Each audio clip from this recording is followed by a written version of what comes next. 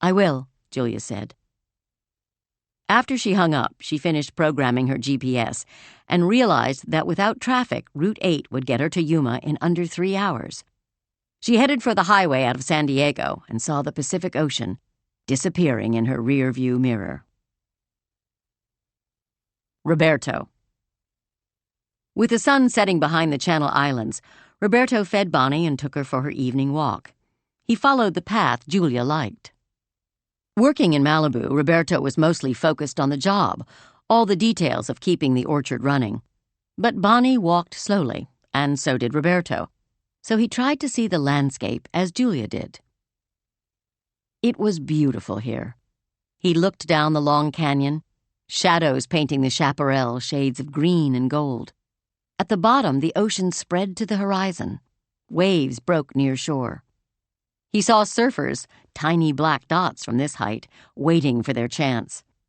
Out beyond, the ocean was dark blue with silver currents running through it, like independent pathways to secret destinations. The curve of the coast was visible, mountains ranging down to the edge of the sea. He never spent time looking around like this. He'd grown up in the country, surrounded by nature, but he just took it for granted. In Mexico, he had worked hard in the fields and orchards, walked home to eat and sleep or to go to school, and then taken the same path back to work the next day. Landscape was something to be gotten through, crossed like the desert, not enjoyed. Bonnie stood beside him, pressed against his leg. He rested his hand on her head. She trusted him. He wondered about Julia. She had driven off so suddenly, he hoped he hadn't upset her too much. Maybe she had to get away from him. He knew he had offended her by kissing her. Maybe he had misread her signals. Bonnie had started walking again, so Roberto followed. They went slowly, and he breathed in the cool sea air and wondered what it would be like if Julia were here, if she were walking beside him. They rounded the corner, came upon a herd of mule deer grazing. Bonnie chased them, barking. Roberto watched Bonnie with admiration. She was bred for herding, and he saw she had a great heart, and in that moment, when she ran so bravely after the deer, he saw the young dog she once had been. He wished Julia were here, so he could take back what he'd said and fill the spaces with what he hadn't said. When Bonnie returned from her chase, she looked up at Roberto for approval, and he petted her head. "Good dog, Bonnie," he said in English, because that was her language. "You are a very good dog." Julia. Route I-8 ran due east from Sunset Cliffs in San Diego, and when it dipped south below the Anza Borrego Desert State Park, it practically touched the Mexican border. There was a big sign over the 10-lane highway proclaiming Border Friendship Route as the road began to climb into the craggy mountains. She passed signs for La Posta and Campo Indian reservations and drove for a while as the sun began to set. Descending through a pass between two peaks, she entered the Imperial Valley as traffic slowed down. She saw flashing lights up ahead. As they crept along, Julia saw 3 state trooper cars, a U.S. Border Patrol SUV, and a Dodge Charger.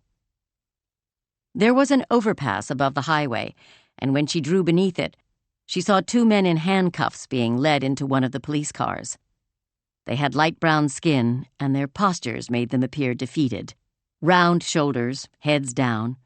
She stared, thinking of what Juan had told her, and wondered how many times the men had tried crossing before. When she reached Calexico, she decided to stop for the night. She hadn't heard from Jack Leary, and continuing on didn't make sense unless she did. The city was on the border, directly across from Mexicali on the Mexican side. Driving into town, she found the strip of motels and restaurants, and through her open window she heard mariachi music. Pulling into the Flores Blancas motel parking lot, she saw a stage set up by the entrance. The mariachis were dressed in black, with white braids on their lapels and around the brims of their sombreros, and their guitar and horn music was bright and happy. She sat in the car for a minute thinking of Rosa, of the promise Roberto had made her, that they would live near the square where mariachis gathered. Her scalp tingled, almost as if a little girl with lime green sneakers and a winged doll named Maria was nearby. The desk clerk gave her a choice of rooms. All were named for white flowers: oleander, lily, geranium, rose. Julia chose rose, and when she reached the room, she saw the theme had been carried forth. From the wallpaper to the bedspread, everything was covered in white roses. She checked her phone in case Leary had called, but he hadn't, so she headed down to the outdoor terrace for dinner. The cafe was set beneath enormous ficus trees with glossy green leaves and pale gray bark. White lights filled the branches and leaves, and candles in pressed tin lanterns were on every table. Colorful flags of turquoise, vermilion, emerald, crimson, and dark pink hung on a wire strung all around the seating area and fluttered in the slight breeze. The air was still hot, even after sunset. The menu had ropa vieja. Remembering dinner with Roberto, she ordered it. Patrons called out requests, and the mariachis began to play Contigo. Waiting for her food, she remembered her uncle's letter. She pulled it from her bag and began to read. Dearest Julia, greetings from Clifton, capital of that most beautiful place on earth, Connemara, Ireland. To be here is to know our ancestors, to hear their whispers and to feel their desires. How you would love it, my dear. You must visit one day. Meanwhile, Graziella and I thank you mightily for looking after the casa while we're gone. I trust all is well, or you would have called. You are in good hands with our orchard manager, Roberto, and of course Lion is just down the road. Graziella and I have such happy memories of your visiting as a child, and we hope you are rediscovering the pleasures of Malibu in general and Casa Riley in particular. Speaking of Riley, our namesake, my research into John Riley's roots is going well. I hope to have a new book finished by the end of next year. While Clifton is exceptionally beautiful on the rocky shores of Clifton Bay, and in the virtual shadow of Croagh Patrick, Ireland's holy mountain, I've uncovered much evidence of the suffering that led our forebears to escape the potato famine and immigrate to the United States. John Riley himself is a prime example. I'm telling you this because I know, as an anthropologist, you have a special interest in the patterns and movements of human development. And here we have a case history in our own past. Because of the famine, which was so deadly many of the Rileys died of starvation, John joined the British Army. Can you imagine that? The conflict he must have felt, an ardent Irishman joining with the enemy just to survive. Perhaps this is a book you should research, Julia. More to the point, would you be interested in helping me? As I've told you often enough, and as is well documented in art and lore, after Riley immigrated to the United States, he fought in the 5th U.S. Infantry Regiment against Mexico in the Mexican-American War. Recognizing the injustice of taking Texas and other land from Mexico, and I'm sure identifying with Britain's occupation of Ireland, he defected and formed the St. Patrick's Battalion. I feel very proud to have him as our ancestor, and I know you do too. Do you remember dreaming about him when you were a little girl? You were visiting us, and I held you on my lap and told you the story of John Patrick Riley. I remember you being so moved by the fact that he'd been branded a deserter, a D burned into his cheek. It made you cry, and you asked me to draw a D on your cheek too. I did, and on my own as well. That night, you dreamed of him as an angel, after his death, lingering in Mexico to protect the people who needed protecting. You said he looked after 2 little girls, and one of them was you. I've often wondered if that dream and your knowledge of John Riley influenced your decision to study anthropology, particularly because of your research trip to Mexico. He died in Veracruz, and his death certificate read, Juan Riley. He was 45, unmarried, and the curate who filled out the certificate said he died of drunkenness without sacraments. You know very well that I am a lapsed Catholic like yourself, and I believe John Riley died with abundant sacraments. He followed his heart and did what was right, and how many people can we say that about? His Irish name is Sean Padraig O'Rahalja. If it weren't too late to have a son, that's what I would name him. Riley never left Mexico, although he could have. These are all discoveries I am making, and I wanted to share them with you, Julia. No one escapes this life without suffering. Not a person on earth knows that better than you.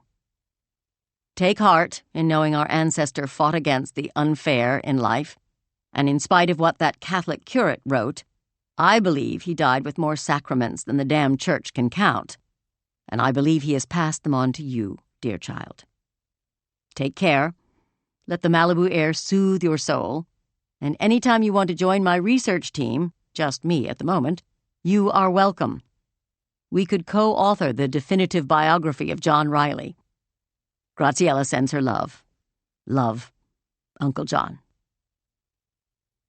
Julia closed her eyes to listen to the music and remember those dreams she'd had about John Riley. She did remember crying over his story. The combination of his family starving and his having to leave beautiful Ireland, and then having to fight for what he had considered to be the wrong side. It had made her sad to think of soldiers burning a D into his face and spitting on him and calling him a deserter. Her food came, and she ate it slowly. It was good, but nothing like the dinner she'd had with Roberto. She read John's letter again, and wondered if he was right. Had knowing that John Riley was their distant relative influenced and inspired her all along? Those dreams had been so vivid. Whenever she was scared, his ghost would protect her. When she was 11, a neighborhood boy bullied her on the way home from school, pulled her coat off in January and threw it up in a tree. It was snowing, and she'd had to walk the rest of the way nearly a mile in shirt sleeves. That night, John Riley had come to her dream. Instead of a snowy New England street, Julia and another girl walked down a jungle path. A monster appeared. It had blonde hair and blue eyes like the neighborhood boy, but was 10 feet tall with scaly skin and bloody fangs. He grabbed Julia's friend, and somehow that felt more terrible than if he'd attacked Julia. Sometimes you can't scream in your dreams. That had always been true for Julia. She opened her mouth, and no sound came out. But John Riley heard anyway, appeared out of nowhere. He grabbed Julia's friend from the monster's arms, set her down gently, and killed the monster so he'd never hurt anyone again. Pulling her out of her reverie, the mariachis approached Julia's table and played a beautiful ballad. She thought of Roberto, wished he were sitting beside her. She could still feel his kiss, how it had felt to be standing in the orchard with him, their bodies pressed together. What would happen when she got back to the casa? She was falling in love with him. It had been building for weeks, maybe even from that first night they'd sat together on the steps. The way he looked at her made her blood tingle. Her emotions had never run anything but high, but with Peter she'd kept herself in check. When she'd cried, he'd always said she was being dramatic. She'd gotten very good at sublimating her passions. When the mariachis finished playing, she paid her check and went up to her room. She checked her phone. It had been on the whole time, but with the band playing, she hadn't heard it ring. Jack Leary had left a message giving her his address in Yuma, Arizona, and telling her he would be expecting her when she got there. She lay down on the bed with its white roses coverlet and closed her eyes and thought of kissing Roberto under the lemon trees. Jack Leary. Waiting for Julia Hughes to arrive, Jack straightened up the living room and remembered to open the curtains. Luella would have liked that. She always said there was nothing worse than a dark room on a sunny day. She'd have gone out to the garden, cut some of her desert grasses, and arranged them in a vase. Jack had let the yard go to hell. He'd wound up mowing the whole thing down to a stubby little field of dry, brown whatever. At least he could see the snakes better. He put a pot of coffee on and sat down at the kitchen table to wait. This house was so empty now. Luella's 2 old cats, Lily and Nomar, slept all the time and barely gave him the time of day. Sugar, Luella's teacup Yorkshire Terrier, was another story. She missed Luella as much as Jack did, and she sat at his feet while he read the paper. The news was depressing, as usual. Here in Yuma, it was all about the border. The drug cartels, the kidnappings, Mexico's new president, and was he better or worse than the last one? Another 7 border crossers found dead in the back of a truck. It just went on and on. There was only one reason Jack stayed in Arizona instead of moving back to Boston, where he came from. Luella. She had wanted to be buried next to her parents out in the back corner of what used to be their old ranch, and was now, except for the small cemetery, a mall with every store Yuma thought it couldn't live without. Jack heard tires crunching on the driveway and realized his guest had arrived. Sugar ran to the screen door barking and guarding the property as if she were a German shepherd. "Well, hello," the woman said, crouching down so she was eye level with Sugar. "Aren't you brave? Good dog." Jack opened the door and Sugar ran out, flying in circles, still barking, but finally letting the lady pet her on the head and then rolling onto her back so she could get her tummy rubbed. "What kind of guard dog are you, Sugar?" he asked. "Oh, she's a good one," the woman said. "I can tell. She just knows I'm friendly. I think she smells Bonnie on me." "That your dog?" "Yes, my old girl. She didn't make the trip with me, though." Standing, she shook Jack's hand. "I'm Julia Hughes. Thanks for seeing me." "Jack Leary. Not sure how I can help, but come on in." He gestured for Julia to sit at the table. She was small, about 5'4", with a tiny frame but a nice figure. Big blue eyes and pale skin, silver blonde hair. She had some small freckles on her cheeks and arms, and she reminded him of his sister Eileen when she was young. He made Julia Hughes for Irish. "So you're retired," she said after he served her a mug of coffee. "Yep," he said. "Nearly 2 years now." "That must feel good." "Oh, yeah," he said. "All the free time in the world. Now, what can I do for you, Ms. Hughes?" "Julia," she said. "Fine, then, Julia." "Well," she said, "it's like I said in the message. It has to do with a case you once worked." "Uh-huh," he said. She described it well enough. "I remember. Some of them stand out. That was one of them that did." "Can you tell me why?" He stared at her across his coffee mug. She looked intelligent, but what kind of question was that? Jack steered clear of reporters, journalists, any kind of writer who might want to make a buck off the stories of the dead and despairing. "Why?" he asked. "Because a little girl got lost." "Now listen, you never did tell me what's your angle on this. What is it to you?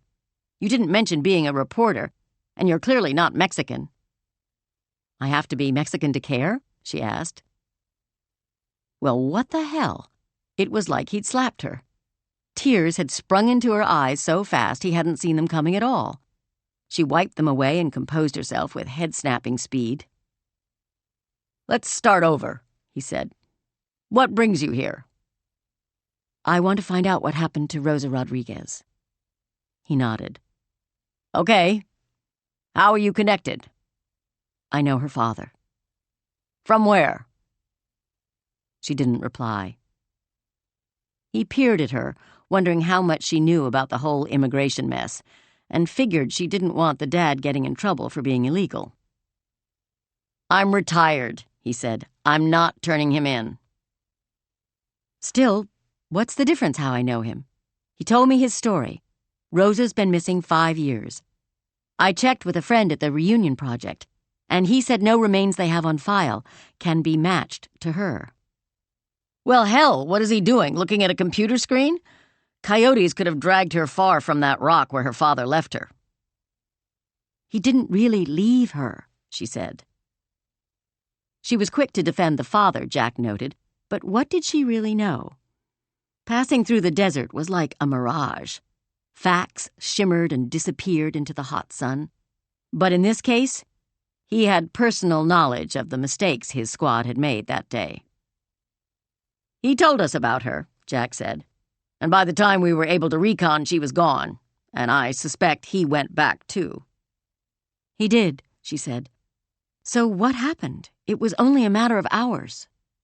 "He said she was so dehydrated and weak she couldn't have walked away on her own. Could she?" "Doubtful," he said. "Did you look for footprints? She was wearing—" Bright green sneakers, I know, and yes, we did. Of course we did. We even brought out—" He stopped himself.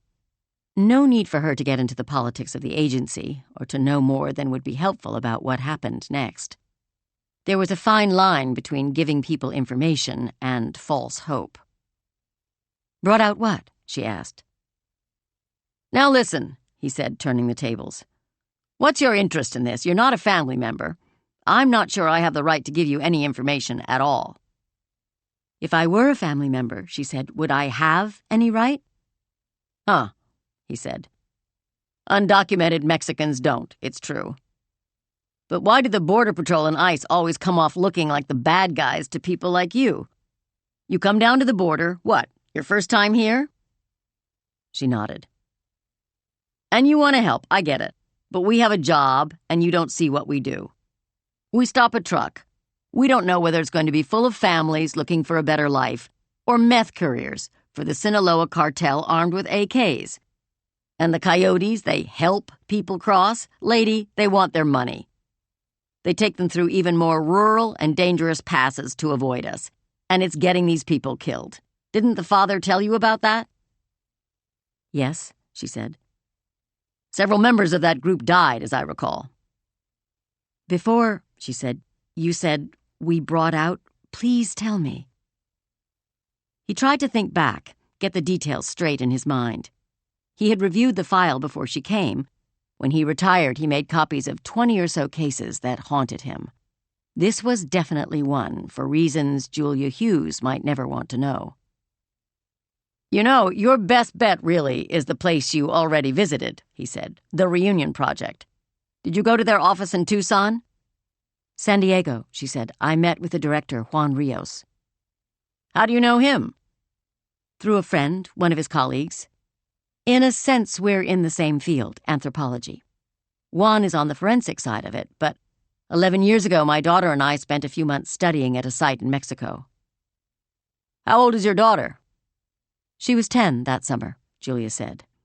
And just like that, Leary had his answer. The way she closed her eyes, her hesitation, the way she gave him the age her daughter had been 11 years ago, he knew why she was pursuing the case of Rosa Rodriguez. "What was her name?" he asked. "Jenny." "What happened?" "Car crash." "I'm sorry," he said. "How did you know?" she asked. He smiled sadly.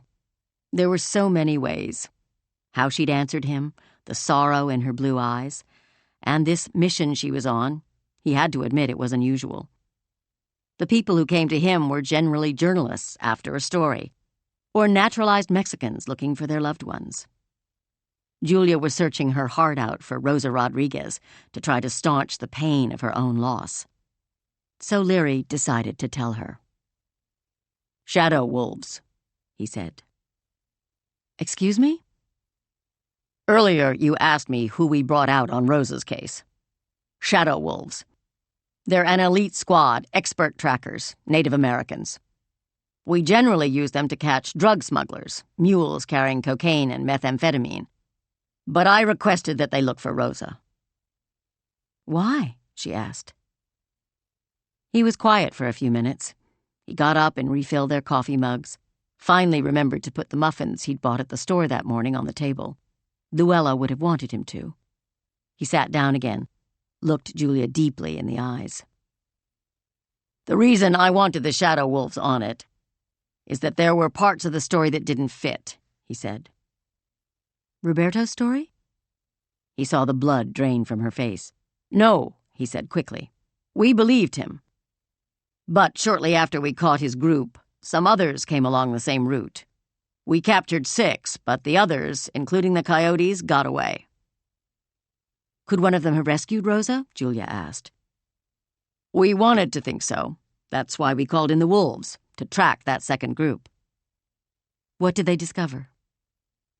"Nothing definitive enough to tell you. I could ask Latham Nez if he'd be willing to talk to you. He holds everything very close. But as a favor to me, he might do it. He's the head of the team that handled Rosa's case." "Would you ask him?" Leary glanced at the picture of him and Luella standing outside their teardrop camper. on a trip to Yellowstone 4 summers ago. He could feel her with him now, wanting him to help Jenny's mother. They weren't going to find Rosa, but he had learned over the years that no search was ever futile. Finding the quarry wasn't always the point. In fact, it rarely was. He nodded and made the call with Julia Hughes looking on. "Latham Nez, it's been a long time. This is Jack Leary." Chapter 7. Julia. Latham Nez couldn't see her till the next day, so she checked into the Sonoran, a motel a few miles from Jack's house. Jack invited her for dinner, but she was exhausted and said she'd meet him in the morning. The motel had a southwestern theme, cactus plants in the lobby and all the walls painted soothing adobe colors of brick, sunflower, and dusky blue. She turned up the air conditioner in her room and lay flat on the bed. She stared at Roberto's number programmed into her phone. She wanted to call, but there was a lot to explain. There could be news about Rosa. Should she tell him now, or wait till she'd met with Latham Nez? Her mind was flooded with thoughts and ideas about Rosa, but her heart was remembering the trip to Mexico she and Jenny had taken. They had stayed in motels just like this one. Jenny had loved the colors, the warm decor. In spite of her objections to leaving Black Hall that summer, she had taken this style back home, painted her room to resemble a pueblo, sunset colors, the stately elm framed in the big window in the middle of the ochre-colored wall. Jenny called her father nearly every night. Julia would say hello at the end, but mainly the conversation was Jenny telling him about what she had seen, new food she had eaten, how much she missed the beach. Julia's stomach would tighten when she took the receiver. Peter sounded indulgent, as if he were letting her spend time away from home on an adventure vacation. It made her blood boil. Jenny, always vigilant, picked up on it. She would watch Julia on the phone with Peter, as if trying to figure out her parents' marriage. "Alice's parents are getting divorced," Jenny said one night, in a motel room strikingly similar to this one. There were 2 double beds, and although they turned in for the night, neither of them could sleep. "I know," Julia said. "It's sad when parents get divorced," Jenny said, her voice thin. "Very sad, I know," Julia said, understanding exactly what Jenny was getting at. "I wish we were all together this summer." "We will be soon." "When are we going home?" "In 3 more weeks," Julia said. "There'll be lots of summer left." "We can all go to the beach together and do what we always do," Jenny said. "Yes." "This is not my favorite summer," Jenny said quietly. "I know, Jen," Julia said. In return, she got an exasperated sigh and the sound of Jenny tossing in her bed. That week, Jenny began deciding what her own life would be like when she fell in love. On a piece of beige motel stationery, Julia found a list Jenny had made. The fact she'd left it on her bedside table, instead of tucking it into her journal, made Julia realize the list was intended for her benefit as well. 1. Love is everything. 2. No secrets from each other. 3. If you say I love you, it can never be taken back. 4. Never spend the summer apart. 5. Never spend a night apart, unless one of you has to be in the hospital or something equally urgent. 6. Talk on the phone every day. 7. Nothing is more important than taking your husband's or wife's phone call. 8. Eternal closeness. 9. Meals together every night. Now, 11 years later, Julia closed her eyes and thought of how thoroughly Jenny had followed her own plan. She had loved Timmy with everything she had, and for at least a year he had loved her the same way. Maybe her passion and intensity had scared him off, just as Julia's had created its own distance between Peter and her. Holding her phone, heart beating fast, she stared at Roberto's name. She pressed dial, and after a few rings, the call went to voicemail. She felt both relieved and disappointed. "Hi, Roberto, it's Julia. I just wanted to thank you for taking care of Bonnie. Lion told me. She paused, overflowing with things to say, knowing she would say none of them. "Please pet Bonnie for me and tell her I'll be home soon, in a day or so. I miss her. And I miss you. Good night, Roberto." Roberto. Roberto staying at the casa didn't get Julia's call because he was taking Bonnie for her evening walk. Cell reception was unreliable at best, and the farther he went from the casa, the worse it was. When he returned to the house and gave Bonnie a fresh bowl of water, he listened to the message. Her voice was beautiful and gentle, and he listened to the message again, especially the part where she said she missed him. He wanted to call her back, but she hadn't asked him to, and she clearly said, "Good night." So perhaps wherever she was, she had gone to bed. He didn't want to disturb her, but it moved him that she'd called. He sat in the kitchen chair and petted the old dog between her ears for a long time. She rested her chin on his knee, looking up at him with her big, two-colored eyes. He remembered seeing her that first day, thinking his grandmother would have called her a bruja. But after getting to know Bonnie, he knew there was nothing witch-like about her. He walked through the house, leaving a few lights on for the dog and to make it look occupied. He didn't think anyone would dare break into the casa with his staying on the property, but robberies in the hills and canyons of Malibu were not unknown.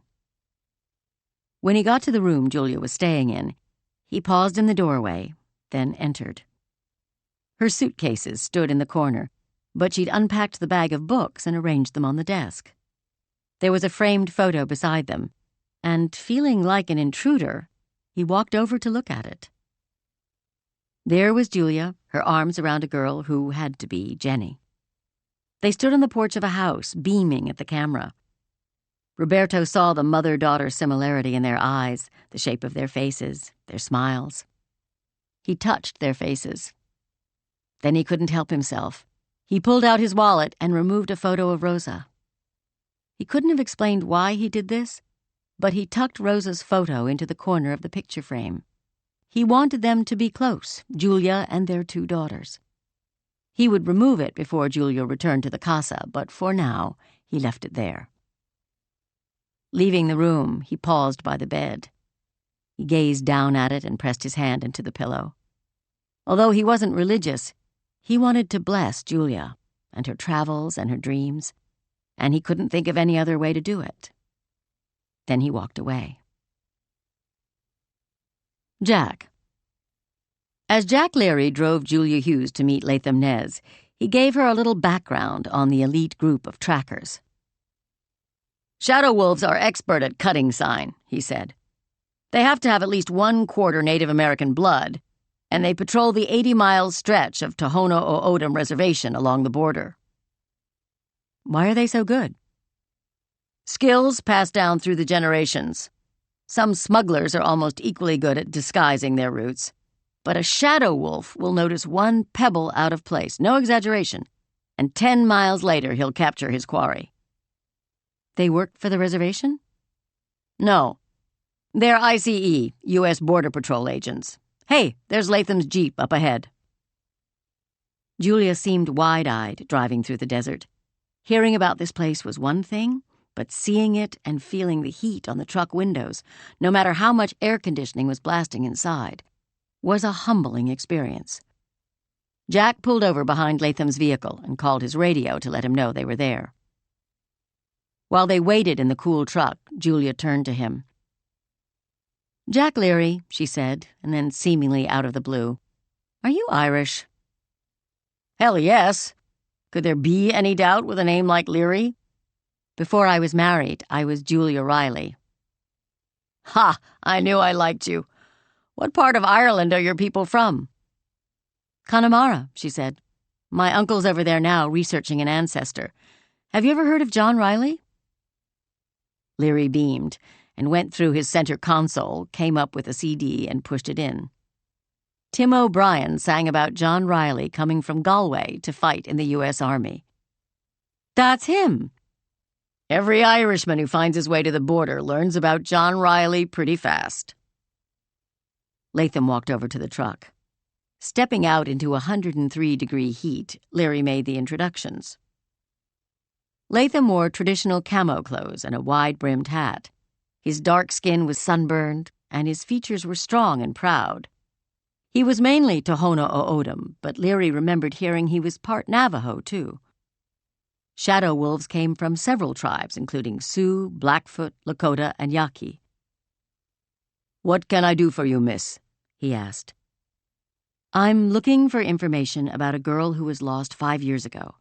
Jack told me you might know something about her," Julia said. "I told you," Leary prodded him. Latham was close-mouthed, especially about agency matters, and he would be careful about what he gave up. "The 6-year-old from Puebla. We took her father into custody. She was left by the boulder in Sector 34, May 12, 2007. "Uh-huh," Latham said. Leary glared at him. If he was going to be a dick and treat him like an outsider, Leary was going to be pissed. "Rosa Rodriguez," Leary said. "We talked about this." "What do you want to know, miss?" Latham asked. "What happened to her?" "We don't have that information." "For Christ's sake, Latham, tell her what you told me." "It's hot out here," Latham said, "especially if you're not used to desert heat." "There's an Applebee's up the road. My treat," Leary said. "We can talk there," Latham said. Chapter 8. Julia. They sat in a booth and ordered lunch and iced tea, and when her salad came, she couldn't eat a bite.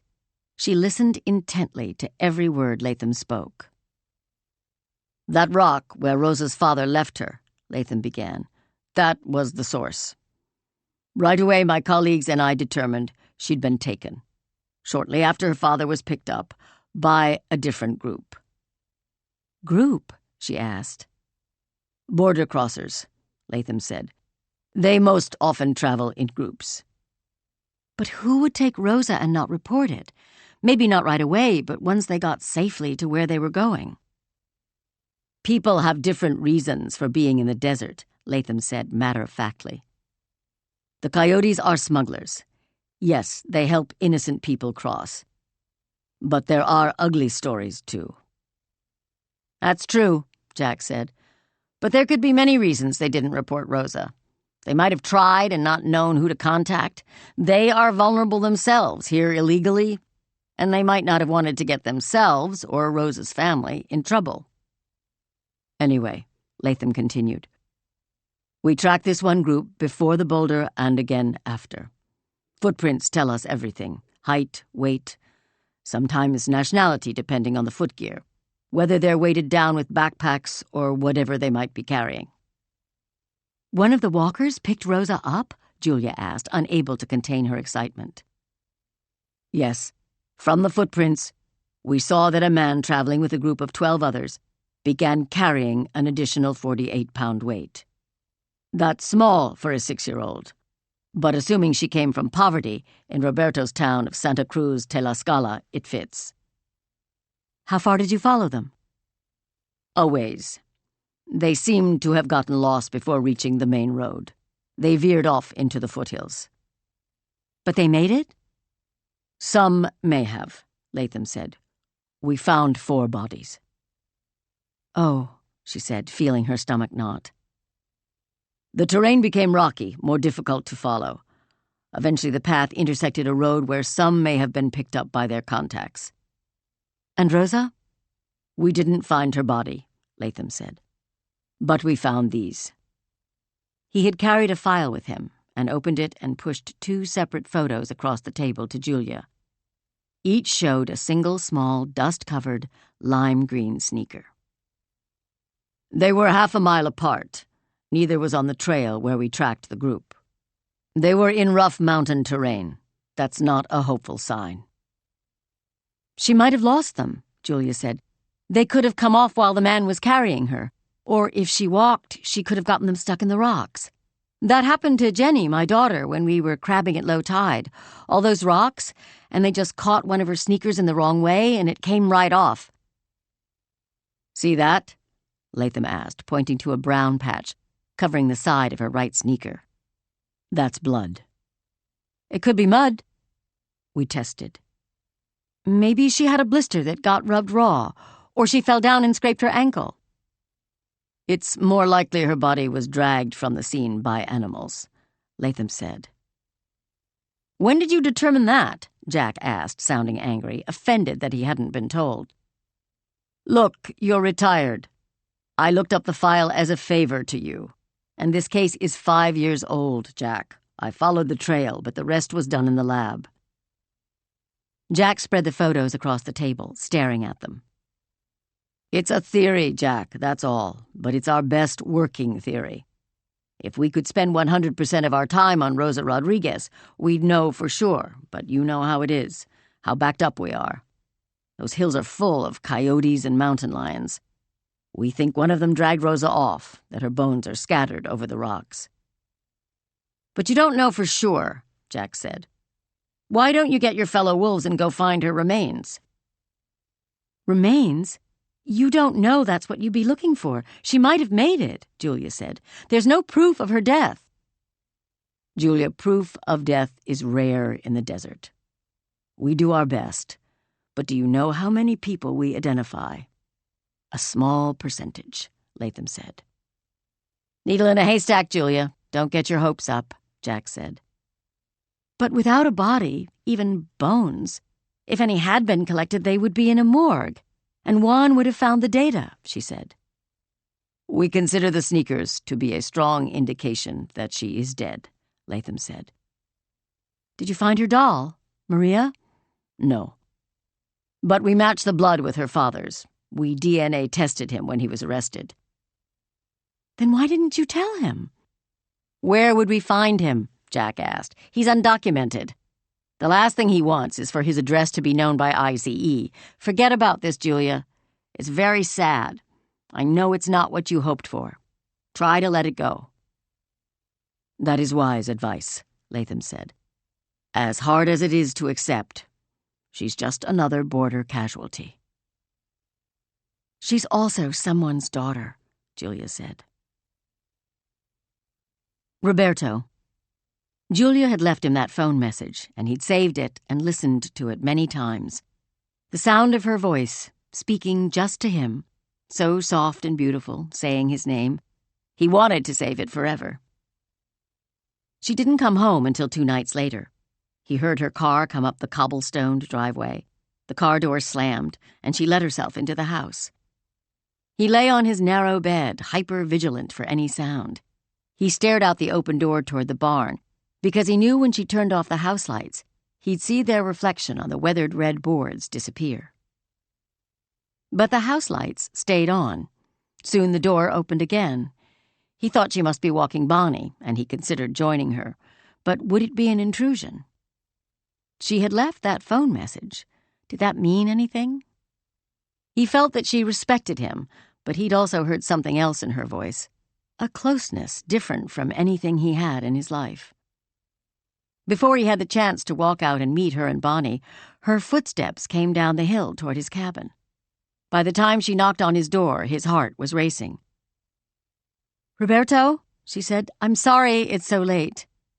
That's okay, Julia. Are you all right? She didn't reply. He stood there in his work jeans and T-shirt. There was a square table and 2 chairs in the corner. He held one out for her, and she sat down. He turned on a lamp and sat across from her. Maybe he should offer her coffee or tea, but he couldn't take his eyes off her. She was right here, in his cabin. Her blue eyes were on fire. She seemed agitated, so he reached across the table to hold her hand.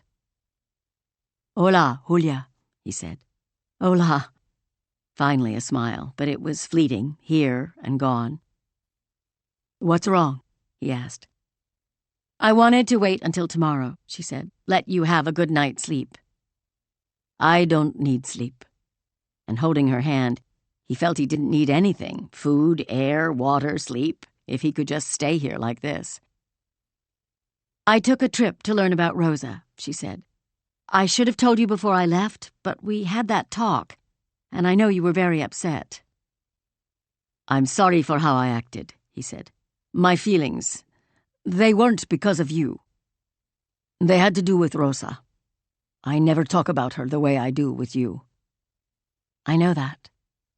He couldn't breathe or speak.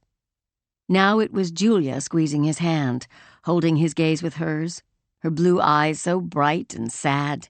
He felt a lump in his chest, as if his heart had seized. "What did you do?" he asked. "I followed some of the leads I told you about," she said. "I went to La Jolla to an organization called the Reunion Project." "Bring people together?" "Yes, sort of.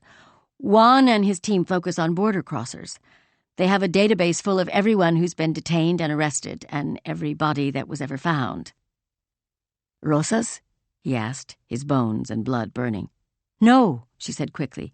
"He has no record of anyone like Rosa. But I tracked down Jack Leary. Remember him?"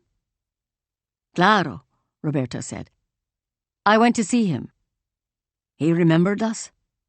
"Absolutely. He's retired now in Yuma. He told me some cases stand out for him, and Rosa's is one of them. We met with Latham Nez, a shadow wolf." Shadow wolf? What is that, he wondered, but didn't ask. He felt frozen.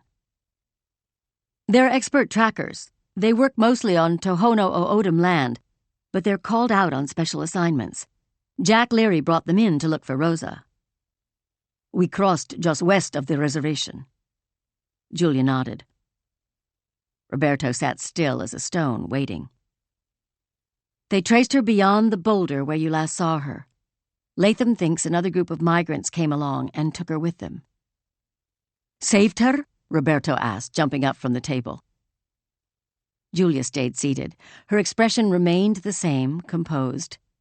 Then she looked down, and when she glanced up, he saw tears glitter in her eyes. "They don't think so," she said. "Apparently the group got lost, off track. They headed into foothills, rocky ground. Latham said 4 bodies were found, but not Rosa's. It seems some of them made it to the road and their pickup spot. But Roberto, they found her sneakers." "En serio?" "Yes." "They are sure they belonged to Rosa." Julia nodded.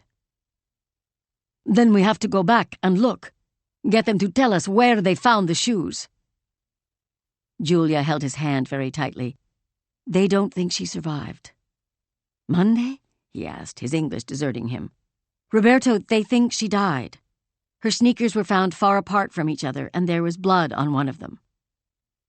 "They weren't Rosa's," he said. "They belonged to someone else." "They were hers. They tested the blood, and they were able to match it to her because of your DNA. When they picked you up—" Roberto remembered. They had taken his fingerprints, then swabbed the inside of his mouth. He watched TV, cop shows. He knew they used DNA to catch criminals. But to determine that his daughter was dead, and the proof coming from him? It couldn't be. "No," he said. "That's what I told them," she said. "I didn't want to believe it." Deep down, all these years, he had assumed that Rosa was dead. He didn't feel it in his cells, in his skin. But what choice did he have? If she was anywhere in this world, they would find the way to each other. She was his flesh and blood, and he closed his eyes and felt her presence with him, as if she were standing in the room. "What did they tell you that made you believe it?" he asked. "They searched for her very hard," Julia said. "They wanted to find her. Latham Nez picked up the trail of a group, and he was sure one of the men had lifted Rosa up to try to carry her to safety. But they got lost, Roberto." He stared at Julia, but he was seeing the desert at night. How dark it was without the moon, how no trails were marked, and how the coyotes tried to keep everyone hidden, safe from La Migra. Maybe this good Samaritan had walked through the night. Moonlight had led them through the desert, and darkness had sent them veering into the hills. "No one from that group survived." "Some did," she said, "but they have no way of knowing who. Your group was the only one picked up by the Border Patrol in that area that night. If those other crossers had gone first, maybe Roberto and Rosa would have made it safely together." He thought back to Altar, tried to picture all the faces he saw in that town, hundreds of people waiting for their coyote to call them into the trucks and vans. He had dreamed of this, other travelers rescuing Rosa, wanting to bring her to his door. But those dreams ended in ways even worse than what the agents had told Julia. Rosa lost in the desert, walking with her saviors, being attacked by enormous black birds, Mexican jaguars, the most evil men on earth. Roberto would run or fly or jump to get to Rosa and rescue her before she was harmed, but she always disappeared before he arrived. "Maria," he said out loud. "Her doll?" Julia said, and he was touched, she remembered. "Did they find Maria?" "No," she said. "Only her sneakers." Silence fell between them. The window was open, and he heard the sound of leaves rustling in the orchard. "Gracias, Julia," he said after a minute. He wanted to hug her, but he was trembling, ashamed that she would feel that and judge him for his weakness. A really strong man would never have lost his daughter or sent this woman off to make sense of his terrible crossing. She didn't give him the chance to protest. She stepped forward, held him in her arms. He was shaking, or maybe that was her. His mind raced with crazy thoughts. He felt her breath on his neck, and he wanted to tilt her head back and kiss her. The bed was right there. He wanted to lie with her, bodies pressed together, and hold each other all night till the sun came up, and even after it rose. "Julia," he whispered, "I would do anything for you." Had she heard him? She stood so still, pressed against his body, as if she wanted to become a part of it. "You're my friend, aren't you?" she whispered. "My true friend?" "Si," he said.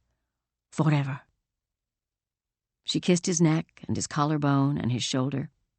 Then she stood on tiptoes and kissed him lightly on the lips. Now he wanted to lift her up, carry her to bed, feel life on a night of death, but she lowered herself down, put one hand on his chest, and backed away. He watched her cross the property, through the trees and around the pool, and he saw her run up the front steps and into the big house. His nerves were screaming. Julia had given him more of Rosa's story than he'd known before, but it still led to the same place, her death in the desert. Chapter 9. Lion. He picked Julia up in the late morning and took her for a ride along the coast. The top was down, and they wore sunglasses against the brilliant sun, her hair tossed in the wind, reminding him of rides with Graziella. The day sparkled. The Pacific broke on Zuma Beach with waves full of diamonds. He zigzagged off the PCH to drive through Point Doom. The houses here were spectacular and private, hidden behind gates and hedges. Many were owned by movie stars, and Lion pointed out each one and recounted the parties he'd enjoyed there. Julia turned away from the mansions and focused on what he called the Hobbit Cottage, a house mostly hidden by archways and bowers of lush red and dark pink bougainvillea cascading over everything. "I want to live there," she said. "Oh, really?" he asked. "What about the casa?" "I mean, after John and Graziella get back." Lion glanced over. "You mean move to Malibu?" "I don't know," she said, still staring at the flower-covered house. "Maybe." They drove to the Point Doom overlook, where surfers generally snagged all 6 of the legal parking spots, and as usual, there was no place to park. Lion contented himself with letting Julia enjoy the view across the fields of tall grass and wildflowers to the ocean beyond. "This is the best place to see migrating gray whales," she said. "I remember from when I was young, and John would take me here. We'd see mothers and babies hugging the coast, heading up to the Bering Sea. Wrong time of year now, though." "Speaking of John, we have so much to discuss over lunch," Lion said. "His letter, your mysterious trip. Did he mention Graziella?" "Just to say she sent her love." "Ah," he said. They left Point Doom and headed down to Cross Creek in the Malibu Country Mart. The parking lot was full of Porsches and Bentleys, but Lion's vintage Jag always got a second look. He remembered when this shopping center had been comfortably downtrodden and local, And it was a point of contention that the stores on both sides of the street were now occupied by expensive boutiques. Ralph Lauren, Oliver Peoples, John Varvatos, Lanvin.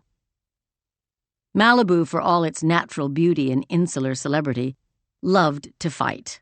No one ever agreed about anything, and the local papers were full of angry letters to the editor and scathing editorials on everything from these fancy stores to whether the high school football field should have lights. Lyon was strongly in the no-light camp.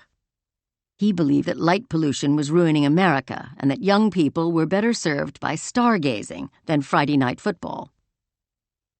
The hostess at Tradinois had his regular table ready, on the patio under an umbrella. Lyon angled his chair to get into the full sun. He wore chinos and a faded red lisle shirt, a bit frayed around the collar. He'd bought it in Ravello on a long-ago visit to Gore Vidal's Villa La Rondinaya, Swallow's Nest. He'd been starring in a film with Sophia Loren, shot in Positano, and Gore had invited the cast to visit for the weekend. Now Gore was dead. Lyon's friends were dropping like flies. "Campari and soda," he ordered, and Julia did too. "The three women just behind you are staring and pointing," Julia said. "What can one expect?" he asked. He loved coming here. People recognized him. Even if they didn't remember his name, they knew they'd seen him in something. He was one of the Los Angeles film world fixtures who gave visitors that little thrill they so loved, when they had a sighting and were able to return home and say they'd seen stars. The waitress brought their Camparis and took their order. They would share a sliced artichoke and parmesan salad and each have the tonarelli al filetto di pomodoro, basically spaghetti marinara with the freshest tomatoes in California. "You know, when I come here with Graziella, it's like magic," he said. "We're just a couple of old-timers, but people light up to see her, or to see us together. They remember the film and—" "Why do you keep doing it?" Julia asked. "Doing what?" "Chasing after her." "That's not what I do. We're old friends. I admire her, of course, but—" "You're in love with her," Julia said. "You've never been able to hide it." "I don't even try." "Lyon," she said gently, "she's married to John, and she's not leaving him." Lyon took a large slug of his drink. It was most unbecoming to be lectured this way by Julia. "Do you think I don't know that?" he asked. "It's quite obvious." "I just keep thinking about what you said the other day. John dedicating his books to her. He has another one in the works." "Lovely. And all I can give her is memories of film shoots and my old horses. How she used to love them. And me." He stared at Julia as if daring her. "She did, you know. And neither one of us thought it wrong." John might have disagreed. "Oh, come on. He knew. He was buried in his research, married to the most passionate woman on earth. Did he really think we were just horseback riding? To quote Irene in that wonderful remake of the Forsyte saga, I believe that misconduct can happen only where there's no love." "You remember the line." "I live by the line," he said. "So, speaking of love, how is yours? And what made you disappear?" "My love?" "Roberto, let's not argue about it. Tell me about the trip. What were you up to?" "He lost his daughter when he crossed the border, 5 years ago, just like Jenny. I was trying to find out about her, but, oh, Lyon, there was nothing good." "Good Lord," Lyon said. Lyon sipped his Campari, filled with mixed feelings. Compassion for Roberto, of course, but was Julia serious about him? Lyon had been thinking this was a fling, romance at the casa. Julia had always been so caring, but did she know what she was getting into? Lyon gazed at her with the affection of a man who'd adored her since her childhood. She had been through hell these last years. "Not long ago you told me you were happy," he said. "Are you still?" "I think I am," she said. He laughed. The waitress delivered their salad and split it between 2 plates. "You're not sure?" "I'm not used to it," she said. "Not like this." "You like him?" She nodded, picking at her salad.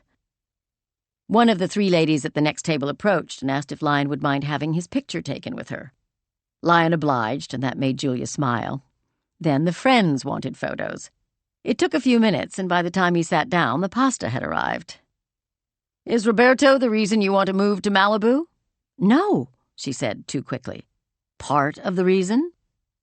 "I just liked that little house, that's all." Lion said, but he could see it in her face. Her spirit had been resurrected since she'd arrived at the casa, and her eyes looked alive again. She had something to look forward to, and how could he begrudge her that? The fact that Graziella was in Ireland, leaving no opportunity for a chance or planned meeting, weighed heavy on his heart. She'd sent him 2 postcards and had promised a love letter, but when he came right down to it, he had to admit the truth. She was with John, and that was her choice. "I've always hated coming in second," he said. "I'm a terrible loser. When friends of mine were nominated for Academy Awards, I loathed them.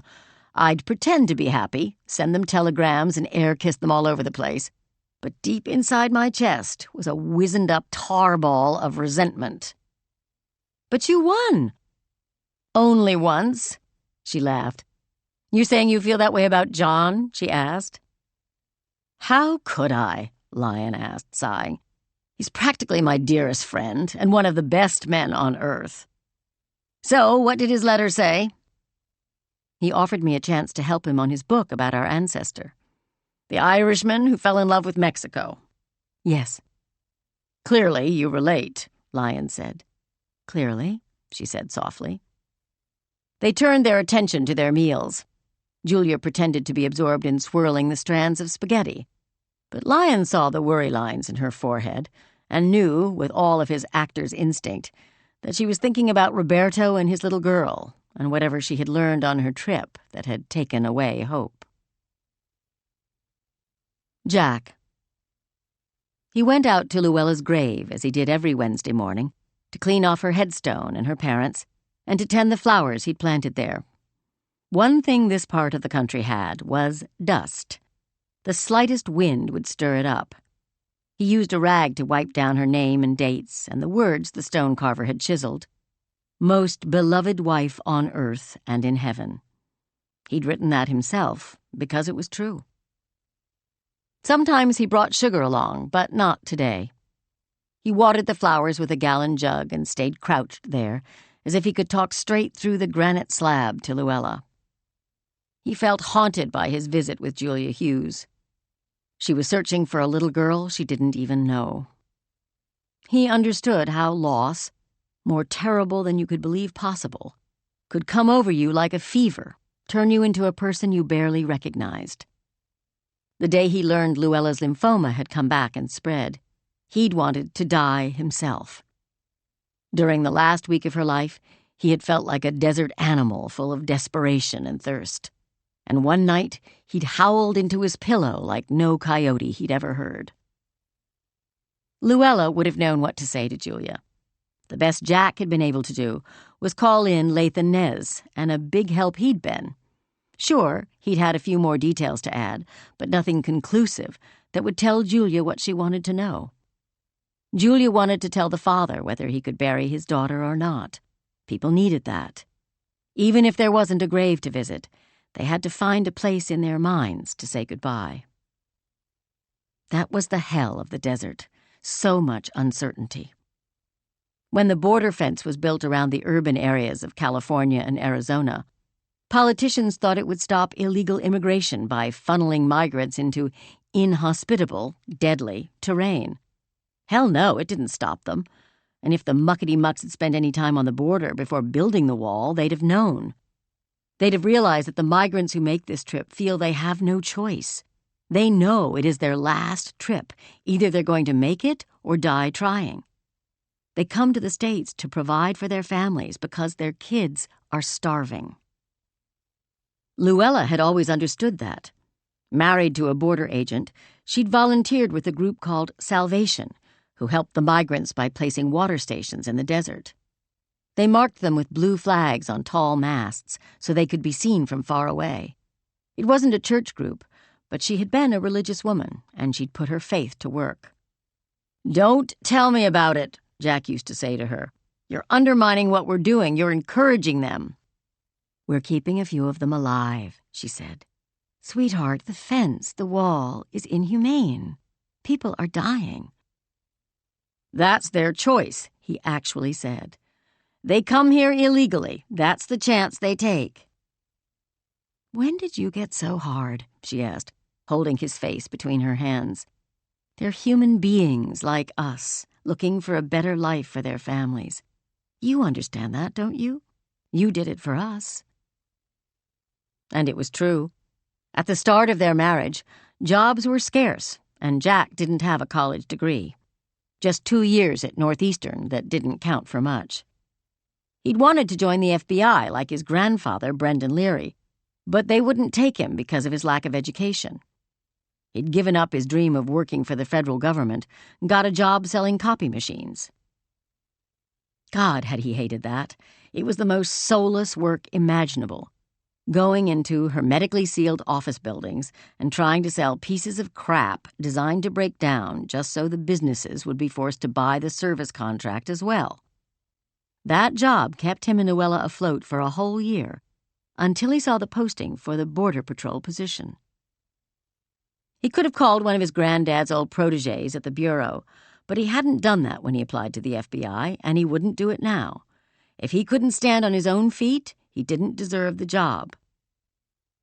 But he got it, and he was good at it. At first, he carried with him his grandfather's mission of public service. But right around the time the fence was built, he changed.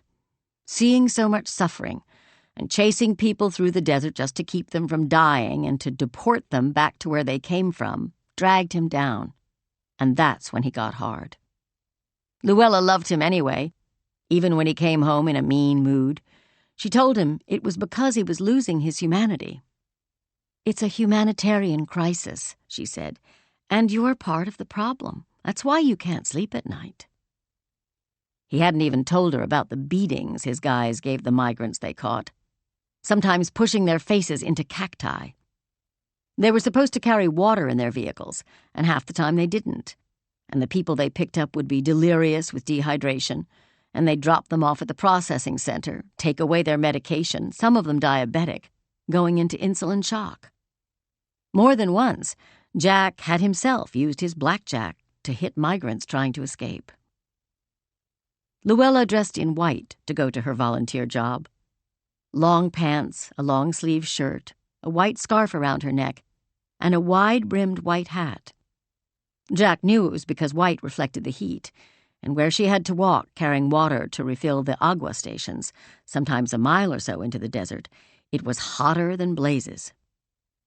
He often thought of what the migrants must have thought, seeing her appear like an apparition, calling out in Spanish, "Hola, mis amigos, tenemos agua, comida, y medicina para todos." He plucked some dead blossoms off the flowers he had planted at her grave. She had been moved by the Rosa Rodriguez story. Of course he had told her. And by then, she had helped him start meditating, relaxing, seeing his work as a way to help, not hurt others. She was his savior. He remembered one of the last cases before he retired, Fernanda Cruz Castillo. Her group of 30 had been walking at night when they tripped a sensor. ICE sent helicopters to hover over the migrants, very specifically to churn up the desert sand and create a dust storm. It disoriented everyone, temporarily blinding some, made them disperse. Agents with night vision goggles picked up most of them, but several evaded arrest. Fernanda was one. Not because she was adept at hiding, but because she'd gotten blisters and could barely walk and had fallen behind. Her husband Diego had been among those picked up. He kept telling people at the processing center about his wife, but they didn't respond. It was 72 hours later, when he was on the deportation line, that he caught Jack's attention. He told him about Fernanda. Luella had just died, and he swore her angel was sitting on his shoulder. She told him what to do. Jack pulled Diego out of the line, took him in his Explorer to the spot where he'd last seen Fernanda. Diego had been sitting with her, trying to encourage her to keep going just before the helicopters came. They had 3 children at home in Oaxaca, staying with their parents, so Diego and Fernanda could try to get seasonal work in the States, make enough money to feed the family for the year. "Do it for the hijos," Diego had begged her. "One more step, another step." But her feet were raw and bleeding, and she couldn't walk. She sat there crying, knowing she was letting everyone in the family down. When the border agents came to capture the group, Diego ran to tell them about Fernanda. They shoved him into a prickly pear, the long spines going into his arms, hands, and face. They kept saying, "Show us your papers, your passport," and he just kept telling them about Fernanda. Driving him back to the spot, Jack saw that he had not received medical treatment. The cactus spines were still embedded in his skin, crusted with blood and pus. "She has beautiful, long brown hair, and she's wearing an orange shirt," he said, "jeans and a pair of Nike sneakers." By the time they reached her, her shirt was no longer orange. Jack tried to get Diego to stay in the vehicle, but he ran ahead. The sight that awaited the two men remained burned in Jack's mind. The sand was wet, as if water had been spilled. But in fact, the moisture was all of Fernanda's bodily fluids and body fat melted into the dirt. Carnivores and insects had devoured every part of her they could reach. Her long brown hair was a tangled nest above her bare skull, and her shirt had been torn off and her body ravaged, her skin gone and all her internal organs eaten, so that just her skull, spine, and ribcage remained. Her arms had been torn off and dragged away. Her legs and feet remained encased in the jeans and Nikes. Diego tried to gather her bones into his arms, to hold her as he cried. Jack had to pry him away. He radioed for agents to come and retrieve the body. Then he drove Diego back to the deportation line. That was the last he saw of him. Now, driving away from Luella's grave, he knew he had a mission. He put on Tim O'Brien's CD for inspiration. Julia Hughes had shown up at his door for a reason. The fact that she was Irish and connected to John Riley, that old ghost who connected the Mexicans and Irish and reminded them of their own hearts, was part of it. He knew fate had brought her into his life. Luella would have been the first to say that. He headed to a dirt field by a long gap in the big border wall, west of the Tohono O'odham Nation, near where Roberto and Rosa's group had crossed, and where Latham had tracked Rosa. It was also where Luella and her friends from Salvation gathered on Wednesday mornings, with water to distribute to the water stations they had created in the desert. When he saw the cars and trucks and people dressed in white, he knew he'd timed it well. "Jack!" called Patricia Finnegan when she spotted him. His arm shot up. Patricia was just who he wanted to see. She'd been Luella's best friend. She and her husband Mike had frequently got together with Jack and Luella for dinner and to play bridge, one week at the Leary's house, the next at the Finnegans, before Mike had died of a heart attack a month after retiring. He'd been a border agent with Jack, a great guy. "How are you, kid?" he asked, giving her a big hug. "Good, Jack. And you?" "Fine. I was just out to see Luella." "I miss her every day." "Me too." "We miss her here, too," Patricia said. "Well, she loved doing it. As much grief as I gave her for it." "You came around," she said. "Mike did, too. Are you telling me you want to join us today? We could always use some extra muscle. That water is heavy." "I can't," he said. "I'm on a job, sort of. But I wanted to ask you something, Patricia. While you're out there, you find things people leave behind, don't you?" "Of course," she said. "You know, you've seen the jackets and backpacks and empty water jugs and photos." "Yeah, I remember. I wonder if you ever come across any dolls." "Many," she said. "A lot of the children start out carrying their favorite toys, but leave them along the way when they get too tired and the toys get too heavy." "It's been years since this one was lost," he began. "It could still be there," she said. "The desert mummifies everything. Objects seem to last forever." "Will you keep your eyes out for a doll with angel wings? They're homemade, sewn on by the child's great-grandmother." "I will," Patricia said. She didn't ask for the child's story. Out here, one tragedy blended into another.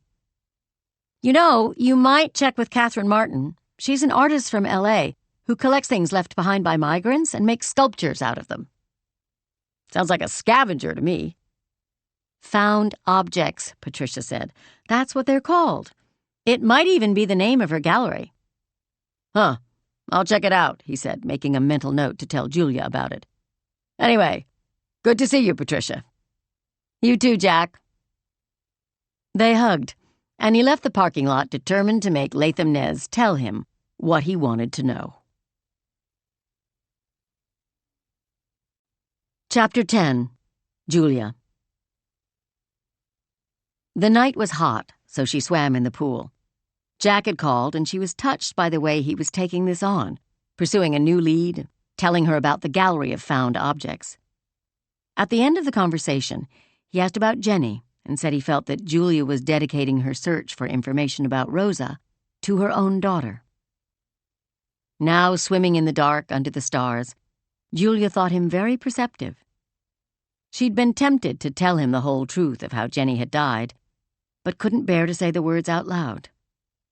As she stroked from one end of the pool to the other, over and over, she felt tension leaving her body. When she paused in the shallow end, catching her breath, she looked up and saw Roberto. "Hi," she said. "Hola," Roberto said. He was walking up the hill from his cabin and came over to crouch by the side of the pool.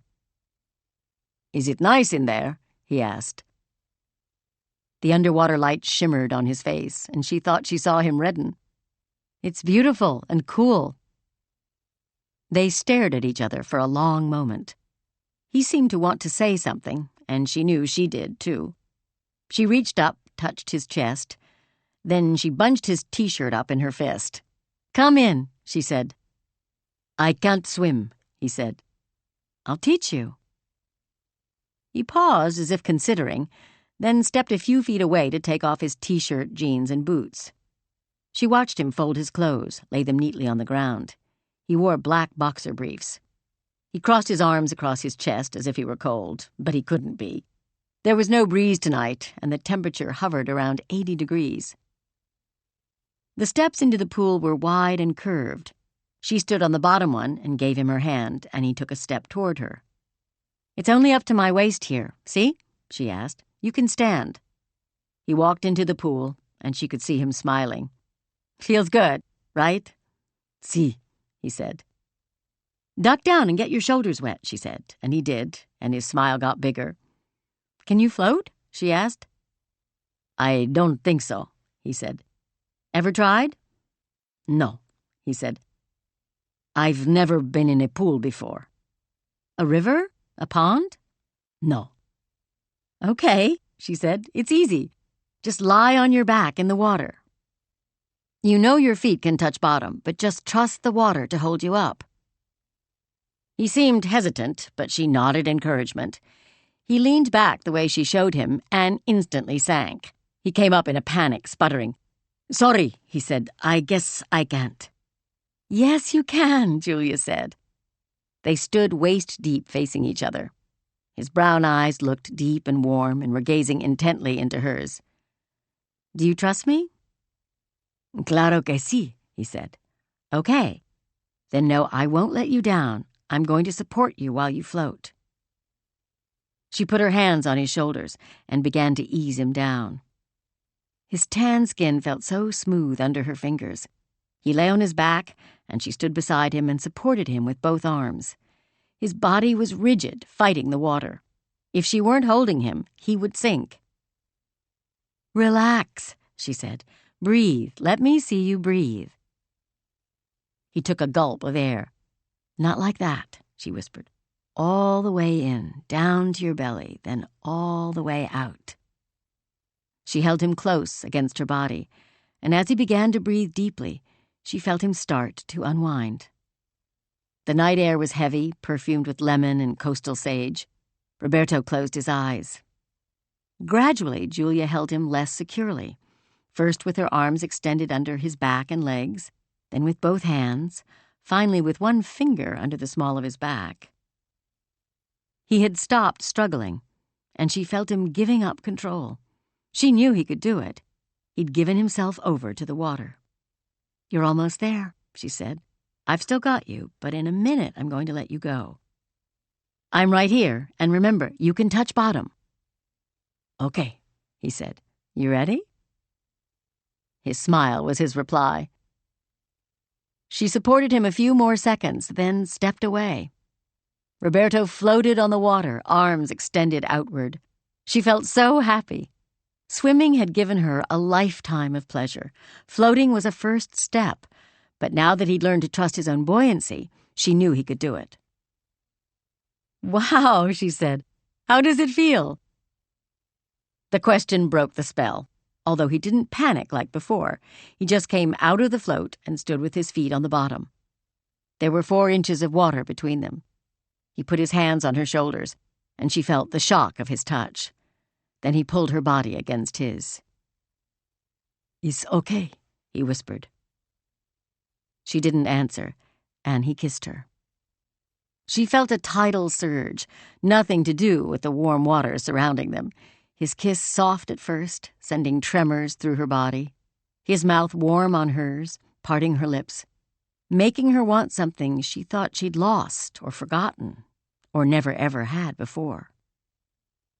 Now he took her hand, led her up the steps and out of the pool. He kissed her again on dry land, and she sensed him hesitating and wondering. His cabin was one way, the main house the other. She waited just as long as she could, and he decided. He picked her up and carried her toward his cabin. It was small and rustic, 1 room with a narrow bed. They stripped off their wet bathing things, and he pulled back the covers and laid her down on the mattress. The windows were open, but no breeze came through. The heat enveloped their bodies, and the way he touched her and the heavy lemon-scented air made Julia dizzy. She arched her back, pressing her body into his as he filled her, and she felt an ecstatic shiver electrify her skin all the way into her bones. They fell asleep in each other's arms. She awoke to the sound of his heartbeat, or maybe something else. A moth beat against the window screen above them, then flew away, leaving wing prints of white dust. Julia stared up at them, tiny images imprinted on the mesh, and she thought of angel wings in the desert and at the beach and in the midst of the lemon orchard. Roberto. Driving home to Boyle Heights on the 10 freeway, he couldn't believe that he hadn't dreamed it. Holding Julia, waking up with her in bed, he had stared into her blue eyes.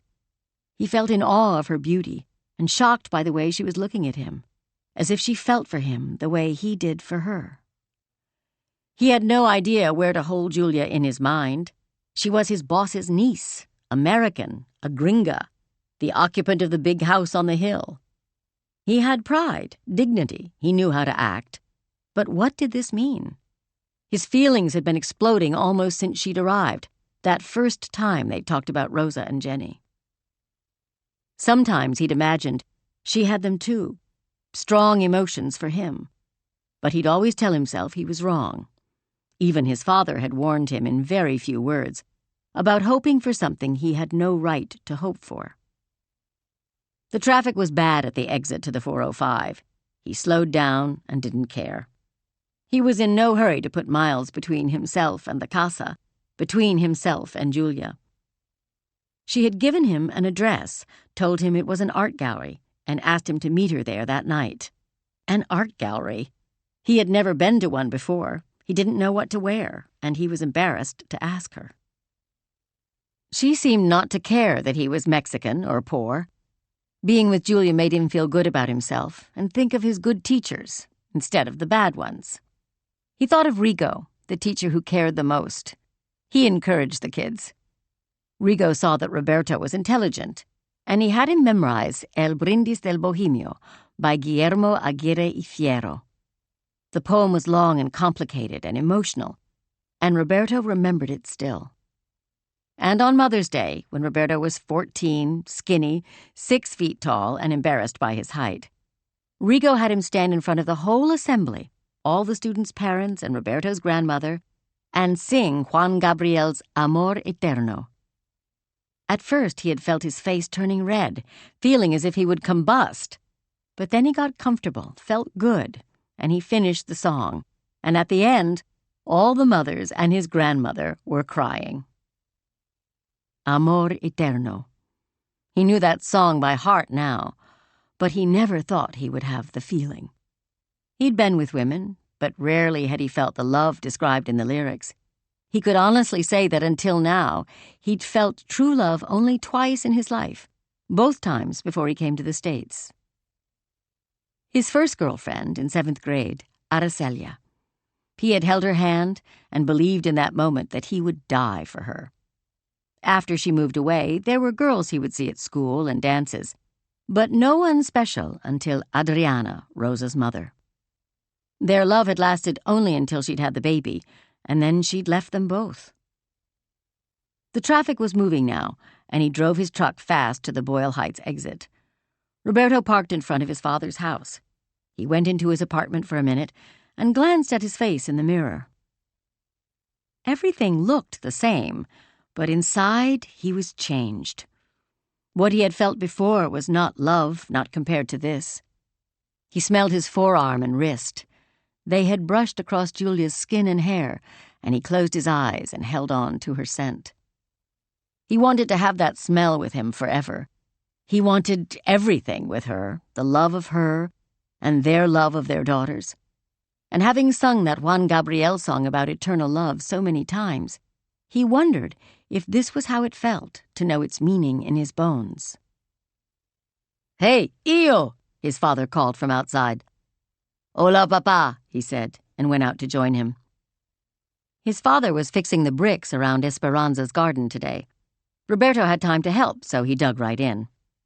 They mixed concrete and hauled a bale of red bricks from the back of his father's truck. The sun beat down, at least 100 degrees, much hotter than Malibu. And Roberto thought about the pool, learning to float with Julia's arms holding him up.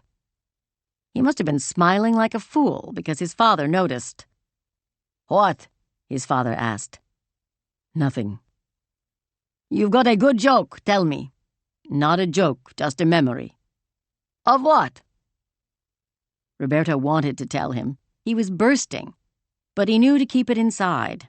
His father would warn or belittle him, tell him to stay away from Julia. Did he want to lose his job? What if something went wrong and she told her uncle? Roberto knew his father well. He didn't like to lie, but he knew the truth would cause a fight. "Just thinking of Rigo, my old teacher," he said. Aye, his father said. "My mother still talks about that. You standing in front of everyone as if you were Juan Gabriel." "No, I didn't think that," Roberto said. Better to concentrate on the bricks. He had sketched out a better plan. A small wall, perfectly round, 4 bricks high. It would look pretty for Esperanza, and not be too high for her to lean over. "Juan Gabriel is good," his father said, making peace. "Amor Eterno is one of his best songs. I wish I had been there when you sang." "I know," Roberto said. His father hadn't even had to say that. Roberto knew how much his father regretted missing so much time, the years of Roberto's childhood. He was jealous of teachers like Rigo, who'd had the chance to influence Roberto and teach him good things. "You were my best teacher," Roberto said. "I learned the important things from you." He glanced at his father and saw his eyes wet and his mustache drooping with sadness. There was so much about Mexico to make a person cry. The fact they loved it so much and had to leave it, and the reality of all they had left behind. Roberto thought of Rosa, and for the first time since leaving Julia that morning, felt his insides clench. The 2 men worked side by side in the afternoon heat until the wall was built. They talked a little about work, Roberto in the orchard, his father doing a job for Feng. Roberto had often helped his father work for Feng, a Chinese businessman who specialized in the demolition of swimming pools. Feng had customers who bought houses in the valley, and the first thing they wanted was to demo the pool, smash the concrete, fill the hole with soil, plant grass. Less maintenance, fewer expenses. Water cost a lot in Southern California, and heating the pool was for rich people. But after last night, Roberto would never understand demolishing a pool again. They finally finished the wall. Roberto took a quick shower and trimmed his beard and mustache. He put on clothes he thought would be right, dark jeans and a black t-shirt. He didn't have much choice, but these were what he would wear to a Mexican party, and he hoped Julia wouldn't be disappointed. The wall between his apartment and his father's was so thin, his father smelled the polo cologne he patted on. "Where are you going?" his father called through the wall. "Nowhere special," Roberto answered as he walked into the room. "You look nice," Esperanza said, smiling so wide her gold tooth showed. "You seeing a woman?" his father asked. "Maybe," Roberto said. Now his father smiled, too. He nodded approvingly. "Good, son," he said. "Find a wife." Roberto laughed and shook his head. His father said the same thing every time Roberto went out on the town. Walking onto the street, he realized he should have washed his truck. The black finish was covered with road dust and tree pollen, and he felt a jolt of shame realizing he'd be pulling up in front of an art gallery with a dirty truck. But there was no time to clean it. He had told Julia he would see her there at 5, so he just got on the road. The art gallery was called Found Objects, and it was located downtown, in the shadows of the tall buildings, next to El Pueblo de Los Angeles and La Iglesia de Nuestra Señora Reina de Los Angeles, Our Lady Queen of the Angels Church. He found a parking place in front of Union Station and was glad he didn't have to pull up right in front of the gallery. He approached La Placita Alvera and located Found Objects. The building looked historic, built from adobe bricks. Julia stood just outside the door waiting for him and waved when she saw him coming. He could barely breathe. She looked incredible. She wore a short black dress, black boots, and red lipstick. Her long hair was swept up, held in place with a jeweled clip. "Hi, Roberto," she said. "Julia," he said, "you are the most beautiful woman in the world." She laughed, embarrassed, but he meant it. He wished they were back at his cabin. Seeing her dressed up this way, all he could think of was taking off her clothes and making love to her. Other people walked past, and he barely noticed. "Ready to go in?" she asked. "Sure." They paused in the doorway. He hardly knew what to think. She cared about how he felt about something as minor as seeing trash from the desert. In his world, nothing was easy, and there was pain in life. You just went through it the best you could. The look in her eyes was so full of love, as if she had just laid a hand on his heart. "Gracias, Julia. It's fine," he said. So they walked in. The air conditioning hit him, and it felt good. Mexican music was playing, but slow and sad, like something from church.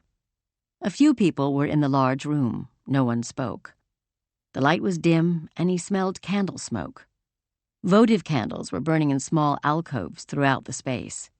This was an art gallery, he thought, but it felt like a shrine. Everything here was from the desert. Jackets faded from the sun, shirts stained from sweat, a hat brown from blood. Many shoes, some in pairs, all beaten-looking except for one almost brand-new pair of Pumas. There were wallets and Mexican and Guatemalan ID cards, fake U.S. papers, a coloring book of the Disney characters Roberto and then Rosa used to love, a child's notebook with a pink cover, jeans and belts and hair ties and a toothbrush, men's underwear, a razor, some knives. Roberto and Julia walked slowly, taking everything in. Roberto's skin felt clammy, and he no longer smelled the candles. His senses were full of the desert. He smelled dust, dirt, sweat, fear, and death. Everything here made him remember the crossing. "Are you okay?" she asked, as if she'd seen right through him. "Bien, gracias," he said. This wasn't art. It was people's lives. Were they alive or dead? Had they made it or not? He glanced around. A Mexican couple stood across the room, and the woman was crying quietly. What were they looking at? It didn't matter. Roberto knew that they were remembering their journey just as he was. The woman who had collected these things had arranged them in piles, but with no apparent order at all. But then he noticed a sign on the wall, in both English and Spanish. He and Julia stopped to read it. Everything here was collected on trips I made to the Sonoran Desert with Salvation, a group that maintains water stations for migrants crossing the border. Although the objects were spread out over many miles, I have placed them in roughly the same patterns in which I found them. If you recognize anything or know who it belongs to, please speak to the person at the desk and sign the register. I wish to return everything possible to the families who lost them." "Wow," he said. "That's nice." "I wonder how many times it's happened," Julia said. "How often someone will come here and find something they left behind?" "No one," Roberto said. They walked into the next room. Roberto stared at everything. Crushed plastic water jugs, just like the kind he had carried. Maybe he and Rosa had drunk from one of them. Rosary beads carved from blackwood, like the kind his grandmother had given him and he had given Julia. She squeezed his hand when she saw them. Bracelets woven from once colorful thread, now bleached by time and the sun. White socks discolored with blood and dirt, holes where toes had poked through. A yellow skirt, a New York Yankees sweatshirt with the number 2 and the name Jeter on the back, a teddy bear, Mickey Mouse sunglasses, aviator sunglasses, a woman's purse woven from fine black thread and decorated with pop-tops from soda cans, a pink baby carrier. Roberto could barely breathe. He thought of the parent carrying that baby girl. Had the carrier broken and had the father carried the infant in his arms? Had they made it to wherever they were going together? Or had the baby been lost along with the carrier? He wanted to touch it, to feel the pink floral fabric, as if it could tell him the story of the family it belonged to. He felt afraid, yet excited, as if he would look in the next pile of items and find Rosa herself. Her beautiful, thick black hair, her twinkling eyes, and her thin brown arms reaching up to grab his neck. He would carry her right out of here, and he would love her and never let her go. His head swam the way it had in the desert, when the heat had knocked him down, when it had made his little girl so sick she couldn't go on. He felt confused, a little crazy. "Roberto," Julia said. And then he saw what Julia saw, and Rosa was there, and Roberto was reaching for her, clutching her to his chest, the smell of her filling his nose, and he buried his face in her shoulder, whispering her name. Only it wasn't Rosa, it was her doll, Maria. And the gossamer wings his grandmother had sewn on were still there, tickling his neck, and he was saying his daughter's name, Rosa, Rosa, Rosa, over and over. Chapter 11. Julia. They had driven separately, and he had followed in his truck back to the casa. Entering the kitchen, Julia saw that Roberto had brought Maria inside. She lay on the table. Whatever color the doll had once been, she had faded to dun, the same shade as desert sand. She had long black yarn hair, most of which had been lost. Her eyes were black knots, her mouth a smile stitched with red thread. She wore a flowing dress and had sheer wings. "My grandmother told Rosa that Maria could fly," Roberto said, holding the doll. "I think Rosa believed it. She kept saying so in the truck, and when we were walking. I think she thought Maria would fly us away." Had Rosa thought that in the desert after her father was gone? Julia wondered. She took Roberto's hand and led him through the house toward the wide staircase.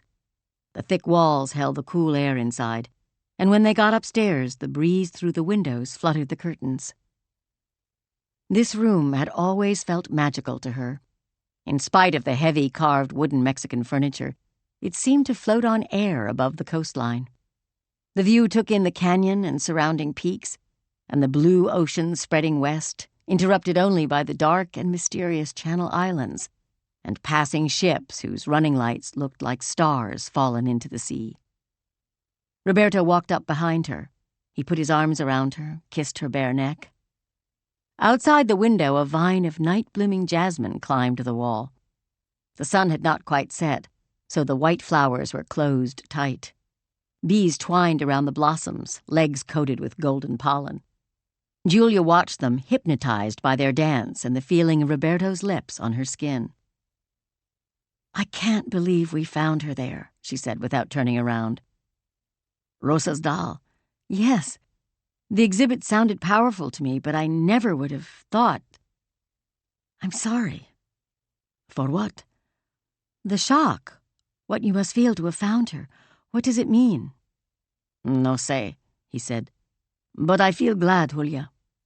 This is the closest I've felt to Rosa in 5 years. I held Maria just the way she did, and I feel Rosa with me again." Julia turned. "You do?" "Yes, so much." He stopped talking, tried to hold the emotion inside. "Rosa held this doll and carried her and loved her. My grandmother made it for her." "It's how I feel about Bonnie," Julia whispered. "Jenny touched her." "I know. And now I have Rosa's doll, and you brought me to her." His voice broke, and he couldn't hold back the tears. He turned his face away, but she leaned close, kissed his cheeks, crying quietly herself. Outside, the bees were gone. The sun went down behind the western mountains, and the sky turned red and gold. The wave crests were amber, and the ocean darkened to deep purple. The jasmine began to open, releasing its seductive fragrance. Roberto and Julia walked to the bed. She wasn't sure who was leading whom. They undressed each other and slid under the covers. Her aunt's Anacini sheets seemed obscenely decadent in light of where they'd just been. She wanted to apologize for everything and realized that that was her default mode. She'd been saying she was sorry for 5 years. For so long, Julia had felt she'd fallen from grace, but here she felt forgiven. Roberto's feelings for her washed it all away. His hand gently stroked her shoulder, moving softly down the curve of her back, pulling her body against his. There was eloquence in their silence, the way he entered her with silken heat, his eyes never leaving hers. He hovered over her, thrusting faster and faster, and she lost herself somewhere between his skin and hers. They were beyond time, everything but sensation obliterated, no past and no future, just this feeling of being lifted into heaven. They slept together that night. The bed, the house, this life was theirs. She woke around 3 and watched him sleeping beside her. Her skin looked so pale next to his in the cool blue dark. The night had turned chilly, so she reached down for the peach satin comforter, pulled it over them. He didn't stir. He slept with abandon, just giving himself over to unconsciousness. She wished she could do that. Most nights she paced. She sometimes wondered what it would look like if her sleep was filmed, the way they did in sleep studies, with the images sped up. Tossing and turning, then out of bed, around the house, back to bed, lights on, lights off, TV on, TV off. Go to the kitchen, look in the refrigerator, drink water, pee, back to bed, try to sleep, out of bed, around the house.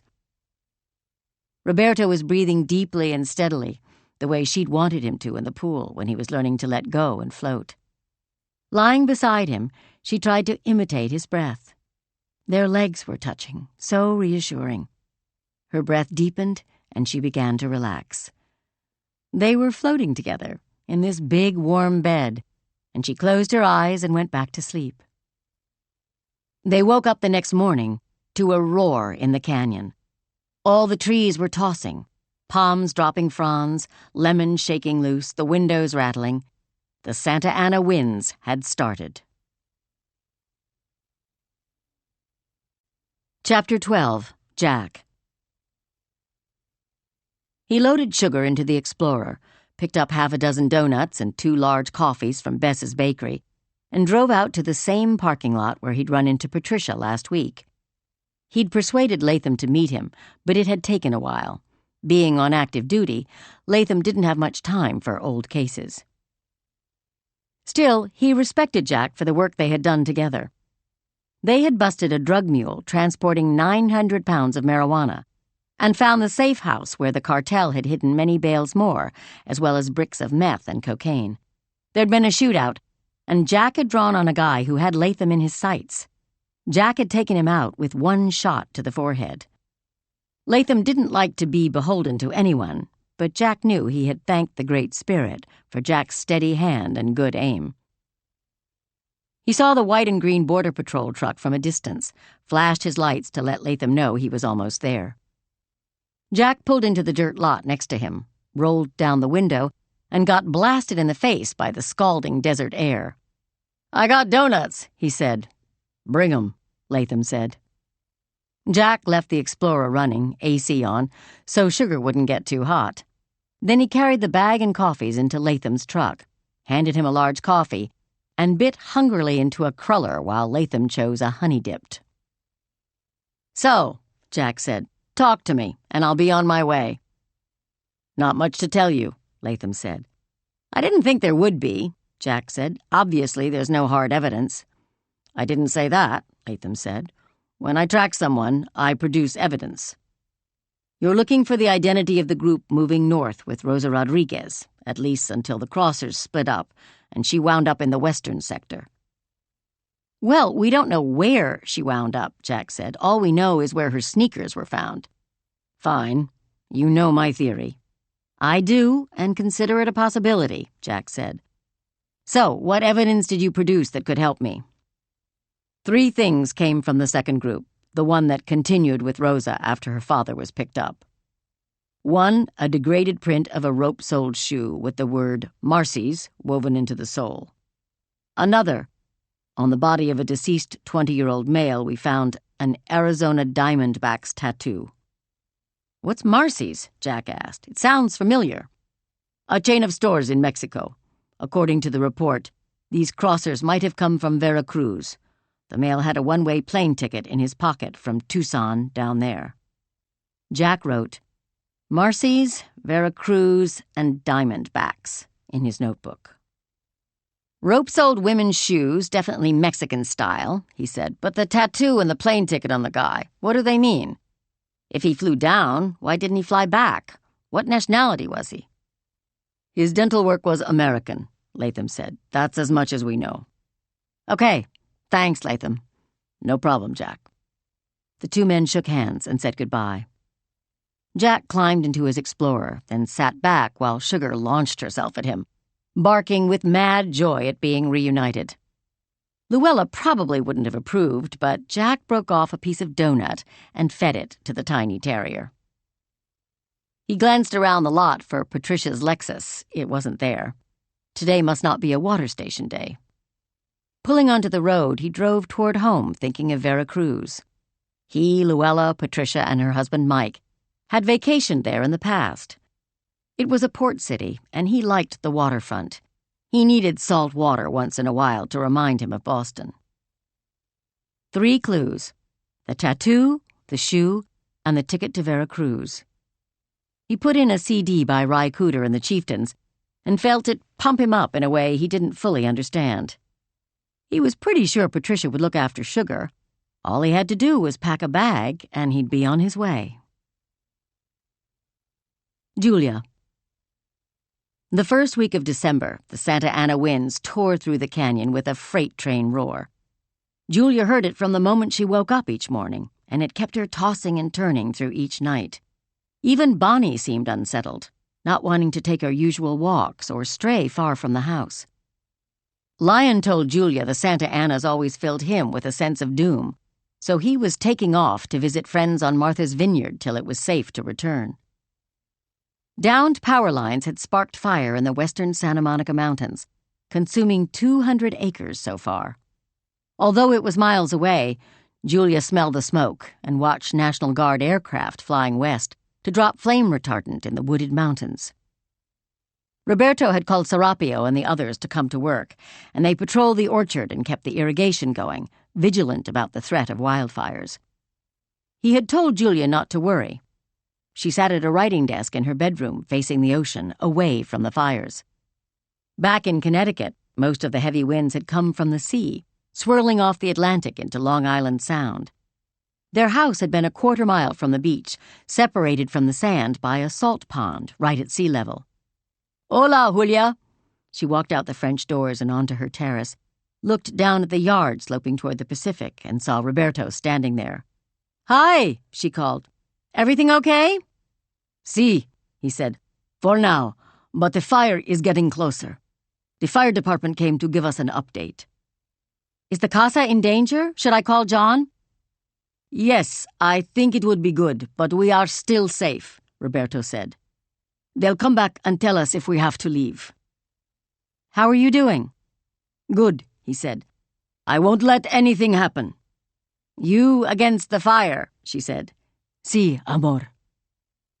"I'm coming down to help," Julia said. "You don't have to." She smiled at him, saw his deep brown eyes red from the smoke, worry lines across his forehead, and felt a flood of emotion. She didn't speak, but thought, "Yes, I do." Chapter 13. Jack. The busy port of Veracruz was a riot of contrasts. Oil rigs sat just outside the harbor, and huge container ships filled the wharves. High-rises towered over mom-and-pop tiendas. Tourists flocked to Fort San Juan de Ulua, built by the Spanish in 1582 to protect the gold-rich city from pirates. Now the waterfront was patrolled by the military. At 9 in the morning, Jack walked along El Malecon, the harbor boardwalk. The walkway was lined with shops and stalls, very few of them open yet. He knew from Patricia that this was the general area where Marcy's sold shoes, but he hadn't found the shop yet. He'd flown in the night before, checked into the Hotel Candilejas, which overlooked the commercial port, Malecon, and old lighthouses. After checking in, he had walked around town, getting his bearings. The city looked the same as when he'd come here with Luella and the Finnegans, but the atmosphere had turned tense. The Zetas drug cartel had taken hold, and last spring several crime reporters and photographers had been killed throughout Veracruz state. Believing the police had been infiltrated by the Zetas, Mexico's last president had replaced the 800-officer police force with naval infantry and Marines, and they were in evidence everywhere. Walking through the city's main square, the Zocalo, Jack saw heavily uniformed men wearing Kevlar vests and was tempted to stop and talk shop with them. "Hey guys, how's the drug war going?" But he was hungry, and he no longer had a badge, and even if he had, they wouldn't have talked to him. Music played while under tall palm trees crowds of people danced, as they had the last time he was here, lending the scene an uneasy sense of normalcy. He passed the municipal palace, a Baroque wedding cake of a building, and the Catedral Virgen de la Asunción. He paused outside the large church. The doors inside the arched entry were open, and a mass was being said. He smelled incense and heard the priest saying the consecration in Spanish. His Irish Catholicism flared up, but he couldn't make himself go inside. He knew all the expensive tourist restaurants were on the harbor, so he wandered to the marketplace, Mercado Hidalgo, and ate a plate of arroz de tumbada, rice and the freshest seafood possible. It tasted so good, he ordered a second plate. Arrochos, as the locals referred to themselves, sat around him, eating and talking, and Jack felt good that he'd found this place on his own, off the beaten path. This was his first time back to any of the Mexican seaside towns he'd visited on vacation with Luella. Jack had avoided checking into the hotel where they'd stayed, or eating at the portside palapa that had been her favorite. At home, missing her had dulled to an ache, but here the sense of her was fresh. Every sight reminded him of the delight she'd taken. Now walking along the waterfront, he saw the vast and ornate Faro Carranza and remembered taking pictures of Luella with it in the background. He'd never seen a lighthouse like it. It seemed more like a residence for royalty, white and imposing, with 2 floors of arched windows, decorative pediments at either end, and rising dead center, a tall square clock tower topped by the domed enclosure that held the lighthouse lens. "It's so beautiful," she'd said. "Looks like a fairy tale castle." "It's gaudy," he'd said. "How can you say that?" "I'm from New England. I know how lighthouses are supposed to look. Plain white towers. Brick or stone if necessary." "This is Mexico, not Boston." "That's for sure." "Well, this lighthouse is romantic." "Romance is your department, kid. It doesn't even function as a lighthouse anymore." "So what?" "Things should work." "It's probably too expensive to run, but the guidebook says it has naval offices on the first floor. Does that meet your standards?" "Plain and functioning, Luella," he'd said. "Aids to navigation. That's how I like my lighthouses." She had laughed at him as usual, and he had walked along, loving the salt air and seeing her happy. Later, they'd met up with Mike and Patricia, and he and Mike had bought Cuban cigars from some guy on the dock and walked along looking at tankers, freighters, oil derricks, and fishing boats, while Luella and Patricia had gone off on their own. It must have been on that walk that they'd stopped at Marcy's and bought the shoes. He had passed the area where most of the shops were located and wondered if he'd missed it. Some of the establishments had hand-lettered signs. Others had awnings professionally printed with the store or restaurant names. Walking back the way he'd come, he stared at each storefront more carefully. Jose's Mariscos stood between the El Malecon Café and Delphi Forever, a shop that sold beaded jewelry. Jack looked at the fresh seafood on display at Jose's: crabs, spiny lobster, octopus, shrimp, tiny clams the size of his thumbnail, all glistening on ice. Raising his gaze to the row of awnings, he walked another 100 feet, and there he saw the word, Marcy's. The awning's lettering had faded, but the shop's display was vibrant. A woman stood outside, watering pots of geraniums. She looked about Luella's age, quite a bit heavier, and with curly black hair. She wore a red dress and a pair of rope-soled shoes. Jack's heart quickened, and he cleared his throat. She turned around, smiling. "Marcy?" he asked. She laughed. "No, there isn't a real Marcy anymore, but I do run the shop. I'm Maya." "I won't take much of your time. I'm Jack Leary, a retired U.S. border agent, and I'm trying to identify 2 Mexican migrants who crossed the border. One died in the desert." "See?" she asked and frowned. "See, is this the only Marcy's in Veracruz?" She nodded. "Why?" "We found footprints, rope-soled shoes that said Marcy's." "I sell so many pairs," she said, "and there are other Marcy franchises all over Mexico. I'm sorry, but I don't think I can help you." "We think the woman who was wearing them was with a man who died. He had a sports team tattoo, the Arizona Diamondbacks, and he had a plane ticket from Tucson in his pocket." Maya looked stunned, and Jack's heart began to race. She sat heavily on the bench outside her shop and stared out into the harbor. "It can't be," she said. "Tell me what you know." 5 years ago, she began and trailed off. "That's when they left." Jack took a deep breath. 5 years. This was it. "Who left?" he asked. "There was a girl who worked for me, Felicia," Maya said. "She had a boyfriend who'd come down from the States on one of the boats that tend the oil wells. A sweet boy, Eduardo. He was always around the docks while the boat was in port, you see. He fell in love with her and stayed here when the boat pulled out." "He had a Diamondbacks tattoo?" She nodded. "He was from Tucson, but worked for an oil company, servicing the rigs. He was a mechanic. It was a good job." "What happened to them?" "He was a U.S. citizen, and they married so she could have a green card. But the wait, she would have had to stay in Mexico for months, maybe a year, till her papers came through. He couldn't stand to be away from her that long, and he had to work." "So they went north?" Jack asked. "He wanted to take her back to Tucson." "Yes." Her eyes filled. "You know, they were so young and very foolish. Because he was from Arizona, he thought he would have an easier time in the desert, that he would be able to find his way. Poor Eduardo."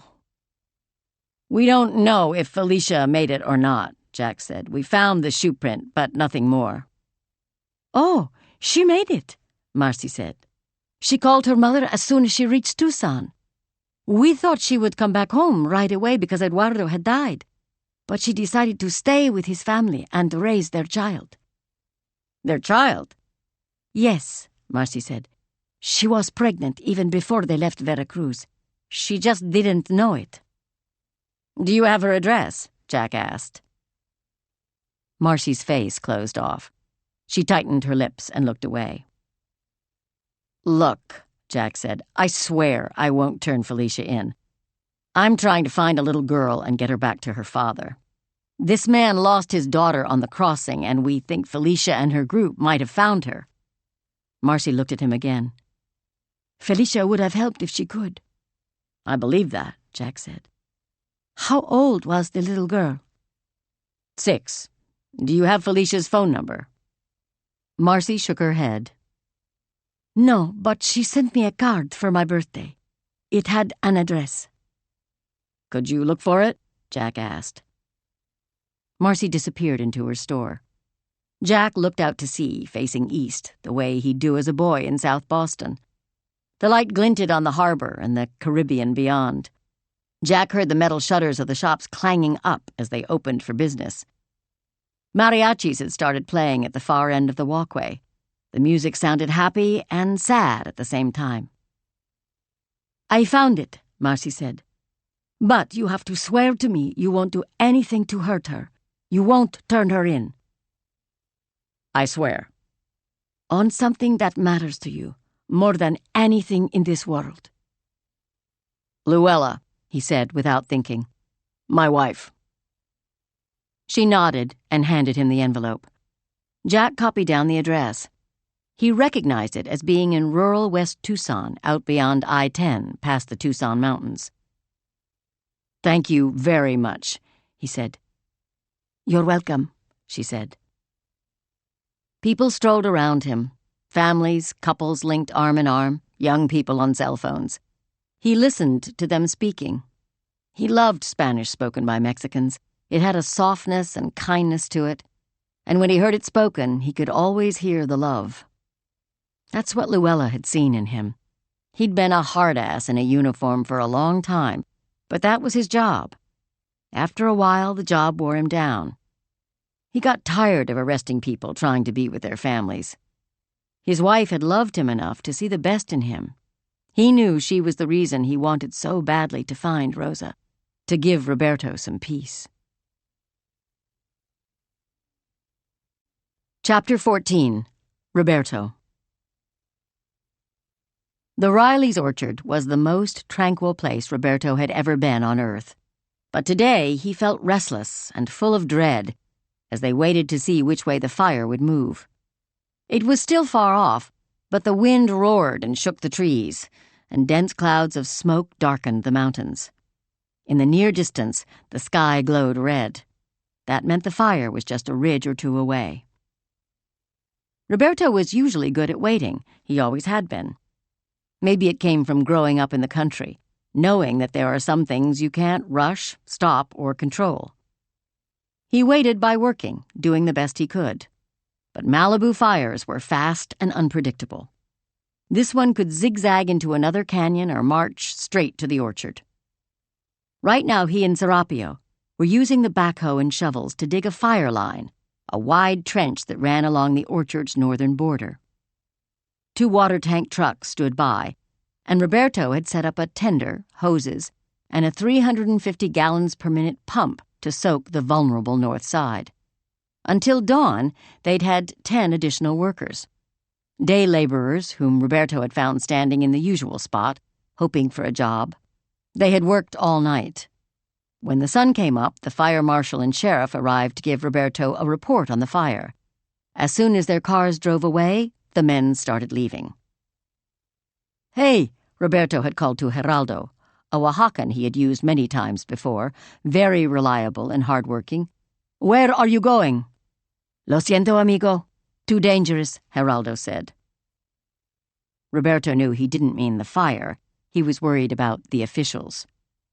They're not going to be checking papers, Roberto said. All they care about is saving the property. Too dangerous, Geraldo repeated. Roberto could only watch him leave with the others. They crammed into 2 old vehicles, both without inspection stickers, and drove away. Cops couldn't just ask for papers, but if they got you on motor vehicle violations or saw something about you they didn't like, they could search you for probable cause. If you didn't have a driver's license, which none of them did, they impounded your vehicle, no questions asked. So now it was just Roberto and Serapio. "Tell me what to do," Julia said, striding over from the house. "Julia, no," he said. "The smoke will burn your eyes." She smiled and shook her head. He tried again. "Julia, it might not be safe. They told us this fire is moving quickly. Feel the wind?" "Yes," she said. "It's strong." 60 miles an hour. He had promised her everything would be okay, but now, seeing the red sky, he wasn't so sure. The fire had been declared Level 2, maximum emergency, and if it cleared the next peak, Casa Riley and surrounding properties would be evacuated. "Did you talk to your uncle?" Roberto asked. "Yes, he told me to leave, all of us." "I think that is a good idea. The fire department might evacuate us soon. You go now, just in case, and I'll stay until they come." "I'm staying with you," she said. She looked back and forth along the gully they had dug. The backhoe had scored the earth, left bare dirt where before had been rose bushes and morning glories. One area was confined by boulders and too narrow for the heavy machine, so Serapio was attacking it with a pickaxe. She grabbed a shovel from the pile the workers had left. He hesitated. She was the owner's niece. She didn't have to do this. He watched her pull yellow garden gloves from the back pocket of her jeans. He had seen Signor O'Reilly wear them to clip roses. Julia carried the shovel over to where Serapio was digging and went to work on the trench. Serapio beamed at her. His face was black with soot, just like Roberto's probably was. Roberto took off his red bandana and soaked it in the water tender, then went to Julia and tied it around her neck. "Pull it over your face," he said, "around your mouth and nose. It will help you breathe." She did. Reluctantly, he left her there, climbed onto the backhoe, and went back to extending the fire line. Every time he turned to look over his shoulder, he saw her digging as hard as any worker, casting the dirt in a pile behind her, moving with an insistent rhythm. Sirens sounded down the mountain, and the tanker planes flew back and forth overhead. They swept up water from the Pacific, dumped it on the fire. A sheriff's car from the Lost Hills station came up the hill, parked in the turnaround. The officer got out and started waving his arms. Roberto shut down the backhoe, climbed down to see what he wanted.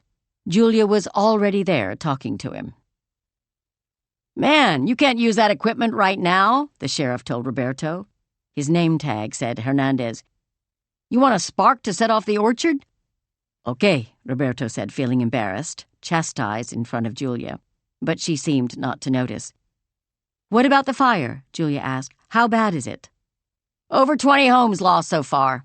I came to tell you to get ready to evacuate," the sheriff said. "We're starting to contain the fire in the next canyon, but you are smack in its path." His radio crackled and he silenced it. "We really have to leave?" Julia asked. "It's the best idea, ma'am." Roberto felt chills run down his spine. They'd had fires in Mexico, set off by dry lightning strikes. He'd seen what a wildfire could do to acres of farmland, and that was without the special conditions set up by the Santa Monica Mountains.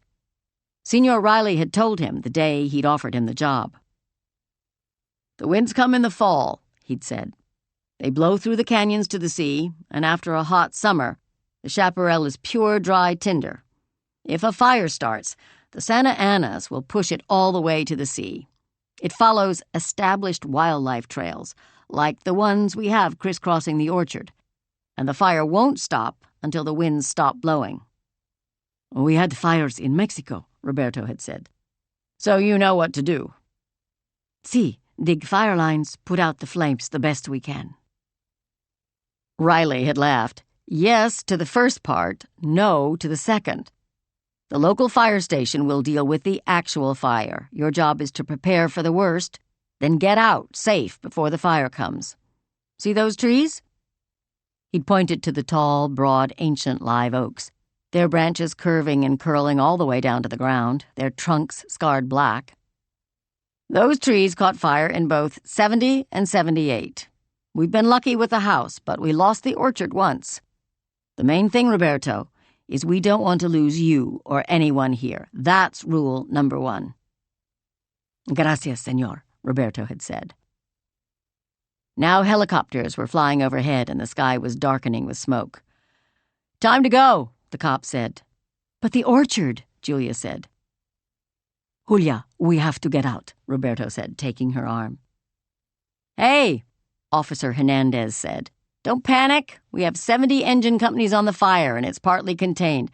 Just get in your vehicles and go." Roberto caught him eyeing the black tundra. It had barely passed inspection the last time, and his tailpipe was held on with baling wire. "What is it?" Julia asked Roberto. "Nothing," he said. "Let's get Bunny. Serapio!" Serapio also had his eye on the sheriff, who was walking around the 2 trucks.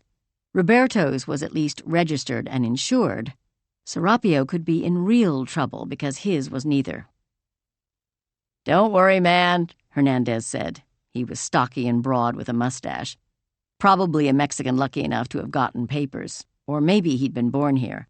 "I'm not giving you shit on a day like this. Just get out of here safe, okay?" Julia had registered Roberto's alarm and was running toward the house to find Bonnie and the car keys. Roberto took off after her, not wanting to let her out of his sight for a second. The canyon let out a howl, as if monsters had come alive. Roberto turned to see flames leap 1,000 feet into the sky. The line of fire advanced like a lit fuse across the nearby ridge, moving so fast Roberto could feel the heat. "Go!" he yelled to Serapio. His friend ran to his truck.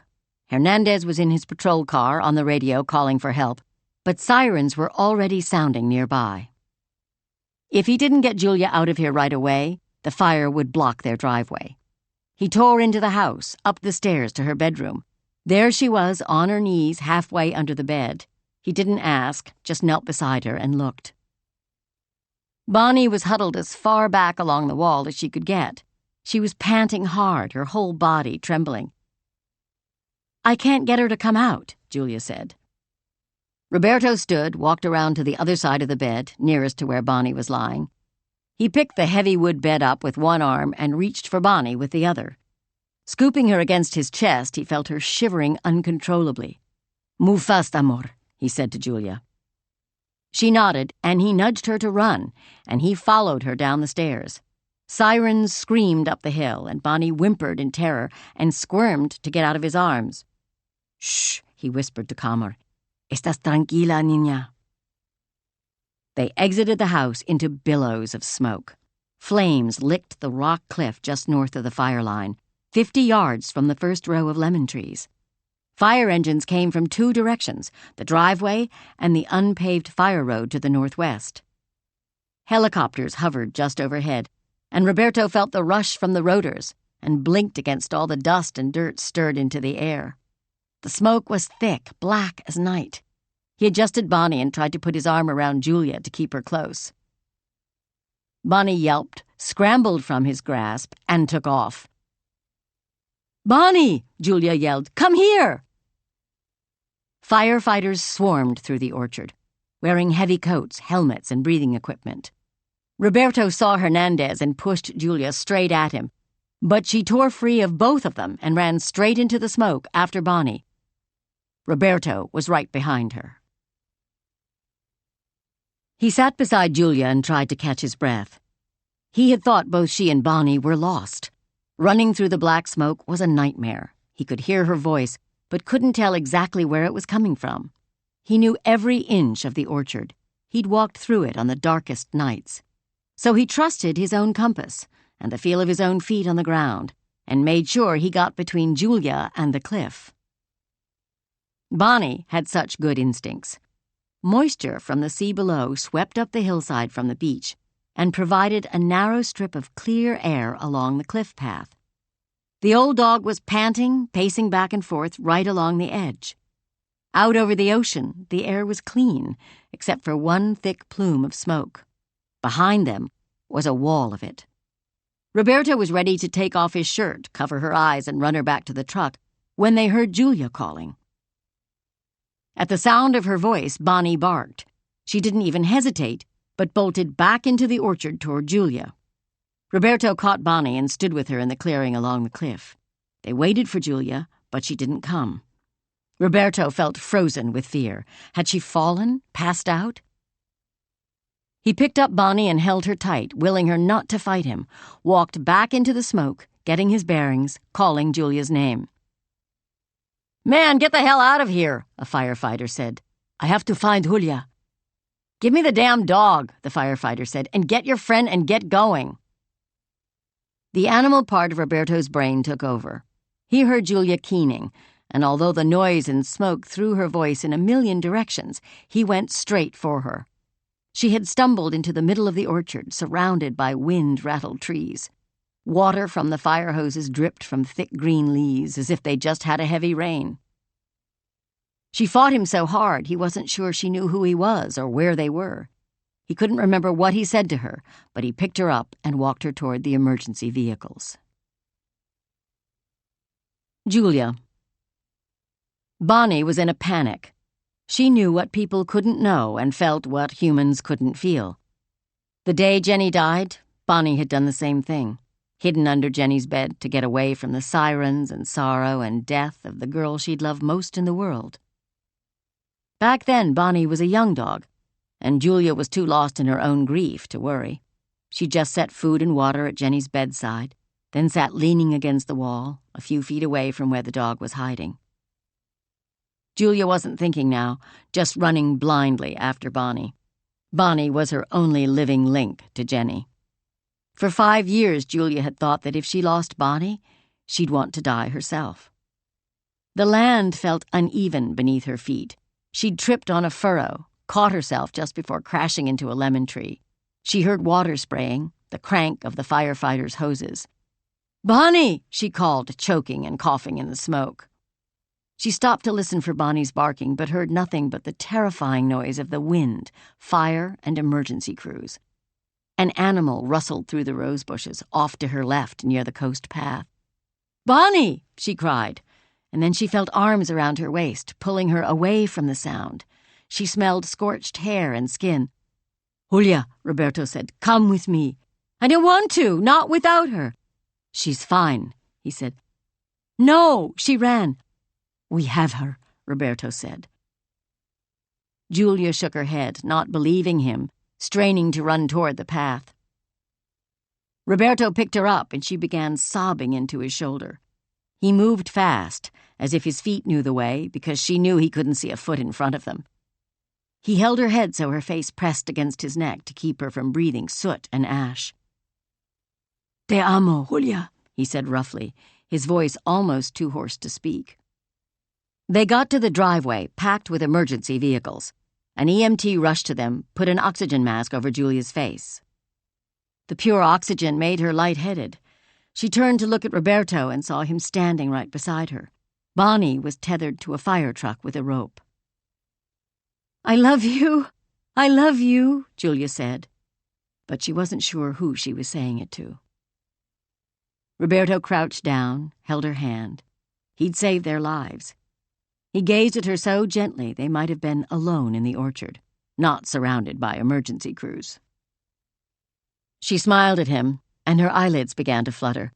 She had wanted to die, and now she didn't, but she couldn't stay awake.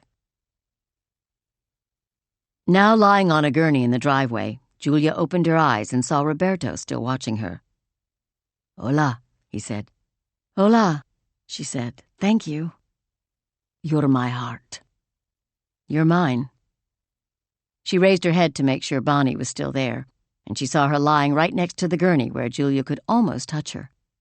But something was different. It was quiet, almost hushed. Some of the emergency personnel were gone, and the air was free of smoke. She glanced around. The house was intact, the lemon trees still standing, the entire scene coated with fine white ash, the lawn, the trees, the rocks, the lemons, the stone walls, and the tile fountain. Everything looked as if it were covered with snow. Julia looked up and saw blue sky. "What happened?" she asked. "You sleep for a long time, amor." "How long?" 20 minutes, maybe." "What about the fire?" "The wind stopped blowing," he said. "The canyon and our fire line kept it away from the orchard, just long enough for the wind to die." "The fire's out?"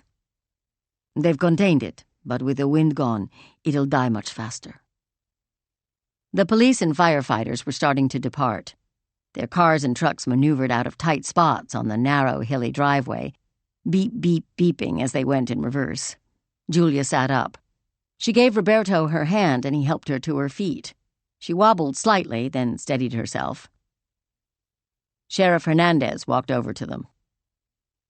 "Well, that was a miracle," he said. "Close, right?" Roberto asked. "Whew," Hernandez said, exhaling and pointing toward the north ledge. "Look, you can see the rocks are black where the fire cleared the top. We all saw it coming, thought this place was done for sure." "And the wind stopped," Julia said. Her throat ached, her voice was hoarse. The sheriff nodded. "Yeah," he said. "Casa Riley was the last stop on the way to the ocean. You were spared. You still might want to leave." "Do you know about Lion Cushing's house?" she asked. "He's on Turenne Road off Topanga Canyon, right?" Hernandez asked. "The fire missed them completely." "Oh, good. He always leaves when there's a fire in the area. I'll let him know." "He knows," Hernandez said, laughing. "He has the direct line to my boss. The L.A. sheriff is a big fan of his." Julia smiled. That was Lion. "Thanks for everything you and everyone did," she said. Julia, Roberto, and Bonnie walked back into the house. The thick walls and leaded casement windows had kept the smoke out, just as they had in previous Malibu fires. Julia put down a fresh bowl of water for Bonnie. She lapped it up, while Roberto wet a towel and rubbed the soot off her fur. "She could use a bath," he said. They gave her one in the downstairs bathroom, filling the tub with warm water, lifting her in and giving her a shampoo. Roberto seemed completely at ease, lathering up Bonnie's fur, rinsing her with a pitcher from the kitchen. The bathwater turned black, so they let it out and filled the tub again. Bonnie kept shaking herself off, getting them wet, making them laugh. Julia was used to it, and she loved seeing Roberto's reaction. Bonnie had always loved her baths. When her coat smelled clean, they rinsed her one more time and let her out of the tub and used every towel in the bathroom to dry her. "She feels better," Roberto said. "She does," Julia said. They watched her go to her bed in the corner of the kitchen, circle once, and lie down. She rested her head on her paws. "This is how I know the fire is really out," Roberto said, nodding toward Bonnie. "Because she can relax. She senses everything." "Like when she was so scared under the bed?" "Si. But also when she made her way to the cliff, the only place she could breathe." "She did?" Julia asked. Roberto held her face in his hands, looked into her eyes. "Yes. But when she heard your voice, she ran straight back into the smoke to find you." "You saved us, Roberto," she said. "I love this dog," he said. "When she ran, it helped me get to you. I knew you needed me." You needed me. Julia felt those words on her skin. She hadn't let herself need anyone or even want someone in such a long time. Roberto held her close, kissed her. They headed for the stairs, walked up together side by side, to take a shower and wash the fire off of them. When they got upstairs, walked into her bedroom, Julia heard her cell phone beep. She glanced at the screen, saw that John, Lion, and Jack Leary had called. Everyone but John could wait. "Roberto?" she said. "Si." She handed him her phone. "Will you please call John?" "I'm sure he wants to hear from you and know that you are okay," Roberto said. "You can tell him that," Julia said. "You're the orchard manager, and you should call." Roberto looked proud as he took the phone. Julia showed which number to dial, then went into the bathroom to turn on the shower. While the water was getting hot, she stepped toward the bedroom door so she could listen. "Senor Riley," she heard Roberto say, "we had a bad fire, but the house and orchard were saved. Most of all, Julia is safe." Chapter 15. Roberto. He had never done this before, taken a shower with a woman. The Rileys' bathroom was large, and this was the biggest shower he had ever seen. He felt shy at first, but as soon as he stepped under the hot water with Julia, his inhibitions disappeared. Kissing her while hot water flowed over them made him crazy in a way he'd never felt before. Every part of his body was alive, and she felt so warm and slippery in his arms. It was as if they were merging through each other's skin. She rubbed his body with soap, and that showed him to do the same to hers. They washed each other's hair. Soot swirled down the drain. He had never felt this clean in his life. They stayed there long after all the black smoke had been washed from their hair and skin, just kissing and loving each other. He felt Julia's hands sliding down his back, her breasts against his chest. And when she reached down to touch him, he realized what she wanted. "Here?" he asked. "Yes," she said, "if you want." "I do," he said. Julia was so soft, and he wrapped her in his arms to protect her warm skin from touching the tile walls. As he entered her, he lifted her up, and she wrapped her legs around his waist. She felt light, and he held her with one arm while bracing them against the cool wall with his other. They were eye level, and he looked into her blue eyes, still so exotic to him. She barely blinked, hot water running down her face, and having her watch him that way brought them even closer, beyond what he believed possible. His body quivered with intense sensation, the water making their skin slippery and driving him crazy. He cupped his hands around her ass, and her legs closed around his waist. She leaned her head against his, bit his shoulder, and moaned. He heard her ecstasy and felt his own overtaking him. He moved faster and faster. She held on, and that excited him even more. He heard the Spanish pouring out, his mouth against her ear. When he finished, his legs were weak. He eased Julia down, and they smiled at each other. "Julia," he said, "I never did that." "In the shower?" He nodded. Maybe he shouldn't have told her. Not because she'd think he was naive, but because he didn't think it polite to talk about the past with women, and he hoped she wouldn't tell him hers with men. But she must have felt the same way because she didn't reply, just wrapped him in a soft, thick towel and led him to the bed. They dried off, then climbed under the sheets.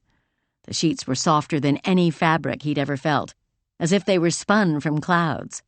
Julia lay close to him, her head on the same pillow. Out the arched doors that led to the balcony were blue sky and the Pacific Ocean. "Thank you for today," she said. "La, Julia. 2 hours ago we thought we were going to lose Bonnie, the house, everything. And here we are." "Este es mi cielo," he said. "How do you say what in Spanish?" "Mexicans say Monday." "Okay then, Monday." "This is my heaven," he said. "The orchard?" "No, in this bed, with you." "Me too," she said. As impossible as it was, he believed her. They lay together under the light sheet, and she fell asleep first. He listened to her breathing, so quiet and steady, until it became part of his heartbeat. The blue sky began to fade, and sunset colors of orange, purple, and gold filled the doorway. He didn't want this day to end. The sun set so early at this time of year, but exhaustion from the day's events overtook them. He held Julia and knew this couldn't last. But for now, it was real. So he stayed awake as long as he could to feel what was honest and truly happening between them. And then he fell asleep.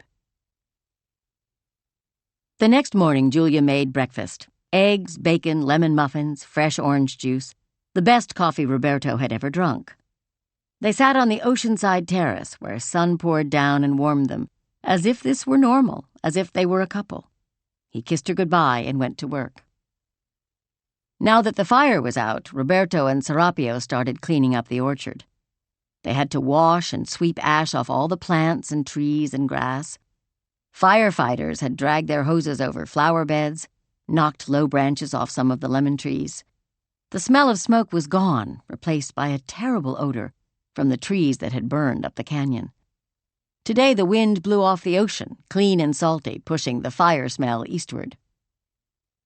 "So," Serapio said when they were on the far side of the orchard, the casa blocked from view. "You and the lady?" "Monday?" "Come on. You slept in the big house last night. I got here early and you weren't in your cabin." Roberto didn't reply. He stood on a ladder, attacking a broken limb with a long saw, and he pretended it required more concentration than it actually did. "Tell me, did you console her? She was upset about the fire?" Guys talked, Roberto, too. He was so proud of being with Julia, bursting to tell Serapio, his friend and co-worker for 3 years now. But he honored Julia too much. Maybe she wouldn't want people knowing. "You're crazy," he said. "Come on, you can tell me. Was she good?" Roberto ignored him. Many Mexicans talked of what it would be like to be with a gringa. How different, how the same, so many questions. Roberto had only known Spanish girls before. He could tell Serapio that being with this gringa was totally different, but not because of the sex, or the startling difference between her white and his brown skin, or even what it was like to hold her close and look into her blue eyes, but because he was in love with her. "Fine, be like that," Serapio said. "But be careful, amigo." "Why?" "You sleeping with the boss's niece? You could lose your job. Screw it up for everyone. He'll fire all the Mexicans." "He's not like that." "So you did have sex with her?" Roberto smiled, but only because Serapio was standing on the ground and could not see.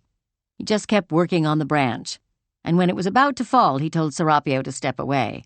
The limb cracked and dropped hard to the ground. On to the next tree, and the next. This was how Roberto managed to stay in his skin, and it always had been.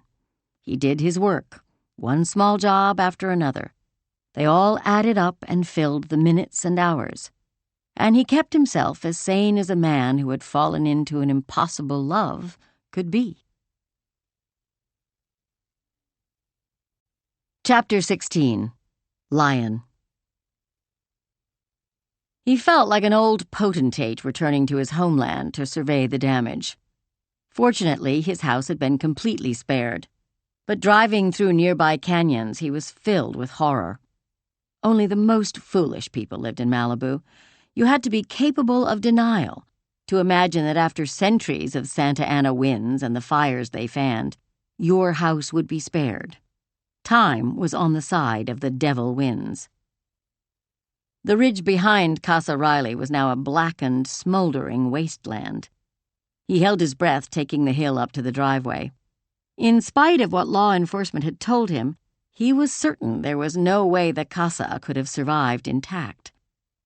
He approached it the way he would have an old friend who'd been attacked by a shark, expecting to see scars, gaping wounds, and a leg missing. But no, pulling into the turnaround, he surveyed the scene and saw it as sparkling as ever. The fine film of white ash looked like crystallized sugar, making the property remind him of a Nutcracker stage set. He half expected the tile fountain and flower gardens to be made of marzipan. Julia and Bonnie came to the kitchen door and ran out to meet him. Julia hugged him as if he were her long-lost uncle returning from war, even though she'd been the one who'd battled the fire. "Thank God," he said. "That's all I can say." "I know," Julia said. "You didn't call me back. I left you a message and I got worried." "Oh, I'm so sorry. I just got off the phone with John. Lion, I can't believe what happened. We came so close, but then the wind just stopped." "Just like that?" "Pretty much," Julia said. The sheriff said it was a miracle. Well, obviously, Lion said. That smell, though. I know, she said. They say fire keeps the mountains healthy, Lion said. But it's hard to believe when you see what the canyon looks like right now. I haven't left the property, so I haven't seen, Julia said. Shall we take a tour? Well, I could use a trip to the grocery store, she said. My God, you're so practical. Must be the New Englander in you. I was thinking more about brunch at Shutters. Lion, I just had a big breakfast. You little blink of a thing? Well, come with me anyway. You can have a mimosa while I have lemon ricotta pancakes. She hesitated. He saw her gaze off in the direction of the sound of a chainsaw. The workers were hidden by glistening white foliage, but Lion knew who she was looking for. He's a big boy, he said. He's done a fine job of running this property for some time now. I'm not doubting his abilities, she said. Oh, sits the wind in that quarter, he said. We're at the point where you can't bear to be apart for an hour? Stop, she said. Let me tell him I'm going out. Lion watched her run through the lemon grove, just as she had 1,000 times when she was a girl. She had that aspect again, carefree and light-hearted. He would have breathed deeply with profound happiness if it weren't for the chokingly dreadful burning smell. She returned, smiling. After leading Bonnie back into the house, she emerged with her purse, wearing sunglasses.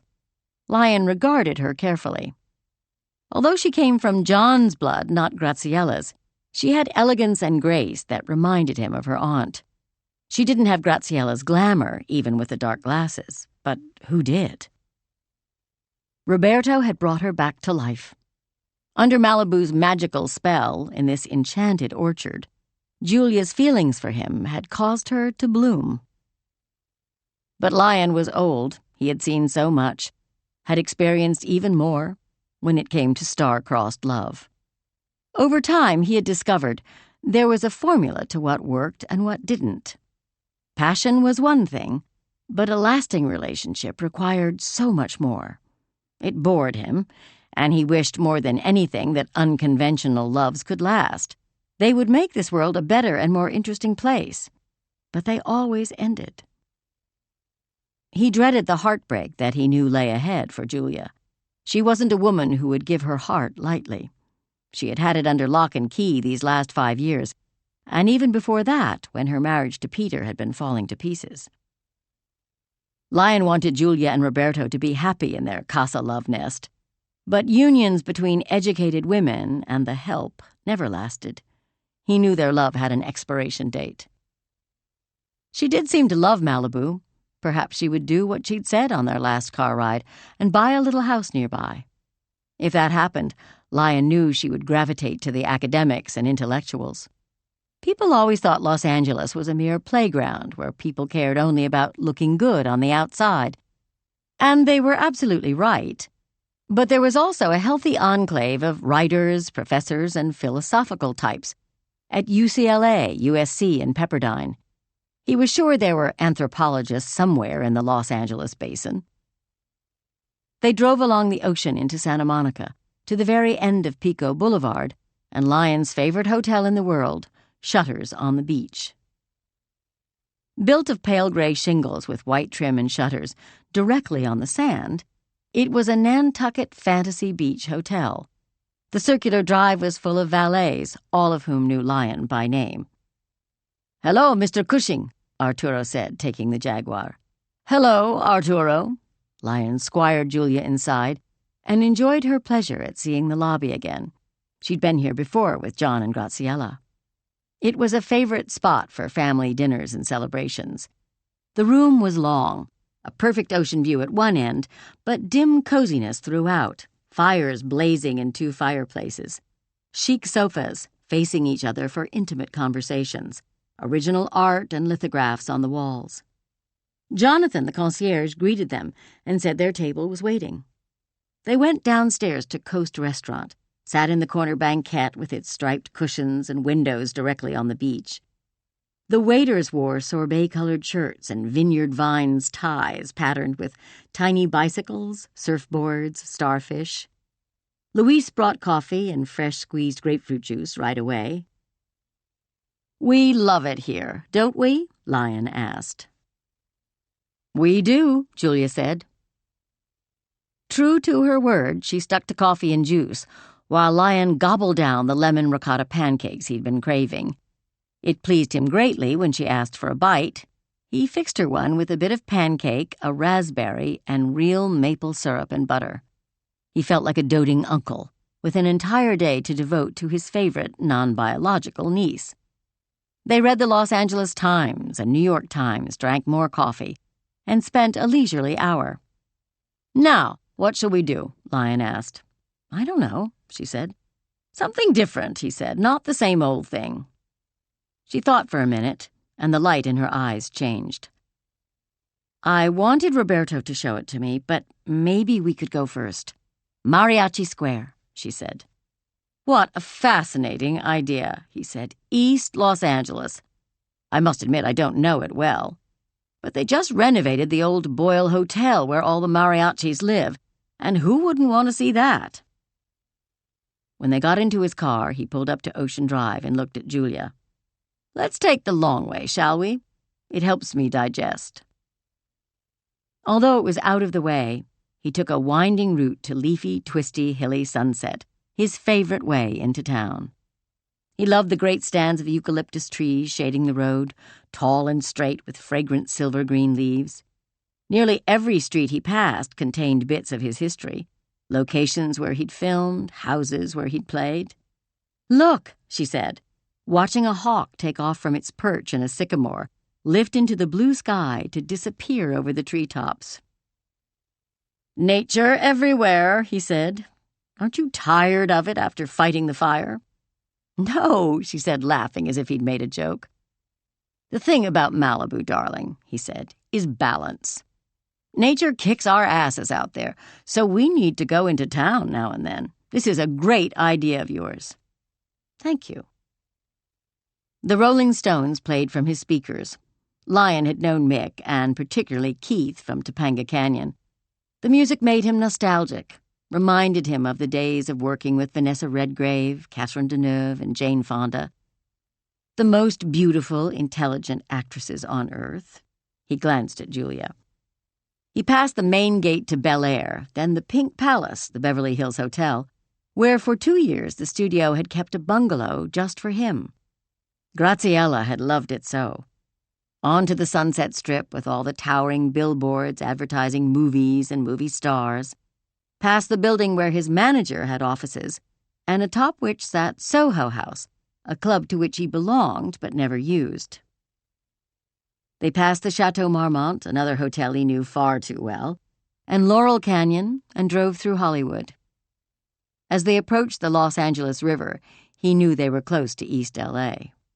"So," he said, "you want to see where Roberto comes from?" "Yes," she said. "You're good together, you know." "Thank you." "Has marriage been mentioned?" he asked. "God, Lion, give us a chance," she said, laughing. "Darling, he's illegal. Marriage to you would get him a green card. Has he brought that up?" "No, and he wouldn't," Julia said. "I'm sorry, don't be offended. I'm sure that's not what he's after." "I know that too," she said. "I've been alone for years now. So is he. He's amazing, but I don't know what will happen. We'd have to know it was real." "Isn't it real?" "Lion, why are you pushing me?" Why was he? He knew why he was asking her these questions. They had more to do with him than with her. "You know, a marriage of convenience is not unheard of." "It is for me." "Not really," Lion said. He struggled to keep his voice steady. He rarely spoke about it. "One took place in your own family." "What are you talking about?" "Graziella married John so she wouldn't be deported after the picture finished shooting." "I've never heard that before," she said. "She needed an American citizen, and he was it." "But aren't you an American citizen, Lion?" she asked gently. "Well, yes," he said. Under the circumstances, it was very kind of her not to ask the next question, then why didn't she marry you? He had never been able to answer in any way that didn't crush his heart into pieces. "She loves you," Julia said. "How do you know?" "I grew up seeing it," she said. "Maybe she needed John because he's so steady and he's not an actor." "Actors can't be reliable?" Lyon asked, knowing that steady was never a word that would be applied to him. "I'm sure you can. But your profession is so incredible.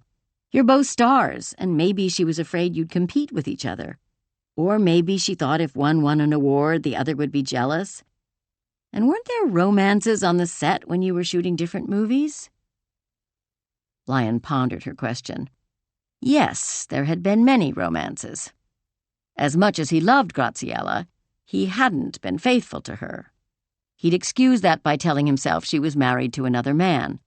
But in truth, he doubted that he would have resisted all those leading ladies, makeup artists, that Australian director and her irresistible accent. "The point is, whether you're married to her or not, you love each other," Julia said. "Well, yes, we do," he said. "Or I do, anyway. She loves you too. You're part of the family, Lyon." Lyon stared straight ahead at the river so she wouldn't see his eyes glittering, and know that her words, however loving, could never make up for the fact Graziella had married John instead of him. Julia. She felt intensely aware of Lyon's emotion, and fell silent so he could be alone with his thoughts. They passed train tracks and warehouses, then crossed the Los Angeles River and drove up bustling tree-lined Cesar E. Chavez Avenue, alive with shops and restaurants. There were street murals, elaborate and colorful, depicting Zapata, Pancho Villa, and the Mexican flag. Julia felt entranced by the murals. One showed a school in cross-section, with students studying, teachers at the blackboard, the library full of books, angels hovering over the school roof. Another was an homage to Diego Rivera, a Mexican pueblo and workers painted in his strong style, thick and foreshortened, with a portrait of Diego and his love Frida Kahlo in the corner. "Can we park and walk around?" Julia asked.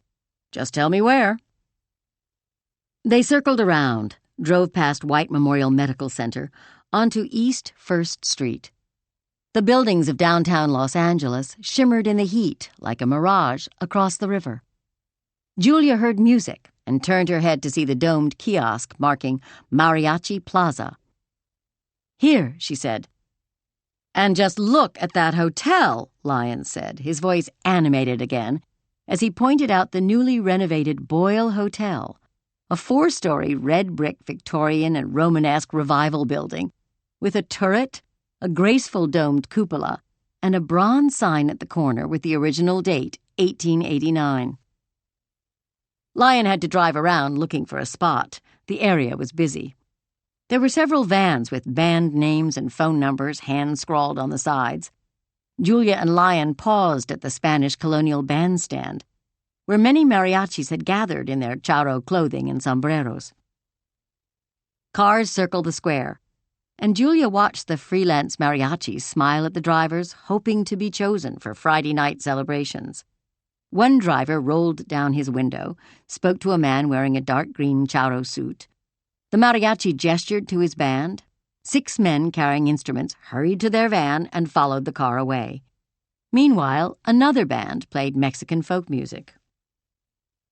A mural of the Virgin of Guadalupe dominated one wall, bouquets of flowers and votive candles laid at her feet. Other paintings showed mariachis playing guitars, both on earth and in the clouds of heaven above. Julia's skin tingled as she thought of Rosa, of how Roberto had told her this had been their destination. Had Rosa remembered? What if she really had made her way to Mariachi Square? Even as she and Lyon strolled around, Julia knew she was dreaming, and the truth was, she wouldn't even want Rosa here. The plaza was grittily romantic, but nowhere for an 11-year-old girl to be alone. People hurried all around, in and out of the Gold Line subway station. Julia remembered a Saturday when, at 13, Jenny had told her she was spending all day at her friend Martha's, but instead, they'd taken Amtrak into the city. They had gone to the Plaza Hotel, wanting to see the portrait of Eloise. Jenny had led Martha northwest across Central Park, the same route she'd taken with Julia a month earlier, to the American Museum of Natural History to see the panorama of the Yaquis and other Sonoran desert people. Washing Jenny's jeans, Julia had found her train ticket and museum admission receipt. She'd had to wait all day for Jenny to get home from school, feeling more and more upset as the hours passed. She could hear her own mother's voice. "You could have been raped, kidnapped, murdered." By the time Jenny got home, Julia had calmed down enough to ask, "Why didn't you just tell me?" "I wanted to do it on my own," Jenny had said. "Well, I would have let you go, but I would have preferred knowing where you were instead of your lying to me." "Mom, you're just saying that," Jenny said. "Think about it. There's no way you'd have let me go to New York alone with Martha." Julia had thought about it and had known Jenny was right. There were so many dangers in the world.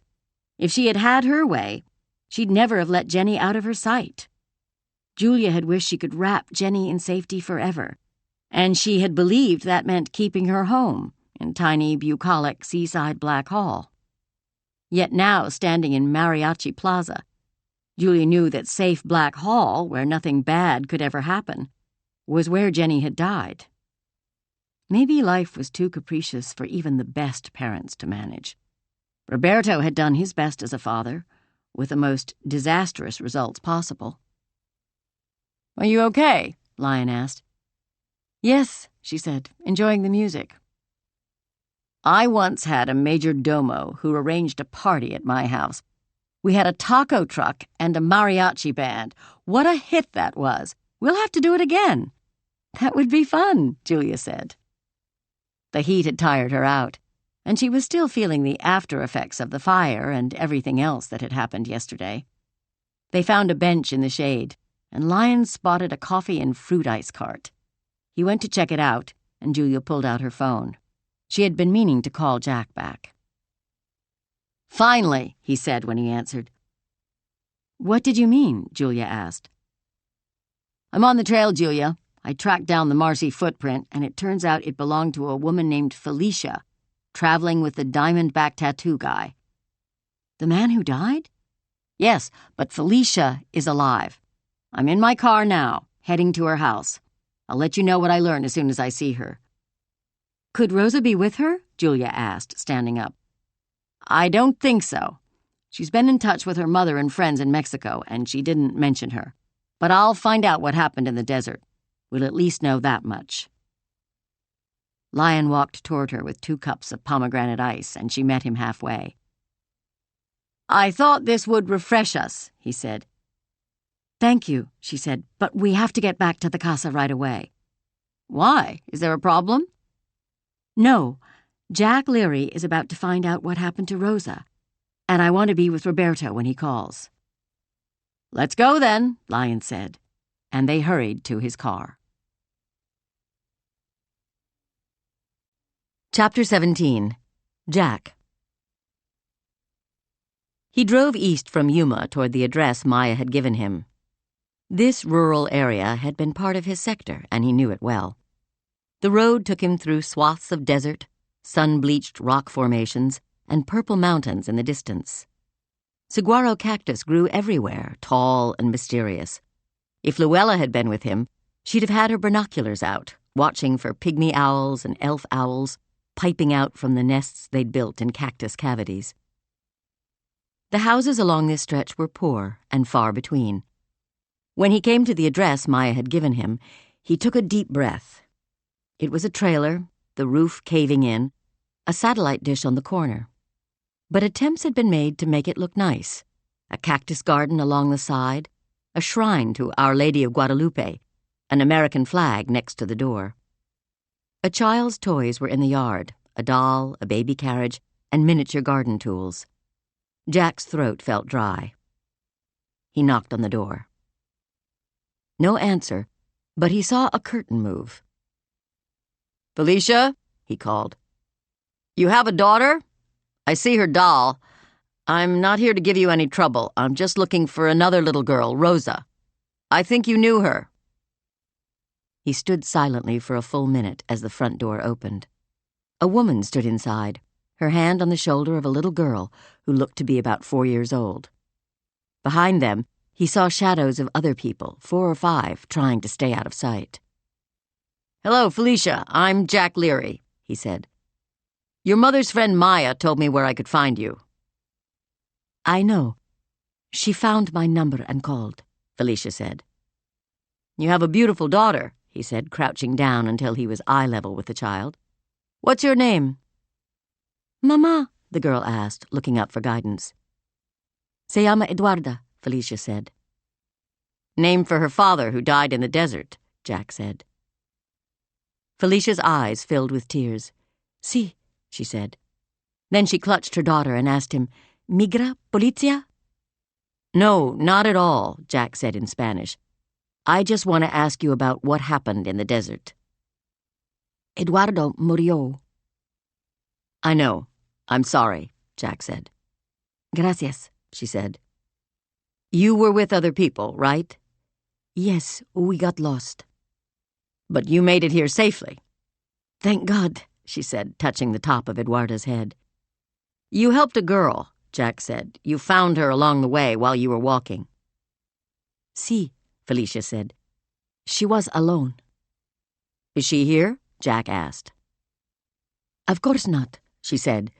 "This is Eduardo's family's house. Too many people already." "I understand. Do you know where she is?" Jack asked. "Did she make it to the States with you?" "Yes, but she was very sick. Unconscious. She went to the hospital." "Which hospital?" Jack asked. "País Grande Medical Center," Felicia said. "We left her at night at the door." "You were on foot?" Jack asked. "No, by then we were in a car. We had met our friends." "País Grande isn't so far from here. Did you ever find out what happened to her next?" Jack asked. "I don't know. Once I called to inquire. I asked about La Niña from the desert. They asked if I was her family, and I couldn't lie, so they wouldn't give me information. Lo siento," Felicia said. "No, don't be sorry," Jack said, looking into Felicia's eyes. "You saved her life. She was alive when you left her at the hospital in País Grande, and that is because of you. Her family will be very grateful for the information." He left her trailer with a plan of what to do next. It felt good to be on the case again, and this time he wouldn't have to turn anyone in. He would learn if Rosa had survived. If she had, he doubted that she was still in the area, but anything was possible. Somebody at the clinic would have seen her, treated her, and somewhere out there was the answer. Chapter 18. Julia. That night Julia dreamed of Jenny. She had always been such a good rider, and she was riding a big bay horse. Julia stood outside a white fence, cheering her on. It seemed to be a horse show, a hunt seat competition. Jenny looked beautiful in her black jacket and hunt cap, buff breeches, and tall black leather boots. Timmy was watching too from across the ring. He was standing there with his new girlfriend, and Julia felt panicked that Jenny would see them. If Julia could just keep Jenny from seeing, she could save her life, and everything would go on as it was supposed to. Jenny rode over to Julia and stopped. She sat high on the beautiful dark horse, looking at her mother with sadness in her eyes. "Jen," Julia said, reaching for her hand. "It's okay, Mom. I saw them. You can't protect me." "Stay with me, sweetheart. I don't want you to die." Jenny cast a glance over her shoulder, looking straight at Timmy. "Hearts are made to be broken," Jenny said. "What do you mean?"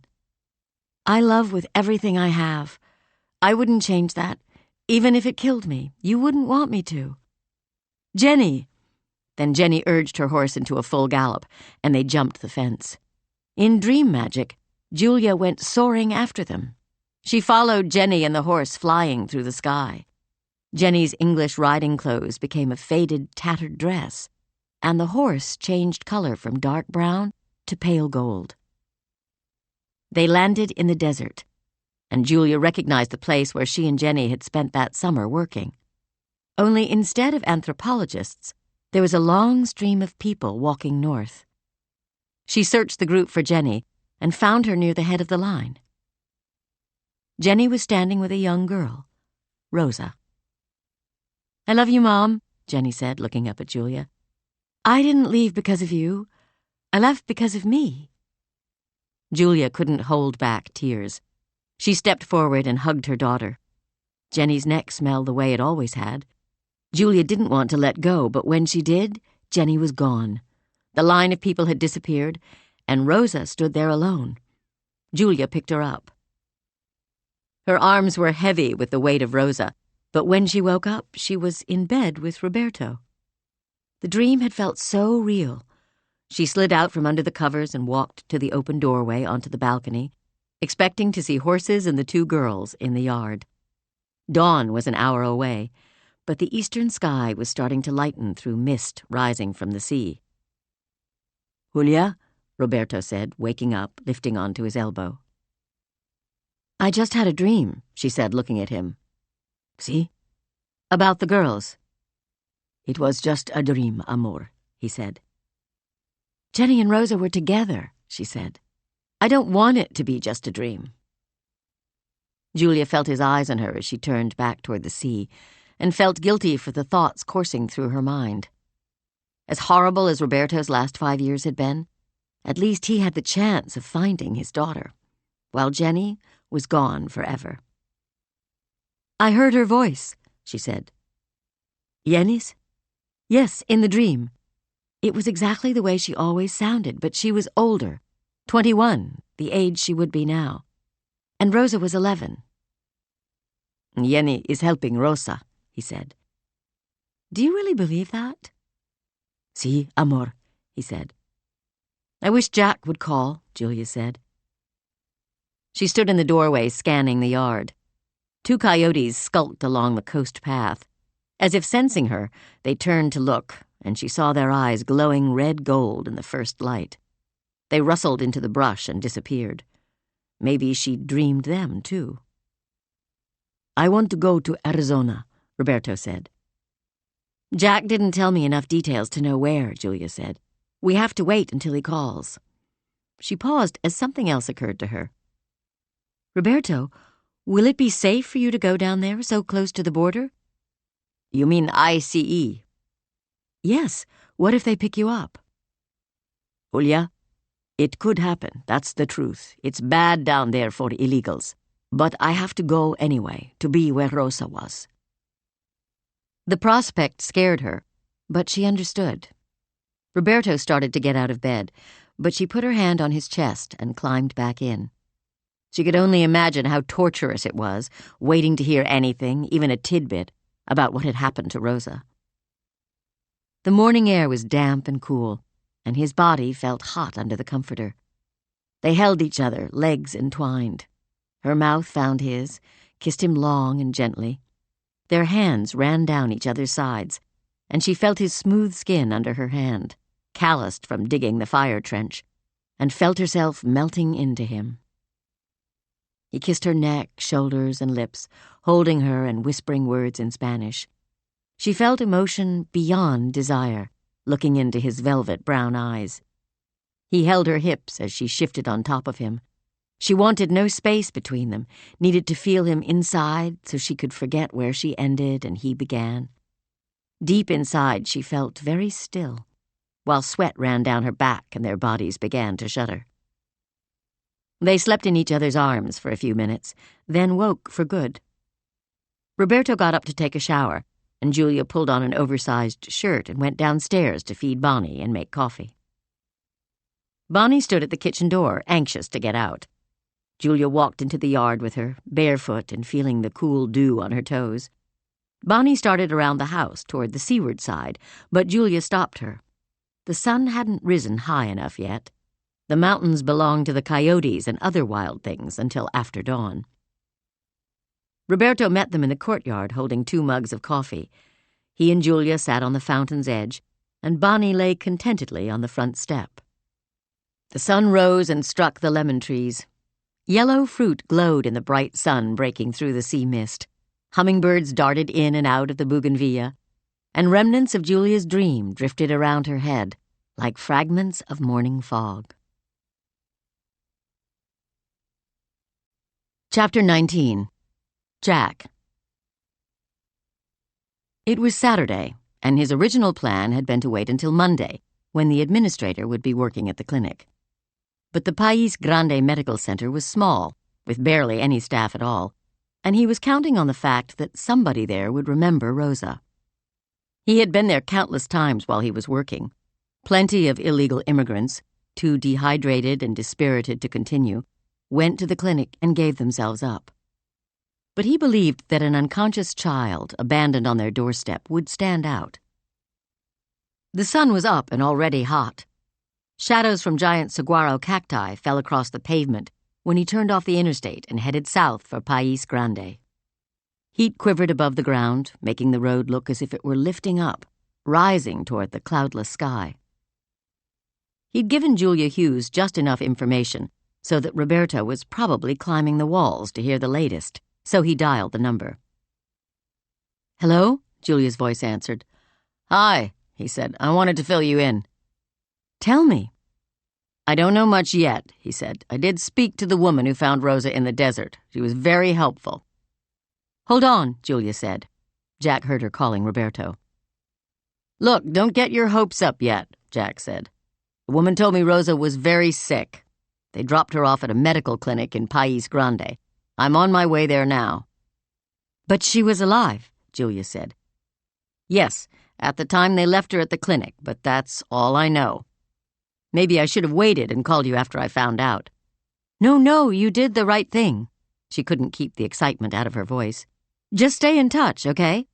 "Yep," Jack said. "I'll call you right away." They hung up and he kept driving. He slung his arm across the seat beside him, as if Luella was sitting right there and he was resting his right hand on her shoulder. Entering town, he saw the sign, País Grande, population 3,100. He saw lots of trailers and stucco houses, and a cheap strip mall with a taco restaurant, pharmacy, and offices for an immigration lawyer, one gas station, and there at the end of Main Street, the one-story medical center. Jack parked in the small parking lot and walked to the front door. The sign said, País Grande Sonora Medical Center, serving rural Arizona since 1975. He tried the door and he walked into a blast of air conditioning. The waiting room was full, as if everyone had waited until Saturday to get sick. "May I help you?" a woman asked, sitting at a central desk. She was middle-aged with brown skin and friendly eyes, graying black hair pulled back in a long ponytail. The plaque on her desk said Veronica Gonzalez, RN. He glanced up and down the two short hallways, radiating to her left and right, saw that they were lined with exam rooms. Patients waited in chairs and on gurneys. "How are you doing?" he asked. "Just fine," she said. "Haven't seen you here lately." "I retired," he said. "No way," she said. "You're an institution." He laughed. "I've been gone 2 years. Guess I'm not that much of an institution." "Well, we miss you. What can I do for you?" "I'm looking for someone," he said. She stared at him, impassive. They had always been on opposite sides. Though her legal obligation was to report migrants, he knew her sympathy lay with them. He had been the enemy. "I know you've worked here a long time, Ronnie," he said. 12 years, she said. "Well, this goes back a few years, 5. A migrant group passing by left a 6-year-old girl at your door. She was very sick, unconscious. Does that ring a bell?" "There are so many cases, Jack," she said. "The girl was Mexican. If she came to, she'd have been crying for her father. Still doesn't tell me much. She would have had bare feet. We found her sneakers in the desert covered in blood. So she'd have had injuries, cuts. You probably called her Jane Doe. The woman who left her didn't stick around long enough to give any information. I assure you that if the child was undocumented, we followed procedure and contacted ICE.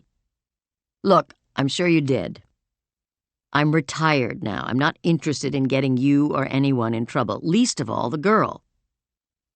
Ronnie's lips were tight. She didn't trust him.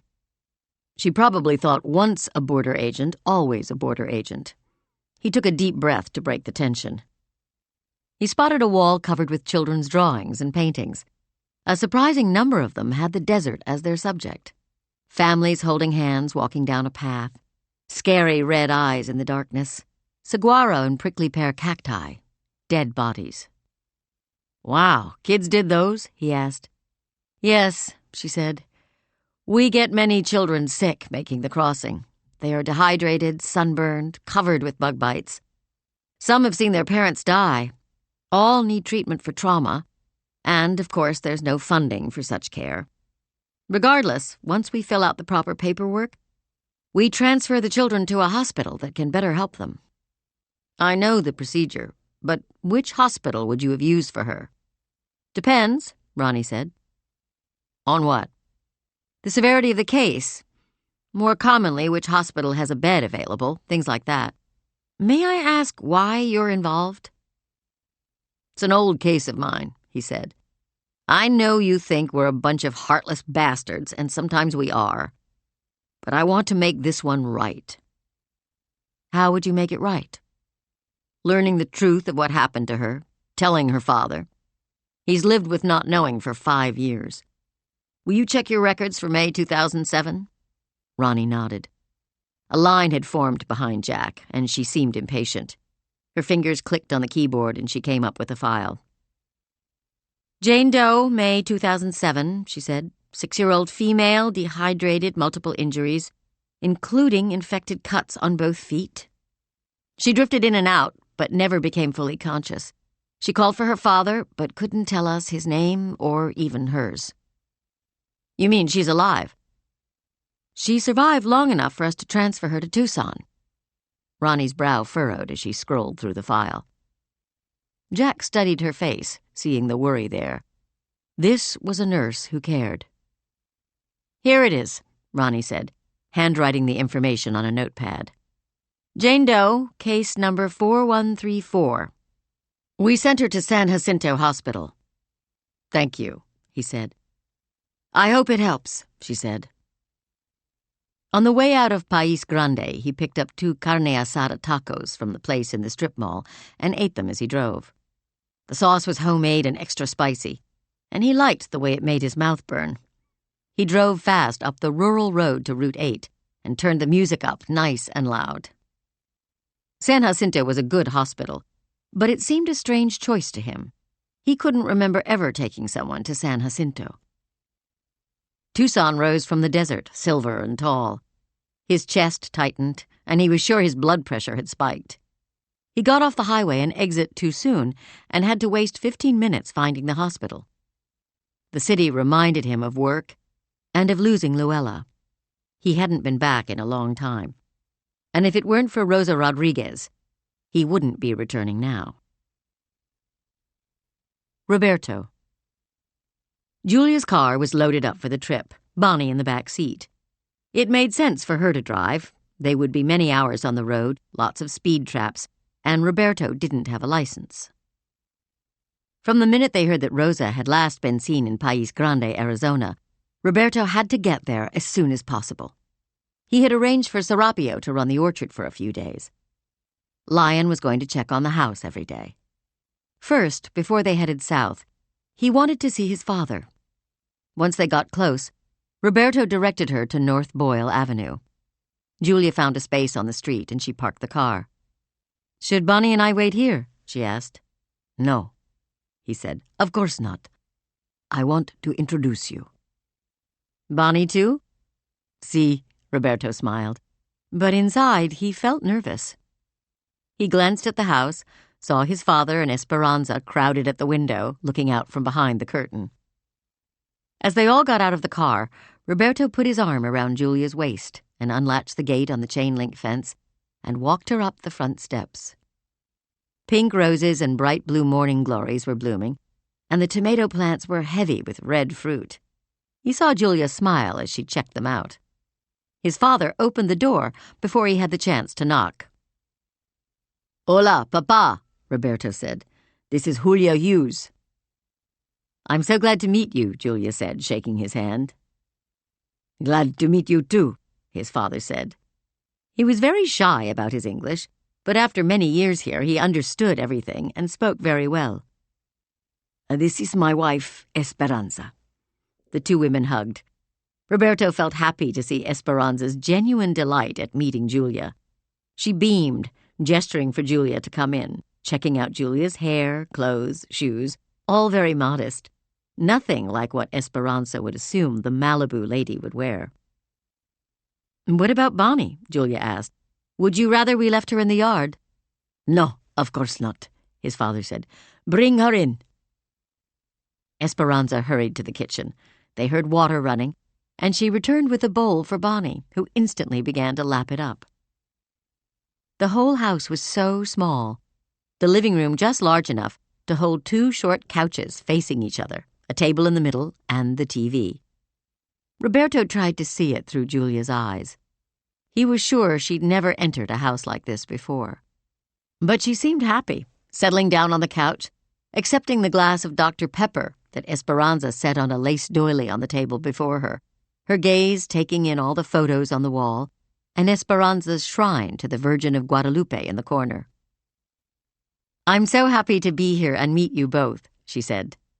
Gracias, Esperanza said. She sat beside Roberto's father on the opposite couch, and Roberto sat beside Julia.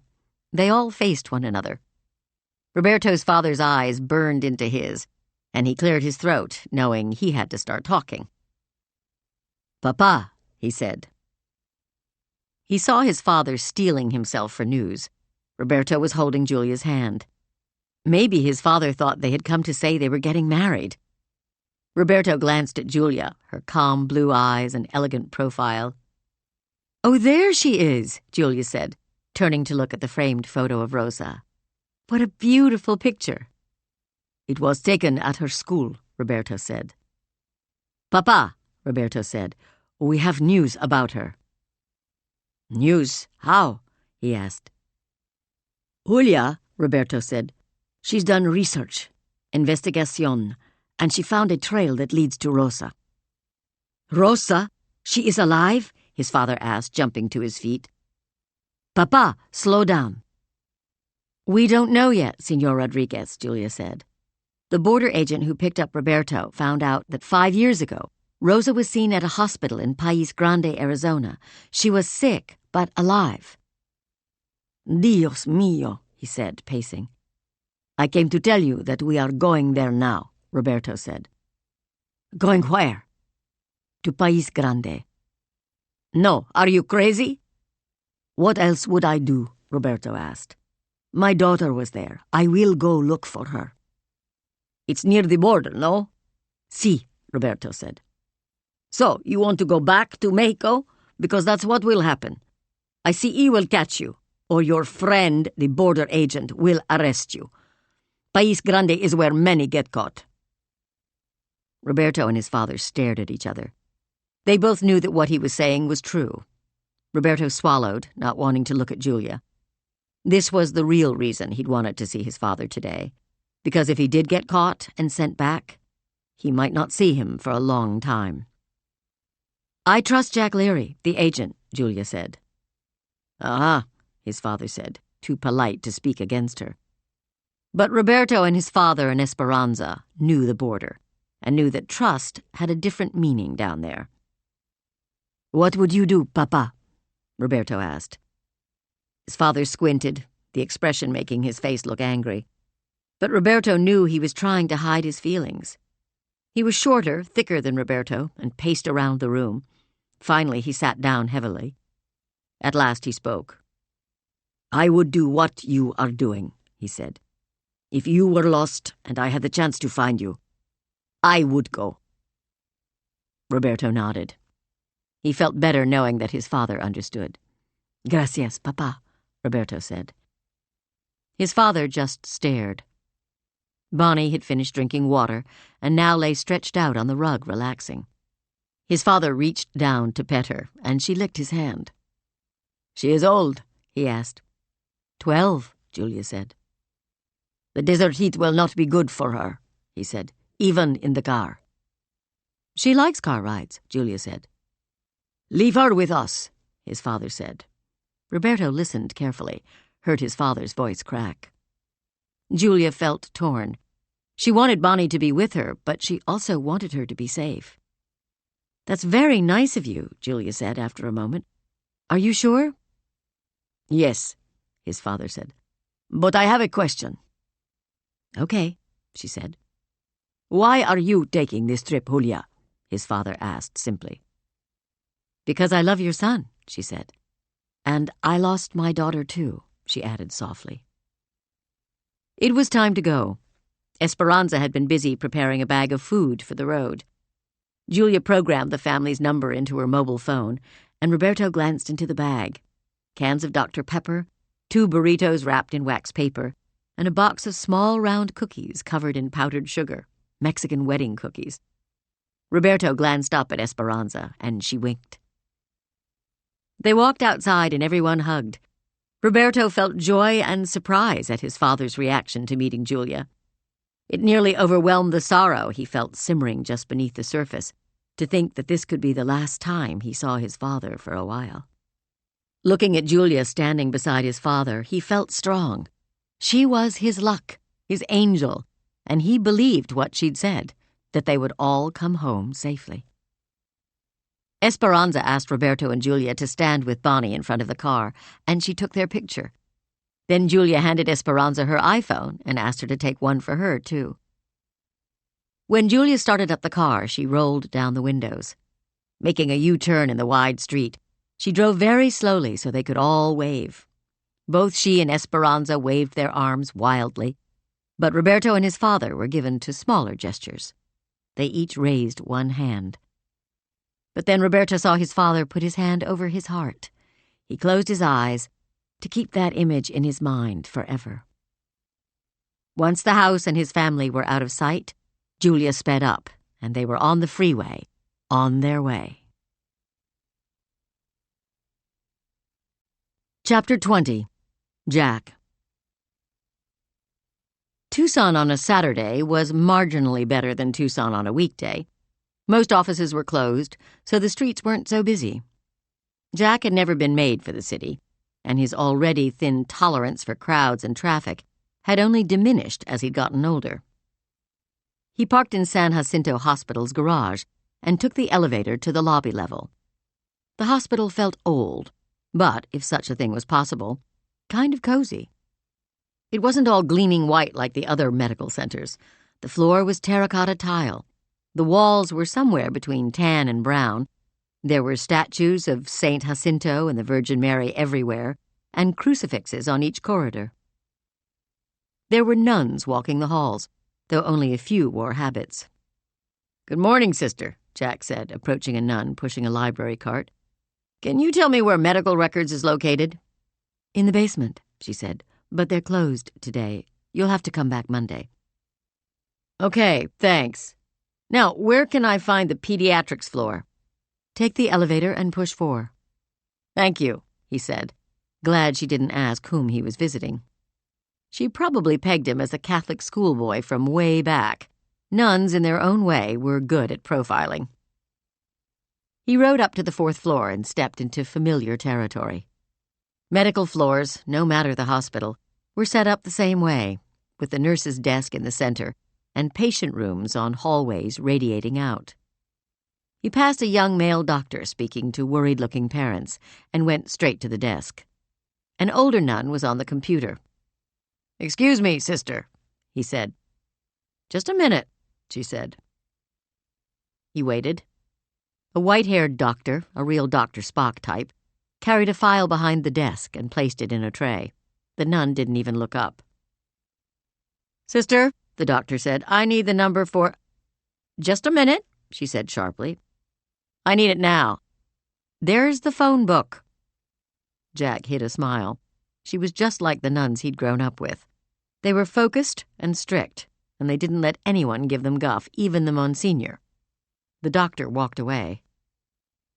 Jack killed time by wandering over to an alcove where a bronze statue of a nun in an old-school floor-length habit stood. He read the sign. Catherine Macaulay opened the first House of Mercy on Lower Baggot Street in Dublin, Ireland, on September 24, 1827, as a place to shelter, feed, and educate women and girls. On December 12, 1831, Catherine and 2 companions took their vows and became the first Sisters of Mercy. "Now," the old nun said, "how may I help you?" "You're Sisters of Mercy." "That's right. Are you here to visit a patient?" "Not a current patient," he said. "Well, isn't that a smart answer?" she said. She had pale blue eyes and a glare that could put the fear of God in anyone. She reminded him of Sister Michael Joanne, his high school principal. "Have you been on this floor long?" he asked. "What does that have to do with the price of tea in China?" He laughed, feeling more at home by the minute. "You're from Boston, aren't you?" "Yes, and don't think I don't hear Dorchester in your own voice." "The nuns at my school were Sisters of Notre Dame." "A fine order." "The reason I'm asking if you've been here long—" "Your charms might work on the good Sisters of Notre Dame," she said, "but Sisters of Mercy are a little tougher. I've been here 35 years, long enough to know that whatever you're selling, we're not buying." "I'm not selling anything. I'm retired U.S. Border Patrol, and I'm following up on an old case, trying to find a missing girl. She was transferred to this hospital from the País Grande Clinic in May 2007. "And you think I'm just going to look her up in the computer for you? Are you her father? No. Are you a family member? No. You do your job down at the border, and let us do ours here on the 4th floor." "Here's her picture," Jack said, placing the photo of Rosa and her family on the desk. The nun leaned over to look, but didn't pick it up. Her lips thinned. "And here's the case number. She came in as a Jane Doe," he said. The old nun slid both the picture and the slip of paper back to Jack. "You could be anyone," she said. "I should call security right now. You have no business on the pediatrics floor." "Sister, her family needs to know what happened to her." "Then have them contact medical records. Unless they have proof she is their daughter, and that can be tough with a Jane Doe, they will need a court order and a DNA test." "The father is undocumented.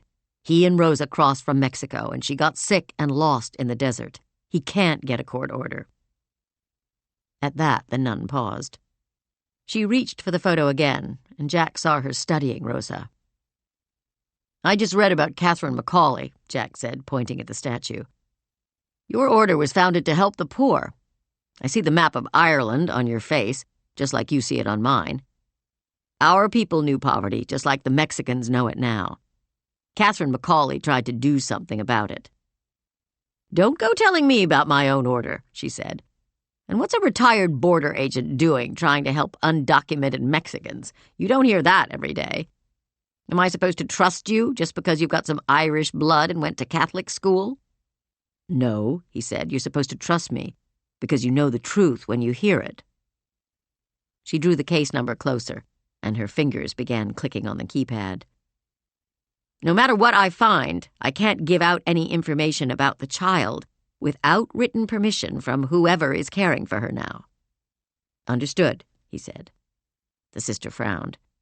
She checked the number on the paper and then re-entered the sequence into her computer again. "What's the problem?" Jack asked. "She doesn't exist," the nun said.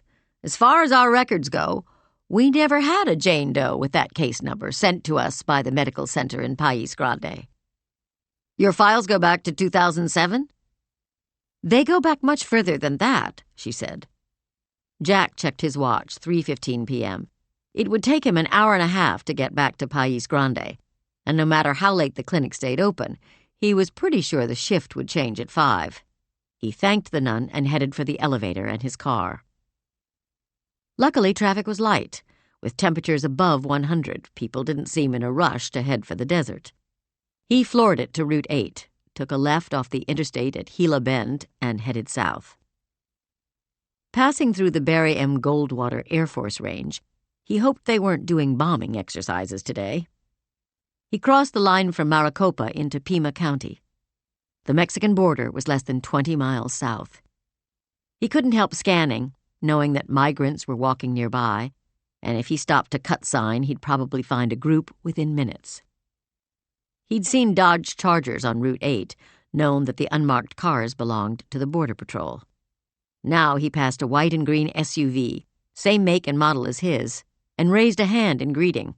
The driver was Ralph Landers, a guy Jack had trained. It felt jarring but familiar to be back in his old territory, now on a completely different mission. The desert around him glowed in late-day light. The sand seemed to be 1,000 different colors instead of the relentless brown it always appeared under the noon sun. The saguaros were casting long shadows again, just as they had at daybreak this morning, only now the sun was in the west. Narrowing, the road split, and Jack took the fork heading for País Grande. He checked his watch, 4:35. He gunned the engine and thought about going off-road.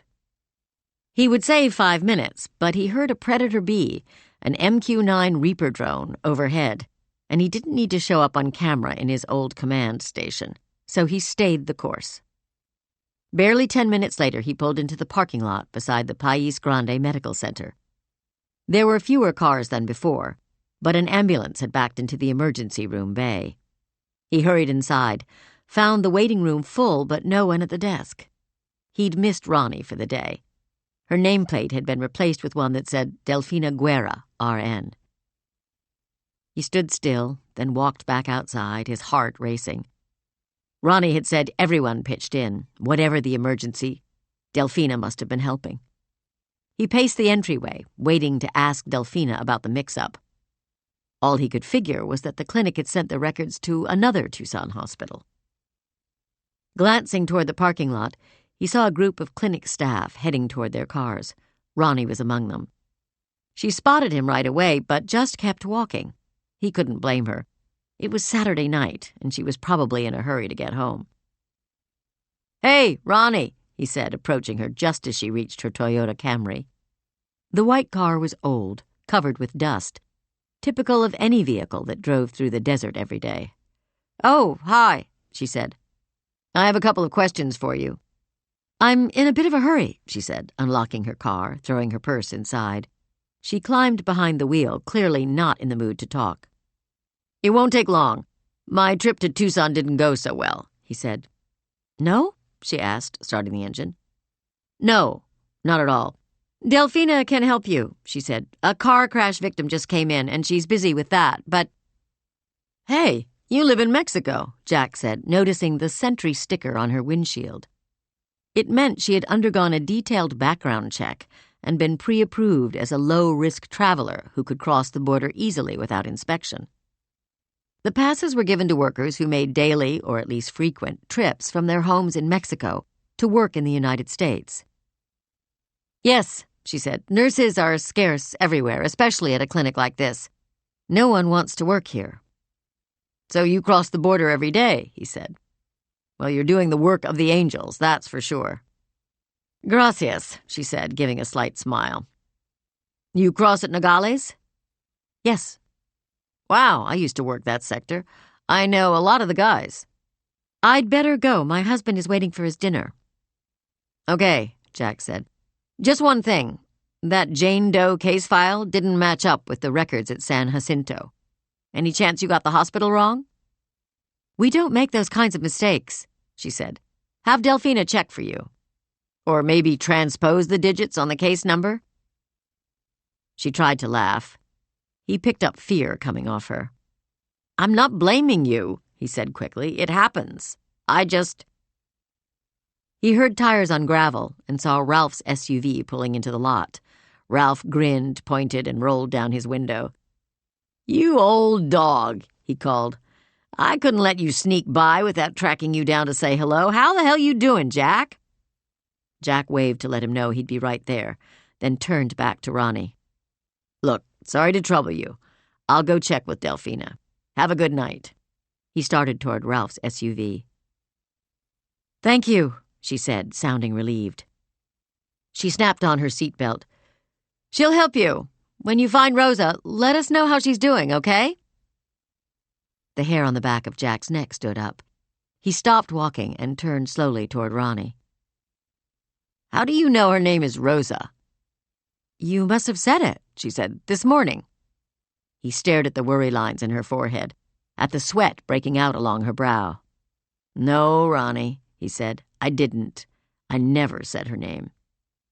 "You must have," she said, keeping her voice calm. "Otherwise, how would I know?" "Good question. How do you know?" Jack asked. Ronnie seemed to think about it. She looked up at the sky, hands gripping the steering wheel. She drew a deep breath. "I took her," she said.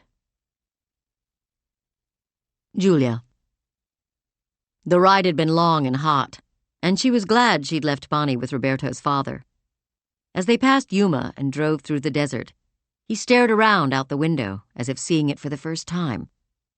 Glancing over, she saw a shocked, numb look in his eyes. The brown landscape seemed endless. Raptors wheeled high overhead, hunting for prey. She had programmed País Grande into her GPS, and they were getting close to the exit. She had a nervous feeling in her stomach, and she wasn't sure whether she was afraid of Border Patrol checkpoints or what they would or would not find at the clinic. She reached across the gear shift and held his hand. It was hot and sweaty. He wiped it on his jeans, then took her hand again. "Are you okay?" she asked. "Yes," he said, "but it feels strange." "I can imagine." "We walked very near here," he gestured south. "The rock is over there." He didn't have to say which rock. "Now I am in a car with you, moving fast," he said. "It seems like a different life." "It is," she said. She kept her eyes on the road, but she felt him watching her. Why couldn't it be a different life for both of them? She felt as if they were walking a fine edge, steeper than the coast path. The sky had been so blue, but the colors had changed to gold and lavender, and oncoming traffic had their headlights on. Some of the vehicles could be Border Patrol, but she knew they wouldn't stop an old Volvo station wagon with Connecticut plates. "I won't let anything happen to you," she said. He squeezed her hand, but said nothing. Lyon's words had been haunting her. She glanced over at him. "Have you ever tried to get papers?" she asked. "Be legal?" he asked. "Yes, get a green card." "Of course that's what I want," he said, "but it's very hard." "There's a way," she said. "What is that way?" How strange it felt to be having this conversation as they sped along a road through the Sonoran Desert. Purple shadows fell across the road, and the sky glowed a gorgeous, unearthly rose. "We could get married," she said. The silence was electric, and she felt blood rush to her face. He touched her arm, gestured for her to pull off the road. The tires bumped onto gravel as she drove onto the shoulder. "Amor," he said. She could hear the smile in his voice. "You don't know me very long." "But I know you well."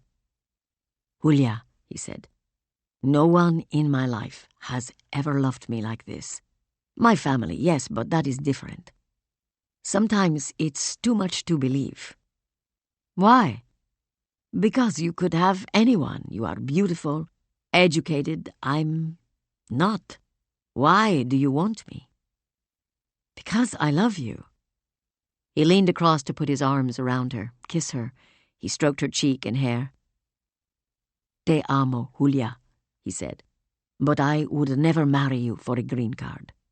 When we know it is right, I will be the one to ask you. I don't want you to marry to help me, only to love me." "I do," she said. "Estás es mi vida," he said, "my life and my heart." She stared into his eyes for a long time, and then started driving again. She didn't want the police to find them pulled over, think they had car trouble. He reached across to hold her hand, and she wanted him never to let go. Jack. She was in terrible shape, Ronnie said. She needed fluids, supervision, treatment of her wounds. And she'd been through major trauma. She'd never have gotten the right kind of care if I'd turned her in. Jack had Ronnie sitting in the front of his SUV, and they were driving toward Nogales. It had been a challenge getting Ralph to drive away without a good long jaw about the politics in Tucson's sector and life after retirement. "Keep talking," he said. "Tell me why you took her." "Because I know what would have happened to her. I was the nurse assigned to her when she was admitted. If I had sent her to a Tucson hospital, she would have received critical care and then been released to a shelter to await deportation." "Not always," Jack said. "She might have been considered for a foster care program." "How often does that happen? And even if it did, what kind of attention would she really get? She was so fragile." "So you kept her out of the system." "The system," she said, shaking her head. "She was out of her mind, worried about her father. A little Mexican girl, not a word of English, traumatized beyond belief." "I thought you said she was unconscious." Sweat beaded on Ronnie's forehead, and she wiped it away with her sleeve. She tried to catch her breath, but couldn't. "You're trying to trip me up," she said. "You're going to turn me in, and I'll lose my job and my license." "No, I'm not, Ronnie. This is just between us." Her face was bright red. He was afraid she'd have a heart attack, and he was feeling pretty anxious himself. He exhaled deeply, waiting for her to calm down. "Trust me, okay?" he asked. "I told you I'm here because of her father. That's all." "Her father," Ronnie said. "My God, she loves him." "Tell me." "Well, that day, yes, she was unconscious.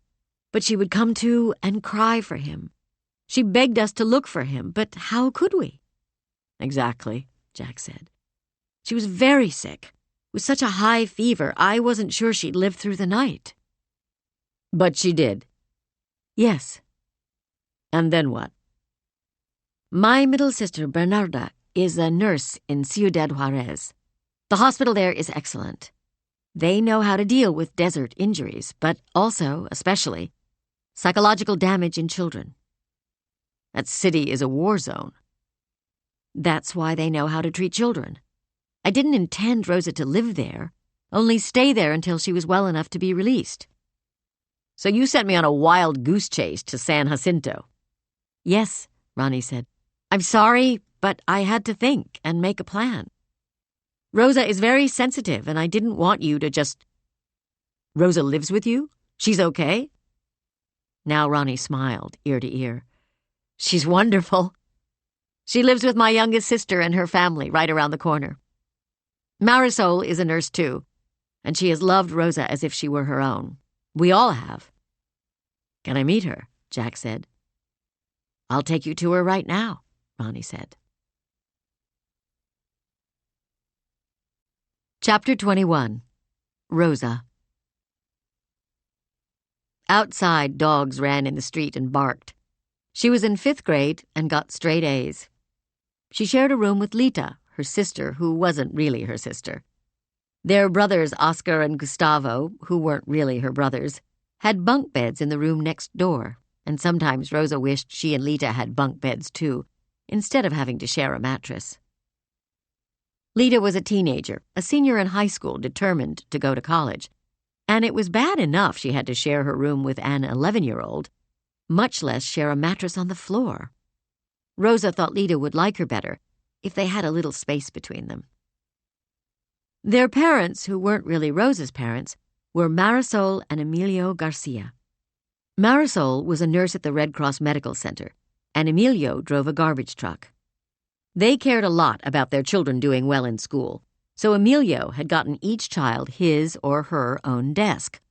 Old junked tabletops from stops he made along his route, repaired and repainted for the kids. Rosa kept hers very neat, while Lita's was a complete mess. Lita was into politics and was always demonstrating against the police for not really investigating femicides, the killing of women, in Ciudad Juarez, where their Aunt Bernarda worked, so her desk was always covered with flyers, which she would clear away to do her homework.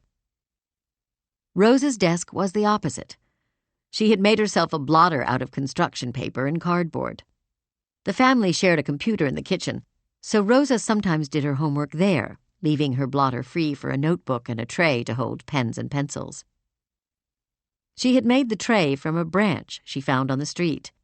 Emilio had helped her, using his knife to carve a smooth hollow. The only other thing on her desk was a small picture frame with her most treasured possession inside. A picture of herself, her father, and her great-grandmother taken before she left Mexico. Rosa had lived with the Garcias for almost half her life. She kept track. She got lost in the desert when she was 6, and by the time she turned 12 in just a few months, she would have spent as much time with the Garcias as she had with her papa.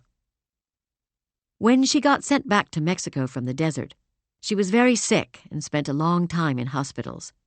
She had made it to the States, a little medical clinic, but her tias, Ronnie and Bernarda, had her transferred to Children's Hospital in Ciudad Juarez.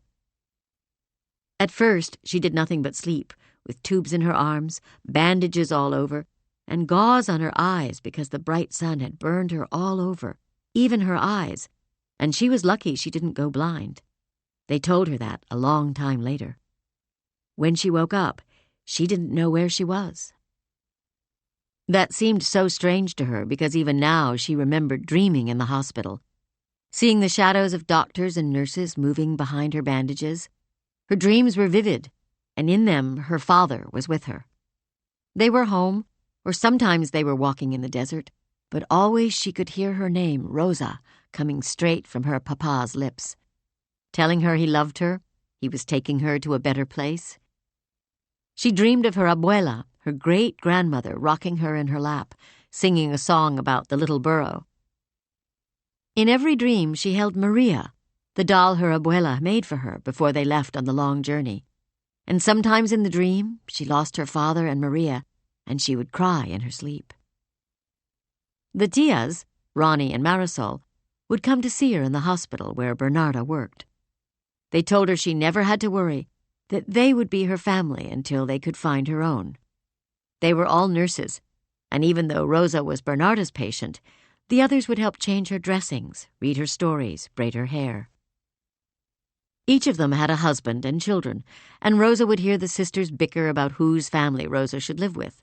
They all wanted to take care of her.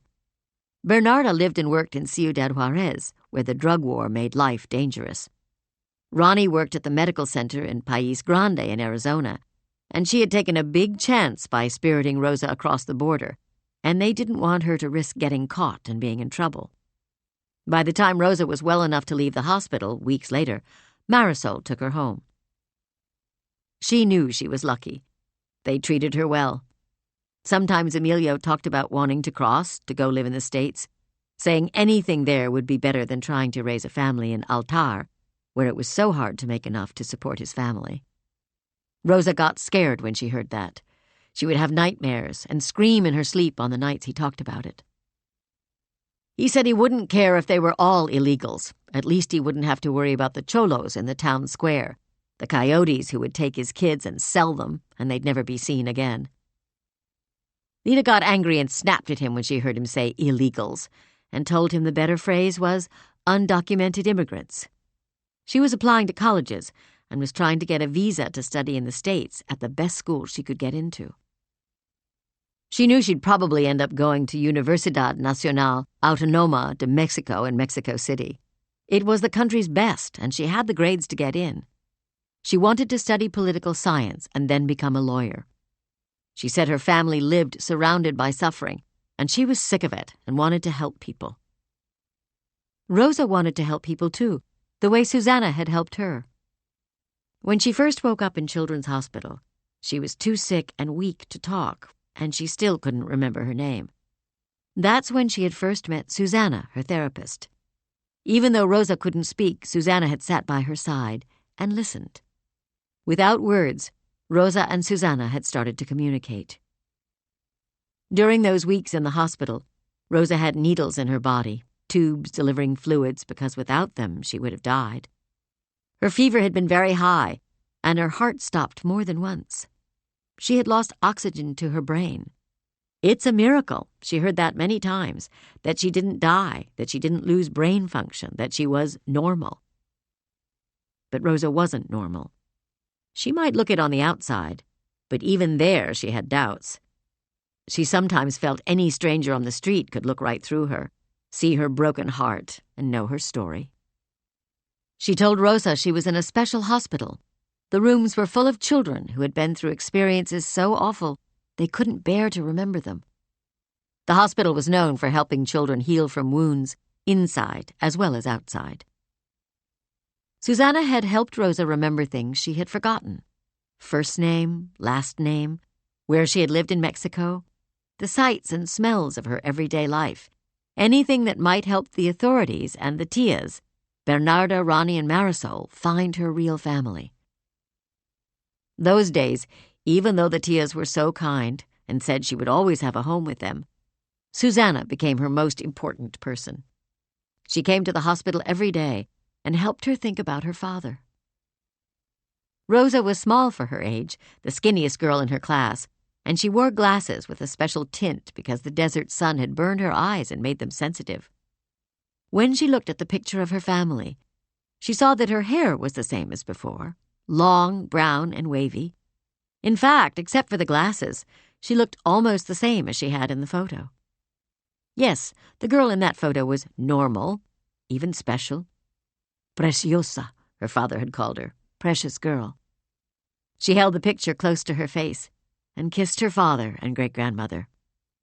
They were not alive, Rosa thought during her worst moments. If they were, they would have found her. But her heart told her that somewhere they were alive.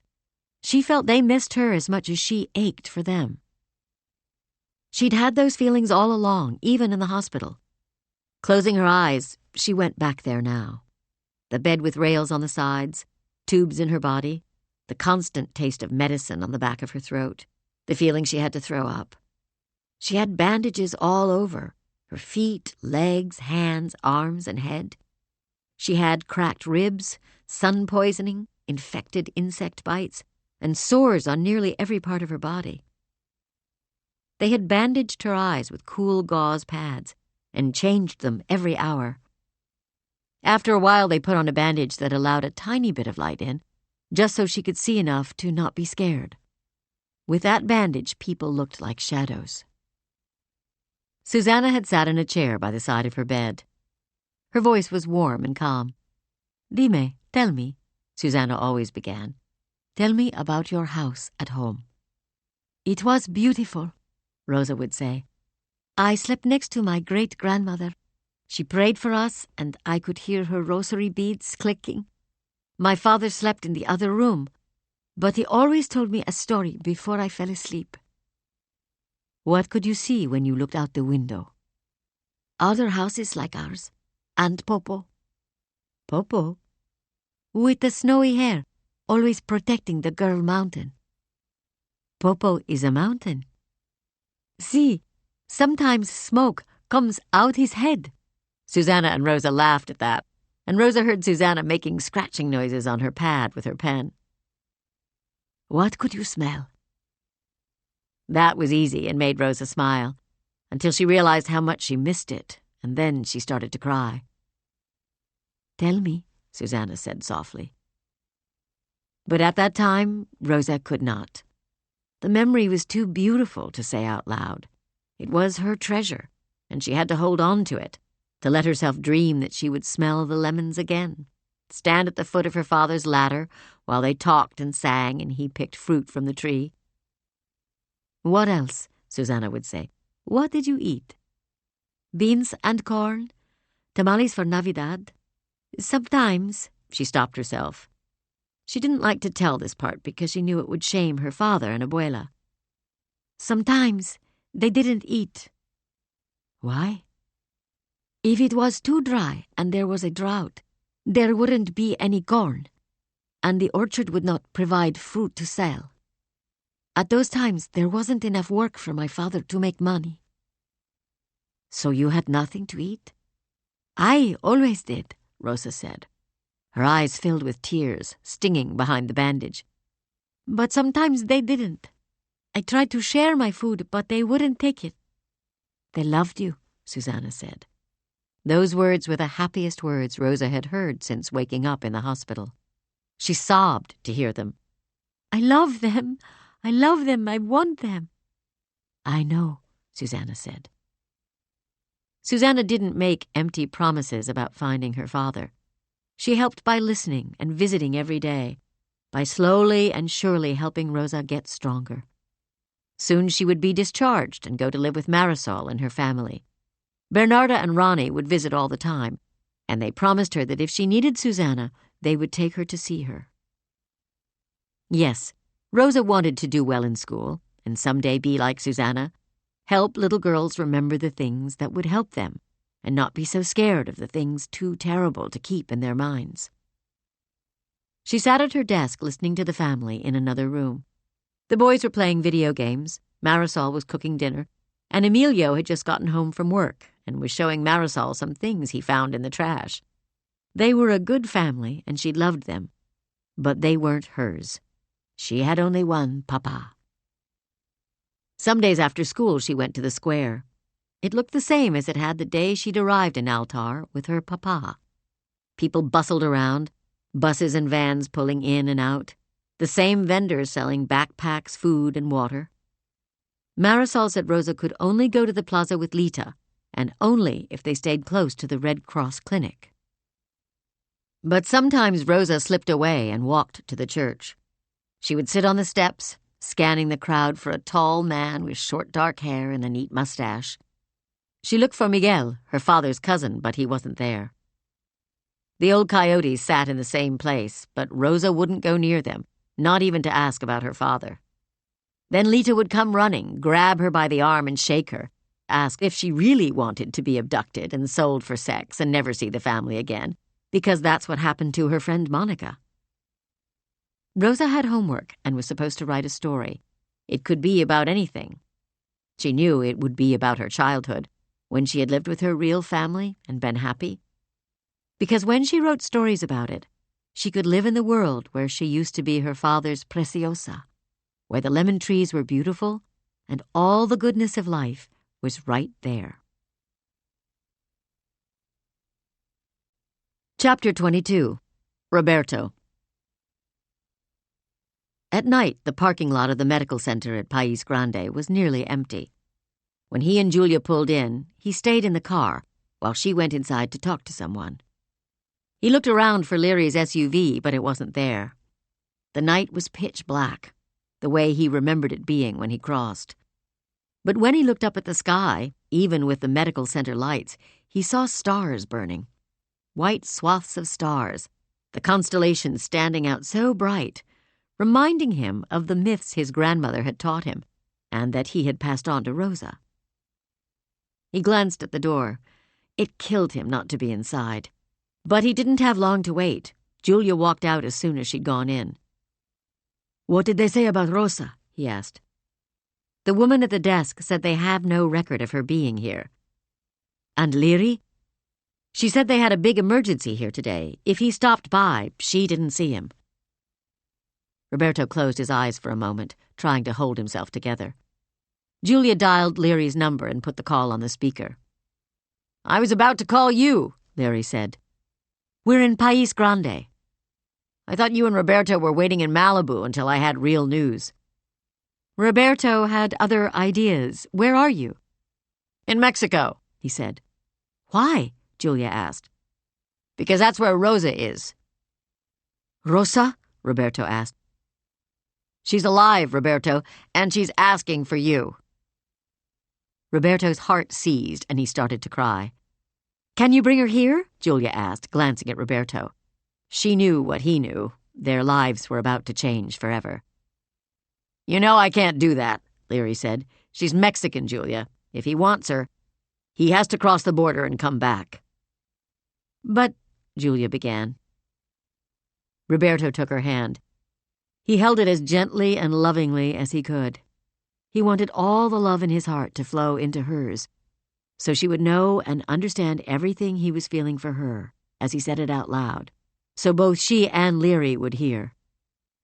"Yes, I am coming for her. Where is she?" "Have Julia drive to the checkpoint in Nogales. We'll be waiting on the other side."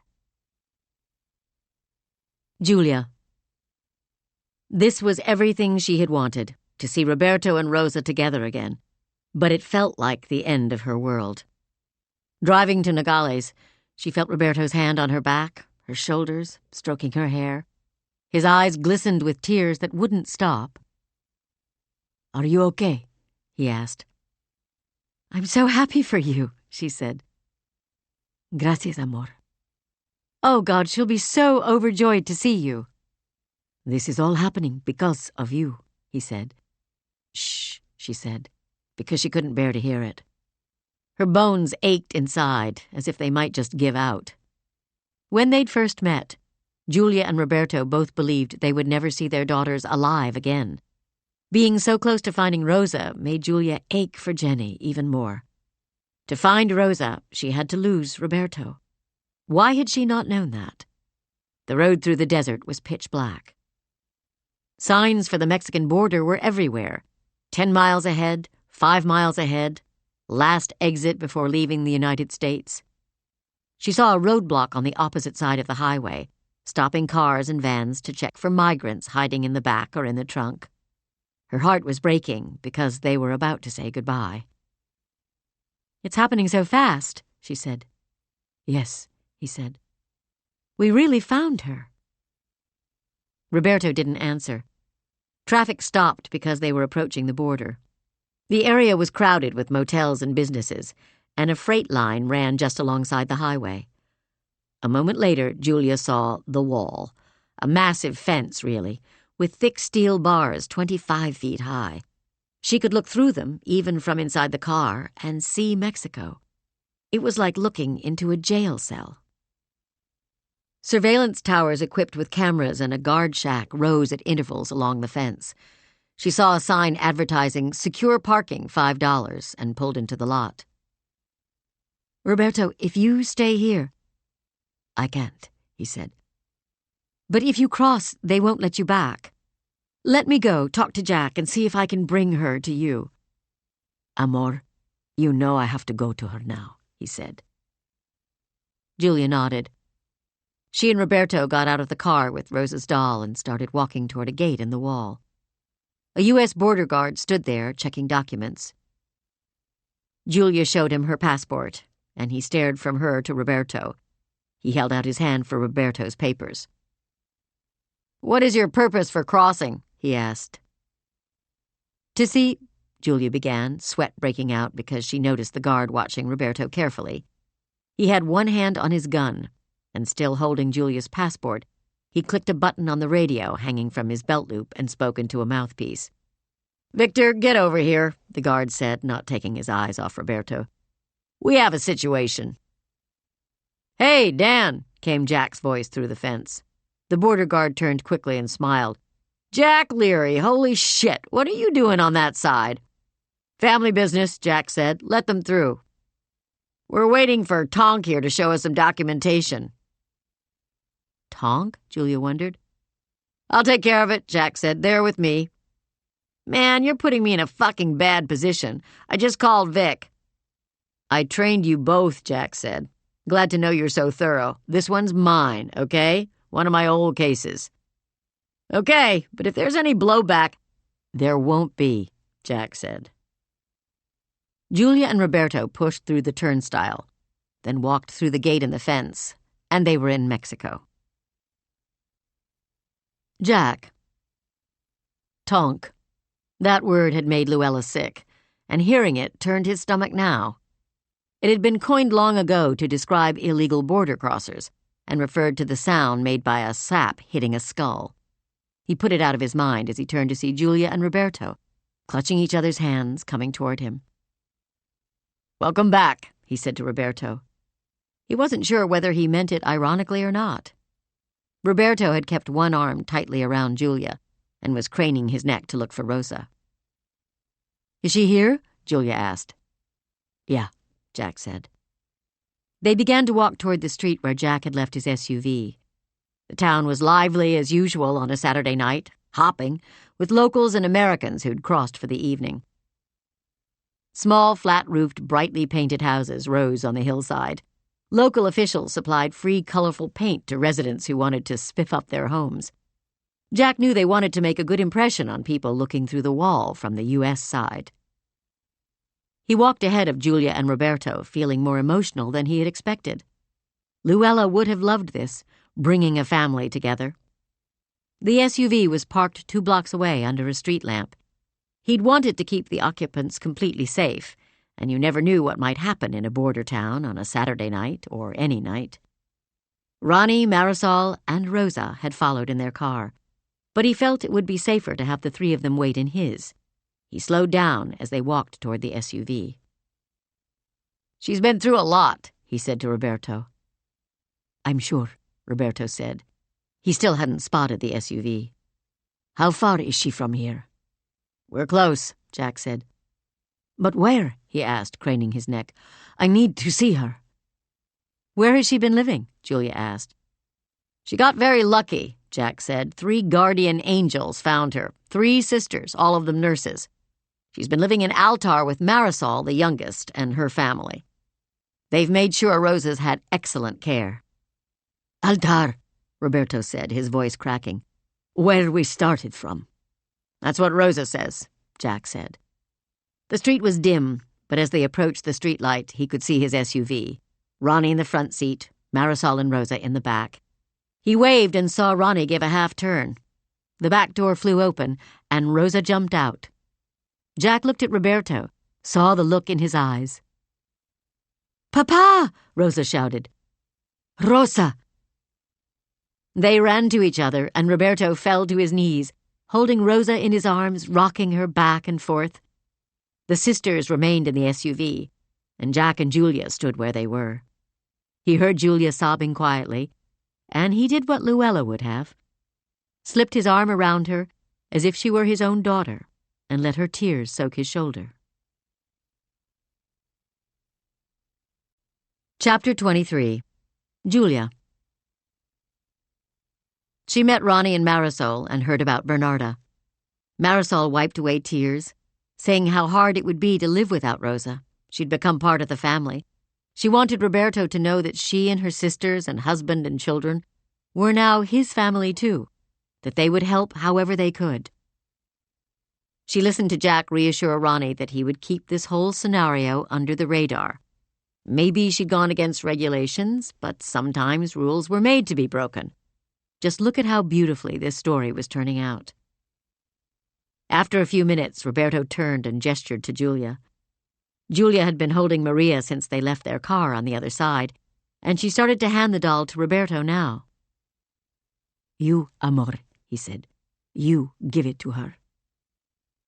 Julia beamed to see the little girl she felt she already knew so well. "Hola, Rosa," she said, crouching down. "Rosa, this is Julia," Roberto said in Spanish. "She helped me find you." "Gracias, Julia," Rosa said, barely able to tear her gaze from her father. Rosa had grown at least 6 inches since the picture had been taken. Julia couldn't resist comparing her to Jenny at 11. They were about the same height, both skinny, with a vivid intelligence in their bright eyes. "Your father never stopped looking for you," Julia said. She held out the doll. "Maria," Rosa said, hugging and kissing her. "How, Papa? I lost her." "When your father was searching for you, he found Maria along the way." "I knew he would come for me," Rosa said. "You speak English." "You too, Papa. We learn in school." Nearly 6 years without each other, Julia thought. Rosa held Maria as if she were a baby. She wore glasses. She stole shy glances at Julia, but had wide-open eyes for her father, staring at him with such love and intensity it made Julia cry. She walked a few feet away and turned her head, to hide it from all of them. Roberto's arms came around her. She pressed her face into his chest, felt Rosa glued to his leg. It made her smile in spite of herself. "I'm so happy for you," she said. "Julia, without you." "Roberto, it was always meant to be." He shook his head. "Fate is different for Mexicans," he said. "If you were not in my life, Rosa wouldn't be either." "I've loved being in your life," she said. He held her face between his hands, looked deeply into her eyes. "Siempre, amor. You are in my life forever." "But you can't come back with me," she said. "You're here now." "I know. Rosa and I will return to my town." You'll see your grandmother. Si, he said, and I'll work in the lemon orchard, but I'll be thinking of ours. Ours? She asked. Our lemon orchard, he said. On the mountain by the sea, with Bonnie and Annie, the place we fell in love. Julia nodded, hugged him for a long time, until she heard the others approaching.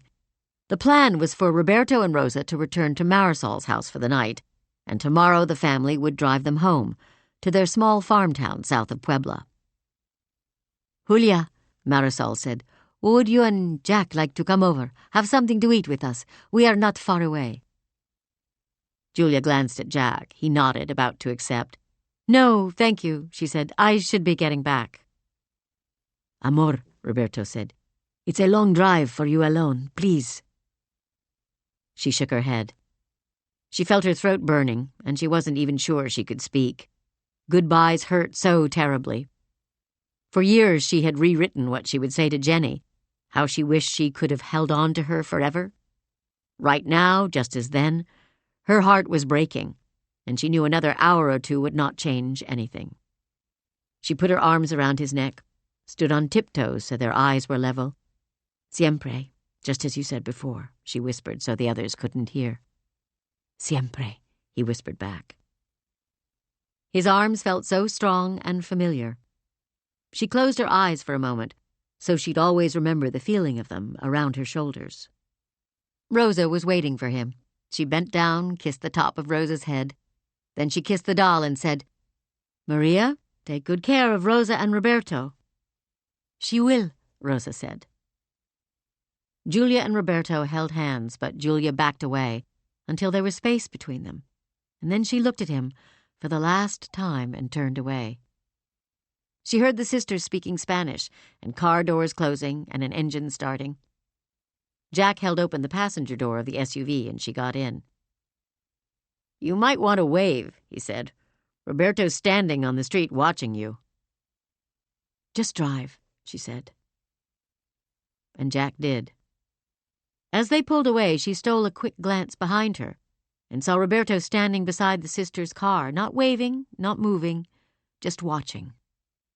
Jack stopped the SUV, as if to give her one last chance to run back. She didn't. In the side view mirror, she saw Roberto finally climb into the car. Ronnie flashed her lights and beeped her horn, and Jack returned the signal. Julia looked back and watched the car drive down the street, turn the corner, and disappear. You okay? Jack asked. No, she said. You will be, he said. He dropped her off at the parking lot, made sure she got into her car okay, and followed her out of Nogales. As she headed west, she knew he was behind her, and he stayed there the whole way to Yuma, where he turned off at his exit. He motioned her to do the same. She felt reluctant, but did as he asked.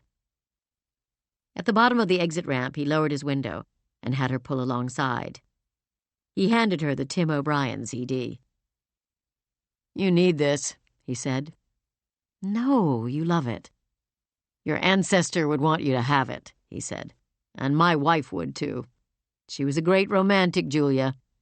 Maybe she and John Riley will even inspire you to head down to old Mexico. I'm sure Roberto will be waiting. Thanks, Jack, she said, and drove away. The car smelled of Roberto, a combination of sweat, dirt, polo, and lemons. She wanted the scent to cling to her skin. She never wanted to let it go. She glanced into the rearview mirror to the back seat where Maria had been. This old Volvo had once driven Jenny around. She was with her still, every minute. And now their family car was filled with love for Roberto and Rosa, too. Siempre, Roberto had said.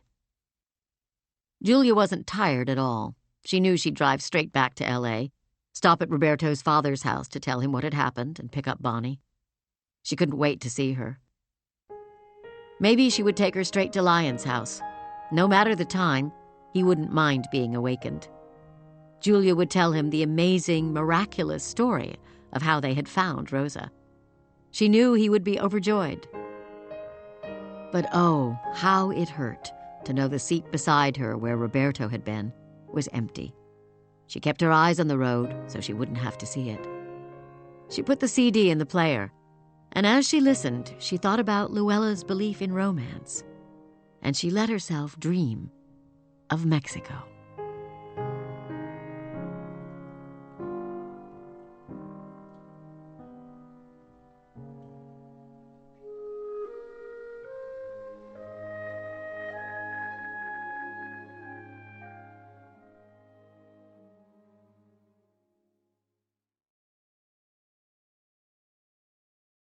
This is Blair Brown. We hope you've enjoyed this unabridged production of The Lemon Orchard by Lou Anne Rice. This program was directed by Louis Milgram, executive producer Aaron Blank. Text copyright 2013 by Lou Anne Rice. Production copyright 2013 Random House, Inc. All rights reserved.